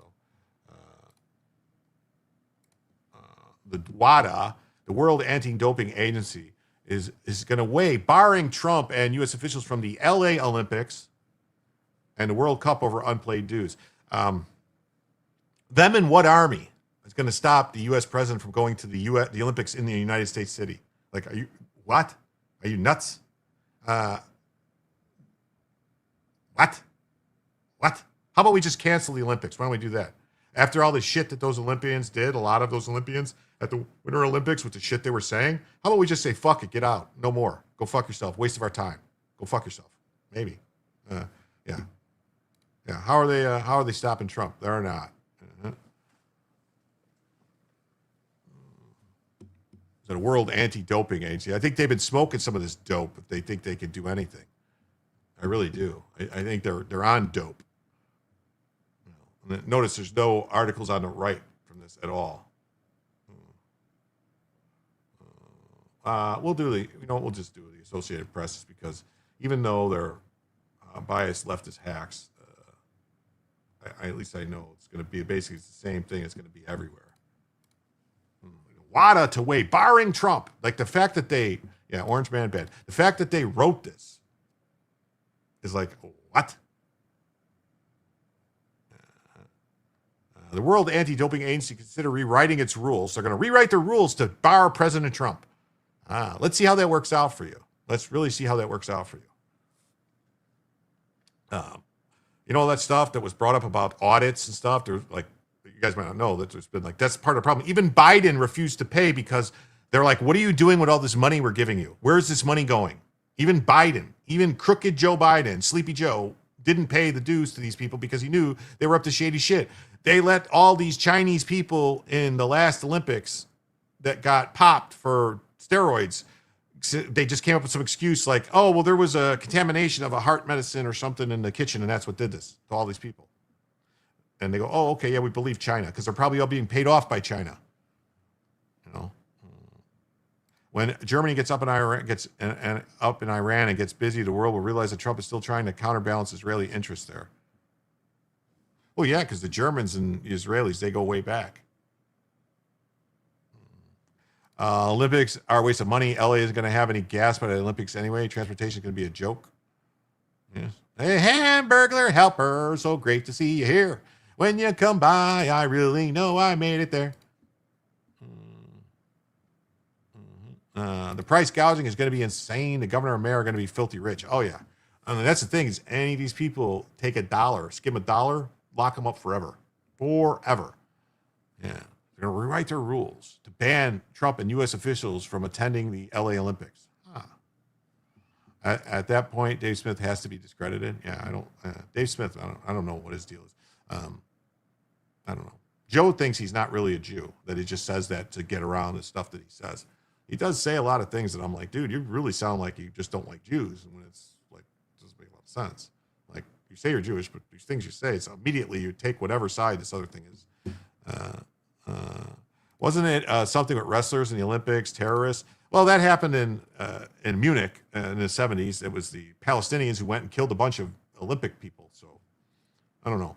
So the proposal on the agenda for next Tuesday's meeting of the Global Drug Fighting Watchdog Committee is the latest maneuver to come out of a years-long refusal of the U.S. government to pay its dues.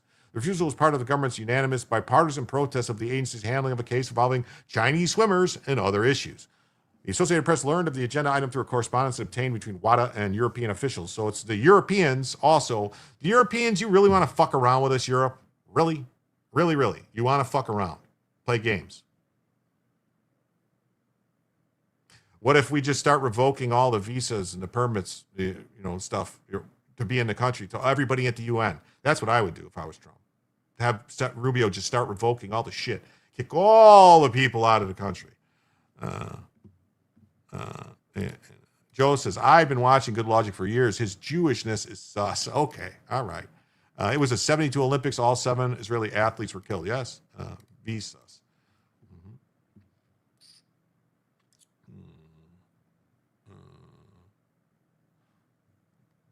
The spokesman, James Fitzgerald, says there's nothing new here, noting that discussions related to this issue about governments withholding fundings has been ongoing since 2020, and they aren't directly related to the U.S. Oh, no, not directly related to the U.S., but we're going to say that we have authority in some way to bar government officials from Who's Handsome says, whoever handed me a membership, I say thank you. That would be Spuds. Spuds gave you that membership. I'm not so sure they do. If you think we were taught to hate fascism, the anti-fascist Real One campaign in post-war Germany, and even today, is on steroids. Oh, I know, man. Well, that's because they're just communists. The communists are still trying to take over. Germans are quite fond of the average Jews these days. Maybe. Mers made it clear he's a Zionist. In spite of the threats, we continue to stand firm on our demand for accountability and transparency from WADA to ensure fair competition in sport, said Sarah Carter, director of the U.S. Office of National Drug Control Policy. The rule, if passed, would figure to be mostly symbolic, given the limits an international sports federation could have on the president of a country attending an event inside his own borders. Like, you think that would have been like that. Instead of saying they're going to bar Trump from attending, it should have been like, these people are retarded to even think this is a thing. I've never heard of a $50 million budget Swiss foundation being able to enforce a rule to, for example, prevent the United States president from going anywhere, said Carter's predecessor at the ONDCP, Rahul Gupta, who was on the WADA Executive Committee 2 years ago and led the movement to reject the proposal. And the next question you have to ask is, how are you going to enforce it? They're going to post a red notice from Interpol? It's ludicrous. It's clear they have not thought this through. Germans are not fond of anyone that's not German. The German government is not fond of Germans anymore. They like the foreigners. They like the foreigners. In a news release after the story published, WADA said the AP story was entirely misleading. It's entirely misleading. Focusing on Fitzgerald's statements to AP that if proposals are being discussed or introduced, given that the rules would not apply retroactively, the FIFA World Cup, LA, and Salt Lake City games in 2034 would not be covered. Would not be covered. I mean, if the Arabs are cool with making money with Trump and Israel, why wouldn't the Germans? Germany's economy is in a tank. Fitzgerald's only answer to the 3 emails from the AP seeking clarification, specifically about the rule, had not been adopted or could not be applied retroactively on the events that are scheduled for the future. Less crimes than what? I don't know. Anyway, oh yes, we're coming up on 4 hours, so I do have to end on Instagram. So if you're on Instagram, please come over to YouTube or Rumble or Kick or Twitch or X. Because as of right now, we are ending on Instagram. So if you're on Instagram, come somewhere else and come back for Jim to tell you the news. That's what we like to say, but we're going to end it over here on Instagram. Thank you.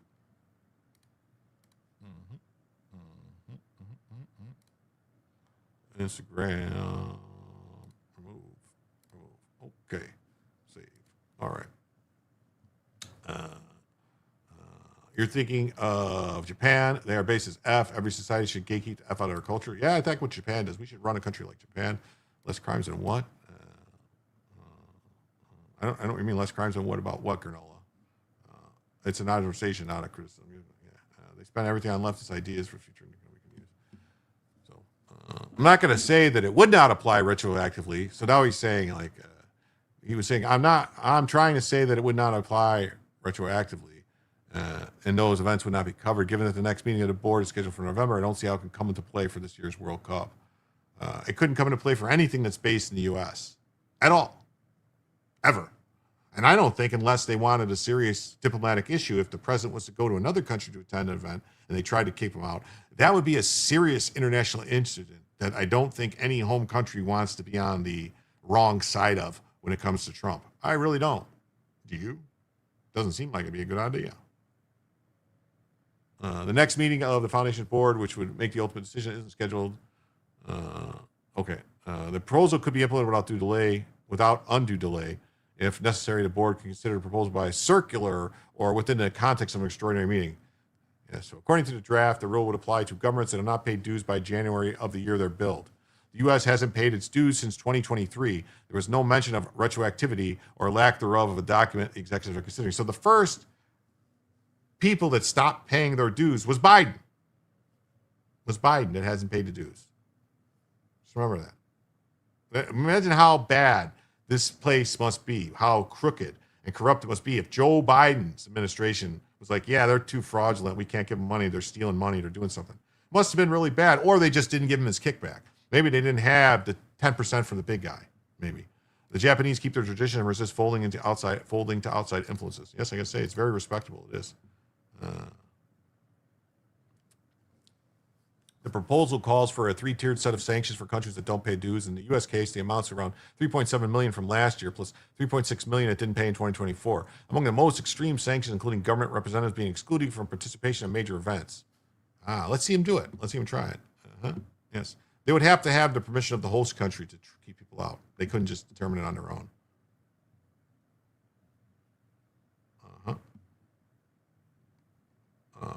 That would include Trump, Vice President Vance, members of Congress, who recently approved hundreds of millions in funding for security and other logistics. Yeah, so all this stuff that we're paying for, and they're going to tell people, yeah, how about go fuck yourself? That's what I would say. Sorry. I know I'm swearing a lot tonight. I don't know why.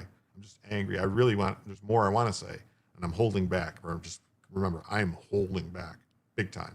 Representatives from the International Olympic Committee, FIFA, and the U.S. Olympic and Paralympic Committee did not respond to emails seeking comment of how a ban on Trump and other officials might be enforced. Yeah, how exactly would you do this? Please explain to us how you think you would do it. The German Marxists went full 1930s on their butts. The U.S. has been asking WADA to undergo independent audits. The budget was pegged at $57 million for 2025. It receives half of its funding from the IOC and the other half from governments across the globe. Contributions from governments are loosely based on the size of their athletic teams, and the U.S. has always paid one of the biggest bills. Thanks for the restraint. I'm trying, Pat. I really am. I know you guys don't like it, and I don't like it. I really would prefer that if my grandkids wanted to watch these shows, I wouldn't be like, oh, you can't watch that because I'm swearing too much and stuff like that. I wouldn't like that. The squabble has been festering since the first Trump administration, rooted in America's distrust of the global anti-doping system, which came under international scrutiny first for its handling of a Russian doping scandal dating to before the Sochi Games in Russia in 2014. Swear more, Jim. It makes me feel like half a trucker. I don't care. I swear worse. Okay. In 2024, news came of 23 Chinese swimmers, some of them on the team that went to the Paris Olympics, who were allowed to compete despite testing positive. WADA accepted the Chinese doping regulators' theory. So, you don't see, they ate a rice, and the rice has a thing that make it come out positive. It's a very, very, very, very special ancient Chinese secret rice. It's a San Francisco treat, you see. It make them very positive. By traces of a banned heart medication in a hotel kitchen. The ON, DCP, and Congress under both Trump and Biden have withheld the payments. The most recent flare-up, government restricted payments until WADA subjected itself to an independent audit.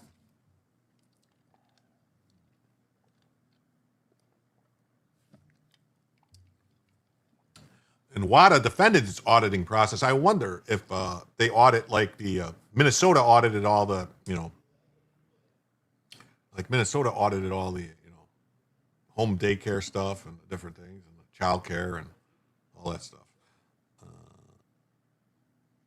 It'll make a titty crawl. Yeah, it'll make a titty crawl. Yes, it will. Rise and morning. Yeah, very good. Now the agency looks like more leverage in its attempt to collect. They're looking for more leverage. You have none. You have no leverage. You have nothing. Your only play is to shut up and do what the big dog tells you to do. Sorry, that's how international law works. That's why they're into poop porn. Ugh, gross. Oh, gross. You're talking about the Yermans.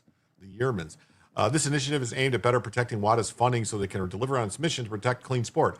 How are you protecting clean sport when you're letting people dope and then they go, oh no, it comes out this. We ate the rice and the rice I have a thing in there and you go, this, it go. And you go, okay, I take your word. If WADA's funding is cut, it's more than likely. I love Chinese American food, but the amount of soy, yes, I love Mongolian beef because it's got a nice spice to it. Very good. I like an egg roll and a fried rice. I like a fried rice. If WADA's funding is cut, it ultimately athletes who will suffer. Well, not if you just don't do anything about it. With all the demon rat liberal swearing right now, it barely seems effective anymore. As a Navy brat, I have done my share of swearing as well. I agree. No problem. So yes, so that's that story, and I'd like to see him try. I'd like to see you try. This is crazy, and judge blocks subpoenas in the criminal probe of Fed Chair Jerome Powell. You'll never guess the judge, James Boasberg, Count Boasberg, the guy who looks like he should be under the prison, quashed grand jury subpoenas targeting Chairman Jerome Powell. This is insane. And I'm going to go to Twitter for some stuff about this because there's a lot of good talk about this on Twitter. On Twitter. So we're going to go to the Twitter verse for this. Dun, dun, dun, dun, dun.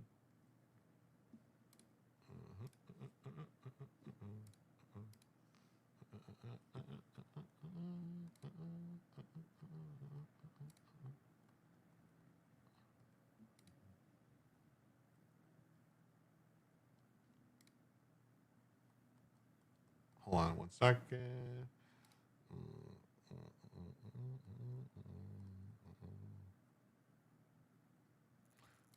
Well, before we get to this story, there's one other thing. I'm going to do a couple things here. Do this.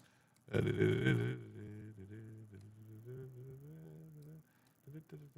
this real quick. So this is a good story. Judge Janine is so mad. I know we're going to cover what she says. I used to enable an older code in my DNA, so my beef has, as always will be, against Rome, not Jews.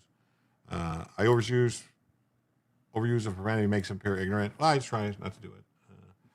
So a Skokie woman claims she and 5 coworkers were detained by federal agents after they got off their flight at Chicago O'Hare from Turkey. They said ICE sent them to detention centers. CBS investigated and learned it was all a lie. Here's the thing. The Cook County Sheriff's Office say they looked inside the Broadview Processing Center. They did not find Nakvi there.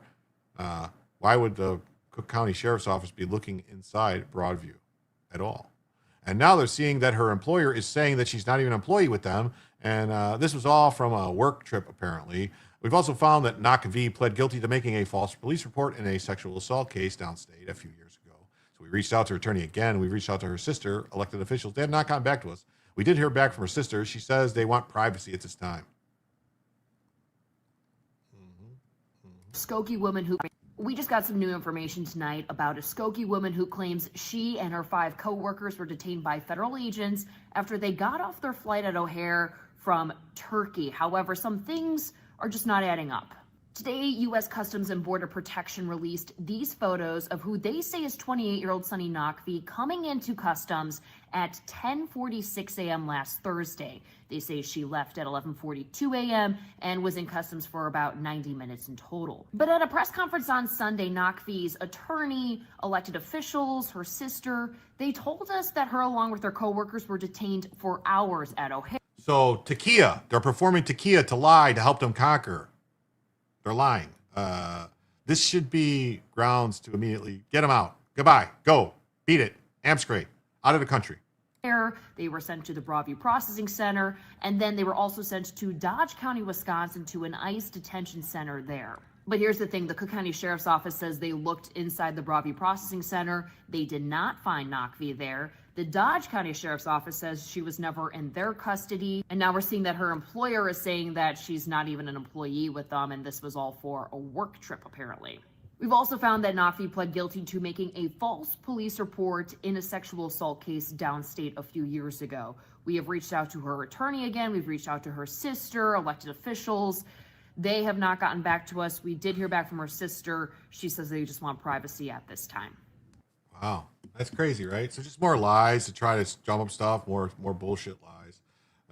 Yes, public records from 2019 show Sandra Sunny Navki, then a UIUC student, made sexual harassment allegations against Professor Joe Petrie, that the university investigated and deemed not credible, linking them to a blackmail for a grade and money. She faced felony charges including intimidation, aggravated unlawful restraint, residential burglary, and criminal damage to property tied to incidents with 2 ex-boyfriends. If she's not a U.S. citizen, she's been booted out of the country already. Stalking, no contact order, and even if she is, denaturalize and deport. Denaturalize, deport. Where's Petrie? Where's Joe Petrie, previously Champaign mayor candidate? He's gone. Conversation past rumors of family emergency, suddenly hospitalization. Was this a guy that came out and said that he was, I don't know any proof, but I met him through seeking arrangements, a sugar daddy baby site. Oh, what do you know? Oh, what do you know? Okay. I don't know what that has to do with that. Anyway, fabricated detention story unravels as a non-employee false report rap sheet, real journalism, exposing the hoax from the hoax. Lie. Yep. Beat it.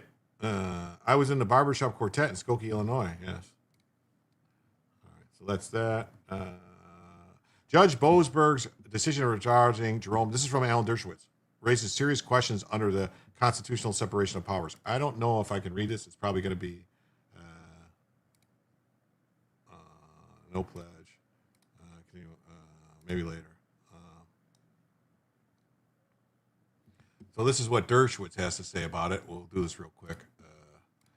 Says Judge Boasberg's decision regarding Jerome Powell raises serious questions under the constitutional separation of powers. Article 2 gives the president broad authorities to take care of the laws be faithfully executed. He may delegate that power to the United States attorney, who is authorized to use a grand jury to investigate whether the law is being faithfully executed. The judiciary does of course have authority to protect the constitutional rights of witnesses, but that power should be based on the law and precedent. The law does not require prosecutors to show probable cause in order to subpoena witnesses before the grand jury. Boasberg has a history of being highly political. In this case, he seems to abuse that power in a manner that curtails the constitutional authority of the executive branch. It is far from certain his decision will survive appellate review. Yes, there's a political insurgency. Muslim Communist Socialist Alliance is laying the siege to the West. Yes, they are. CARE, Oxfam, maybe terrorists, they support it. Yes. I agree. I agree with Dersh on this one. So we'll go back to this, do this. All right. And then, this is this verdict. We'll get to that in a second. Yes, this is right here. See, so an appropriately enraged Janine Pirro blasts Jeb Boasberg for his latest treachery from the bench.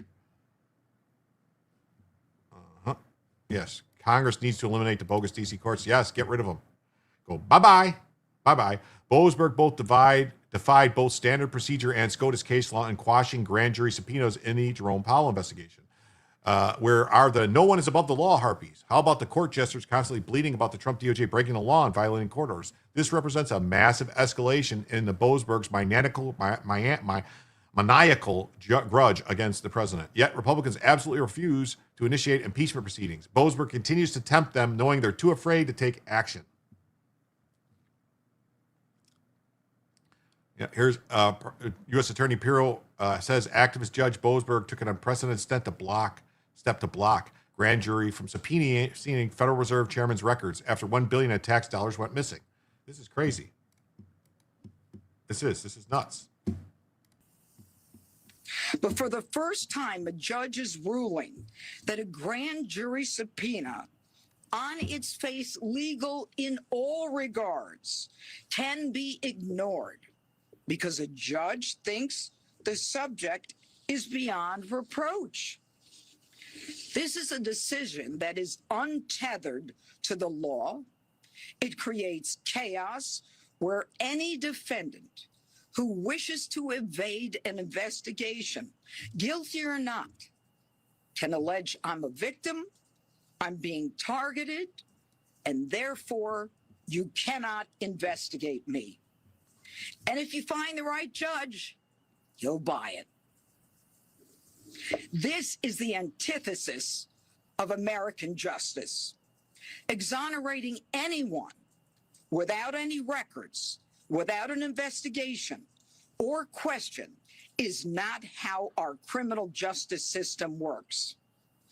This judge has put himself at the entrance door to the grand jury, slamming that door shut, irrespective of the legal process, and thus preventing the grand jury from doing the work that it does.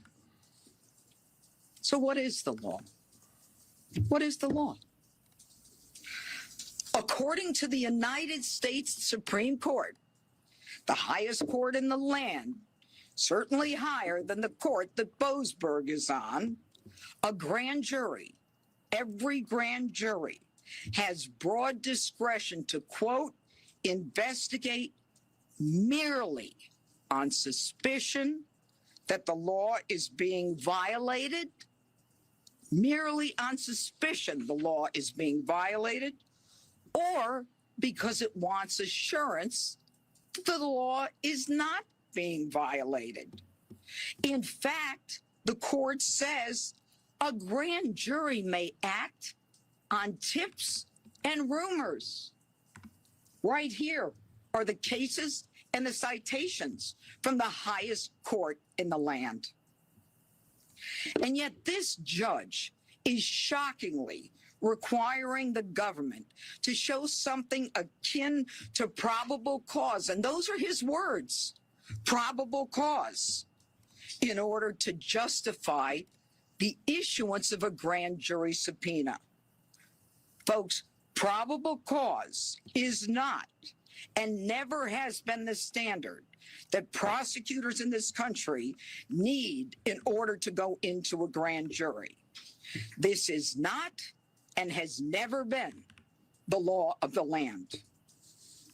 And so this decision today by Judge Boasberg runs directly afoul of our highest court's admonition that courts and judges must not and cannot saddle grand juries with mini trials and preliminary showings that impede a prosecutor's investigation and thus frustrate the public's interest in the fair and expeditious administration of justice.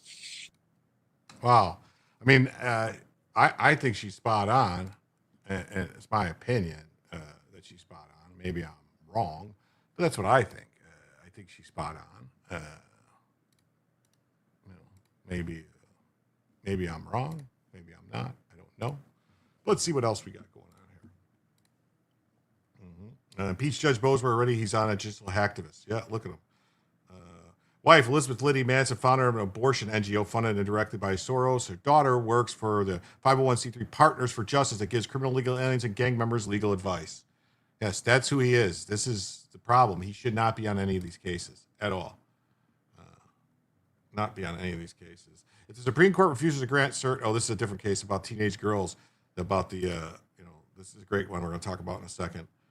There's some more. In his continuing assault against the Trump administration, Judge Boasberg quashed 2 subpoenas issued by the DOJ seeking records related to a massive cost overruns and Jerome Powell's misrepresentations to Congress. That's right. He lied to Congress. It's a straightforward thing. He lied to Congress. Boasberg, there's abundant evidence that the subpoena's dominant, if not sole purpose, is to harass and pressure Poll to either yield to the president or resign, make way for a Fred Scher who will.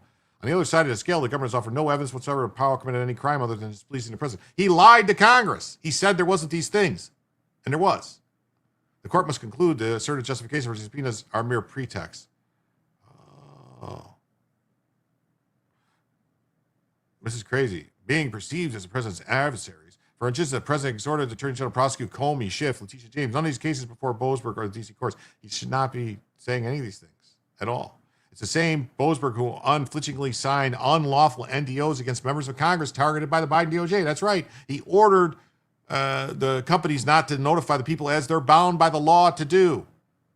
It's crazy. Boasberg low-key admits the problem with Article 3 standing in such a case is nearly non-executive case law to justify his ruling. Further, it appears Boasberg did what he loves to do in the Trump cases, hold a mini-trial of his own to determine whether enough evidence exists to justify the subpoenas, which is what they are for. The court at the hearing invited governments to submit any additional justification for the subpoenas, ex parte. When evidence to improper motive is so strong, what's the evidence? It's in his head of improper motives?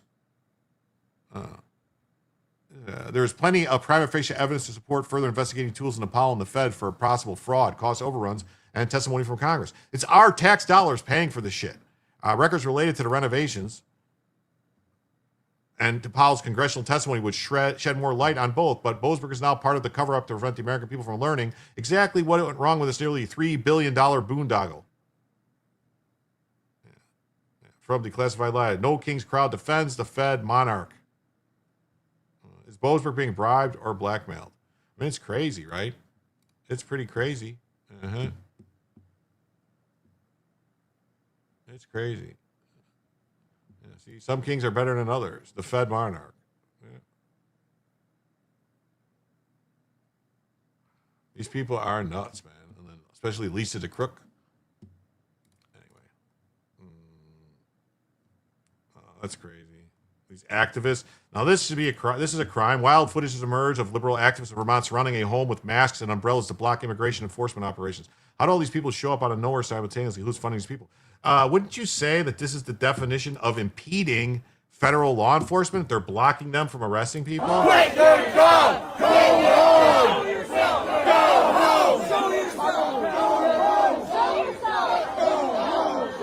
Every one of these people should be arrested for breaking the law. They're impeding the federal law enforcement from enforcing the law.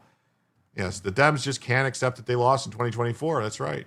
But this is nuts. Like, these are all criminals. Arrest every one of these people. Every one of these people should be arrested. This is a felony. This is a felony. A federal felony, what they're doing. They're blocking them from enforcing the law. They're impeding the enforcement of federal law.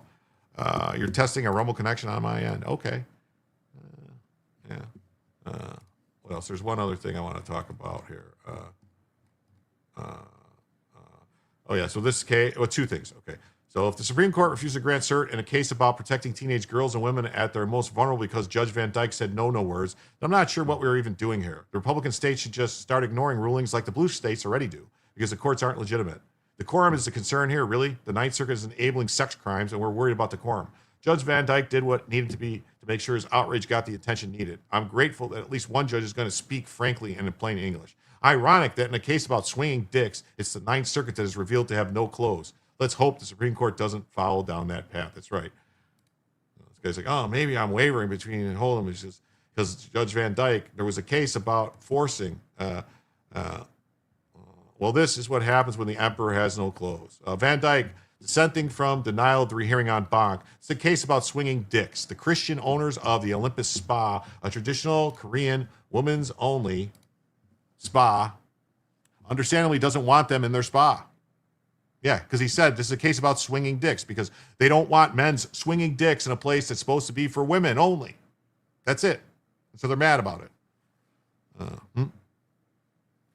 Their female employees and female clients don't want them in their spa either, but Washington State insists on them. You have to do it, the state of Washington, and so does the Ninth Circuit. You may think swimming dicks shouldn't appear in a judicial opinion. You're not wrong, but as much as you might understandably be shocked and displeased, I hope we can all agree that it's far more jarring for the unsuspecting, exposed women at Olympus Spa, some as young as 13, to be as visibly assaulted by the real thing. So hopefully SCOTUS will take this. From later in dissent, in the spring, Olympus Spa became the target of one man's campaign to compel the admission of men into the state's only traditional Korean, women-only nude spa. I did it. I got the main naked lady spa in the area to change their policies and allow self-identified women, regardless of surgery and genitals. A man who identifies as a female had twice been married to women and remained sexually attracted to women. He filed a complaint alleging that he had visited the spa and the spa employees had denied him services. In November, they served a notice of discrimination on the spa. This has got to get taken. If the Supreme Court doesn't take this, then this country's fucking lost. Bottom line. Nobody likes swinging dicks, especially this guy. There isn't a syllable in the Constitution that makes a decision of the judiciary of its own force and without regard for its correctness binding upon any body, either upon the execution of people. Yeah. The only court that has any jurisdiction in the Constitution is the Supreme Court, the one Supreme Court. All the rest of it's established by Congress. The rules, what they're allowed to rule on is by Congress, that they just fucking ignore it and they say, no, we're an co-equal branch. No, you're not. The Supreme Court's a co-equal branch. All the district judges, all the appeal court judges, all the magistrates, you are not a fucking co-equal branch. You are subservient to Congress. You're not co-equal to shit. So hopefully this gets corrected because it's crazy. All right. And then there's one more thing I wanted to talk about. This is it. So, Andy, as the verdict was being read out, some of the Antifa supporters in the courtroom started wailing and crying, resulting in them being ejected from the court. Read about what happened in historic's first Antifa federal terrorism trial in Texas. Guilty. This is the people who killed the woman. Woman not same as trans. Definitely. I still fail to understand why people are surprised how bad it is in Minnesota. They are the only state that voted against Reagan in both landslides. Yes. I believe one of the only states. Woman not same as trans. Trans not the same as woman. Definitely. Yes. 9 defendants accused of the July 4th ambush on a Texas ICE facility face charges including providing support to terrorists attempting to murder federal officers. Guilty. Yeah. This was the case, I believe, also that the lawyer for one of these clowns wore a shirt in with like George Floyd and, BLM and like all these things to basically to try to equate these people to, Martin Luther King and other people. So, yes. I mean, even California, Illinois, New York, and Massachusetts all voted once for Reagan. I think Illinois voted twice for Reagan, if I'm not mistaken, both times. A federal jury in Fort Worth, Texas, convicted all 9 members of the Antifa cell. The verdict followed 2 full days of deliberations. Benjamin Song, Trantifa known as Autumn Hill, another Trantifa known as Megan Morris, Zach Evans, Savannah Barton, Marcelo Rueda, Elizabeth Soto, Ines Soto, and Daniel Rolando Sanchez Estrada were indicted last year on federal charges, including material support to terrorists, rioting, use of explosive device, and obstructions. D.C. is with Minnesota, but they don't count anyway. Jurors found the defense guilty of rioting, material supports, rioting, conspiracy, blah, blah, blah. The jury acquitted a group of 2 of the charges, aiding attempted murder and aiding firearm discharge, which I don't understand how they didn't aid attempted murder. They were there when people got shot. A guy got shot in the neck. The only appropriate response for purulent defendants is retaliation. Don't let the fascist state go unpunished. Oh, what is protect trans kids? What do you know? These people are all nuts. Benjamin Song, who prosecutors described as a ringleader, wasn't charged with the explosive-related charge, but was convicted of more serious attempted murder of a peace officer, as well as multiple counts related to discharging a firearm. This was all a conspiracy. They should have all ate the whole thing.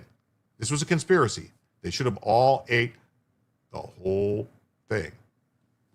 Yeah, twice for Reagan, Illinois. Yeah, I'm pretty sure. Twice for Reagan. Pretty sure. You got to remember, at these times in the 80s, Illinois had Republican governors, like a lot of Republican governors. You had Edgar Thompson, I think, or what was his name? Edgar. It was like it was like a whole thing. It was weird. Illinois. It was like the guy was Secretary of State and then became governor. It happened multiple times. Republican Secretary of State, Republican governor, Republican Secretary of Governor. I'm pretty sure. Sanchez, a Mexican national, was found guilty of conspiracy to conceal documents. He's found guilty of conspiracy. Defendants described by prosecutors as members of the North Texas Antifa cell were accused of carrying out an ambush-style shooting. This is a show trial. No, it's not. These people should all be executed, in my opinion. Like, basically, terrorists executed. As the verdict was being read out, some of the supporters started wailing and crying, resulting in 2 of them being ejected. Defendants Zachary Everett and Bradford Morris broke down in tears. Ringleader Benjamin Saw continued smirking. Like, these people thought they were going to get away with this in Texas? Are they crazy? I think Minnesota even had voted against one of the FDR land sales. I could be wrong, maybe. Today's verdict on terrorism charge will not be the last, as the Trump administration systematically dismantles Antifa and finally halts their violence on American streets. Good. Today's verdict shows the FBI remains committed to identifying, locating, and dismantling Antifa and its funding networks across the country. The trial was beset by a one-week delay after a mistrial was declared during jury selection when the judge learned one of the defense attorneys questioning potential jurors was wearing a left-wing political shirt. Police Lieutenant Thomas Gross testified that during the first week of trial, he was shot in the neck during the attack. His blood-stained bulletproof vest was entered in evidence. Antifa supporters had circulated claims online falsely claiming the officer faked his injuries. Jurors were also shown large cache of weapons, ammunition seized. Investigators recovered mobile phones in Faraday bags designed to block signals, along with Antifa and anarchist anti-government propaganda prosecutors said reflected the group's ideology. Prosecutors learned in the investigation that the cell acquired over 50 firearms in Fort Worth, Dallas area prior to the attack. It says, came my post for free. What? I guess I can't read anymore. I'm not paying. I pay for too much stuff. I pay for too much stuff. I really do. I pay for too much stuff.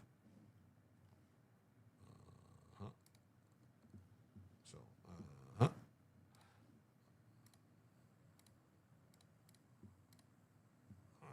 pay for way too much stuff. I really do. Well, I want to thank everybody who was here. We did not hit the goal to add the third hour, but I want to appreciate everybody being here. I'm going to try to do a show tomorrow night, Saturday night. I think it's going to be possible. I don't think it's going to be a problem. So it should be. I should see everybody. I should see everybody tomorrow night. I'm going to send you guys over to another show called Third Rallify. They're doing like a news thing. It's a panel. They're talking about stuff. I might pop in there. I haven't decided yet. But I'll send you over there on both YouTube and Rumble. So it was good while it lasted. I appreciate it. Yeah, I went an extra half hour, so. You forgot my clip as a palate cleanser? Oh shit. Hold on. Let me get to it. Oh, here we go. Okay, we'll cover this. Okay, let me do this. I despise you. Blood is on your hands. I showed no mercy to the left. Charlie Kirk gets shot. You refuse him a minute of silence, unlike with George Floyd. The hammer going bash innocent people's skulls, and you refuse to lift Arana Solis's immunity. 70% of violence directed at German politicians targets the AFD, and you want to ban the AFD? Yeah. Quentin is murdered by Melican's thug squad from the left, and we get his mockery. You constantly talk about tolerance, but your tolerance applies only to those who think like you. In the name of humanity, you dehumanize those who think differently. What a perversion. You don't persuade dissenters with arguments because you don't have any. That's why you constantly resort to ban, censorship, and violence. You are Nietzsche's last men. You are the far-left extremists. I despise you. I despise you because people murdered Quentin, a patriot, a Catholic, and an activist. He helped the homeless. He pilgrims to Chartres. What a contrast to Antifa. What a contrast to Janu Gada. What a contrast to you. Blood is on your hands. Quentin's blood. You took Quentin from us, but in doing so, you have created millions of Quentins. Oh, this is a politician. Okay. Oh, I didn't know it was. Charlie Kirk wird erschossen, Sie verweigern ihm die Schweigeminute, anders übrigens als bei George Floyd. Die Hammerbande schlägt Unschuldigen die Schädel ein, Sie heben die Immunität von Ilaria Salis nicht auf. 70% der Gewalt gegen deutsche Politiker richtet sich gegen die AfD. Sie wollen die AfD wird von Männerschauß, Kugeltruppe ermordet. Von links gibt's nichts als Häme. Sie reden ständig von Toleranz, aber Ihre Toleranz gilt nur Gleichgesinnten. Andersdenkende entmenschlichen Sie im Namen der Menschlichkeit. Was für eine Perversion. Sie überzeugen Andersdenkende nicht mit Argumenten, denn sie haben keine. Deshalb greifen sie ständig zu Verboten, Zensur, Gewalt. Sie sind Nietzsches letzte Menschen. Sie sind linksextrem und ich verachte sie. Ich verachte sie, weil ihre Leute Quentin ermordet haben. Patriot, Katholik, Aktivist. Er half Obdachlosen, pilgerte nach Chartres. Was für ein Kontrast zur Antifa. Was für ein Kontrast zur Jeune Garde. Was für ein Kontrast zu Ihnen. An Ihren Händen klebt Blut, das Blut von Quentin. Sie haben uns Quentin genommen, aber dadurch haben Sie Millionen Quentins geschaffen. Awesome. Awesome. Well, thanks, everybody.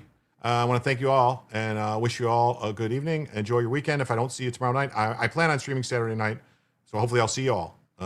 Thank you. And come on back for Jim to tell you the news.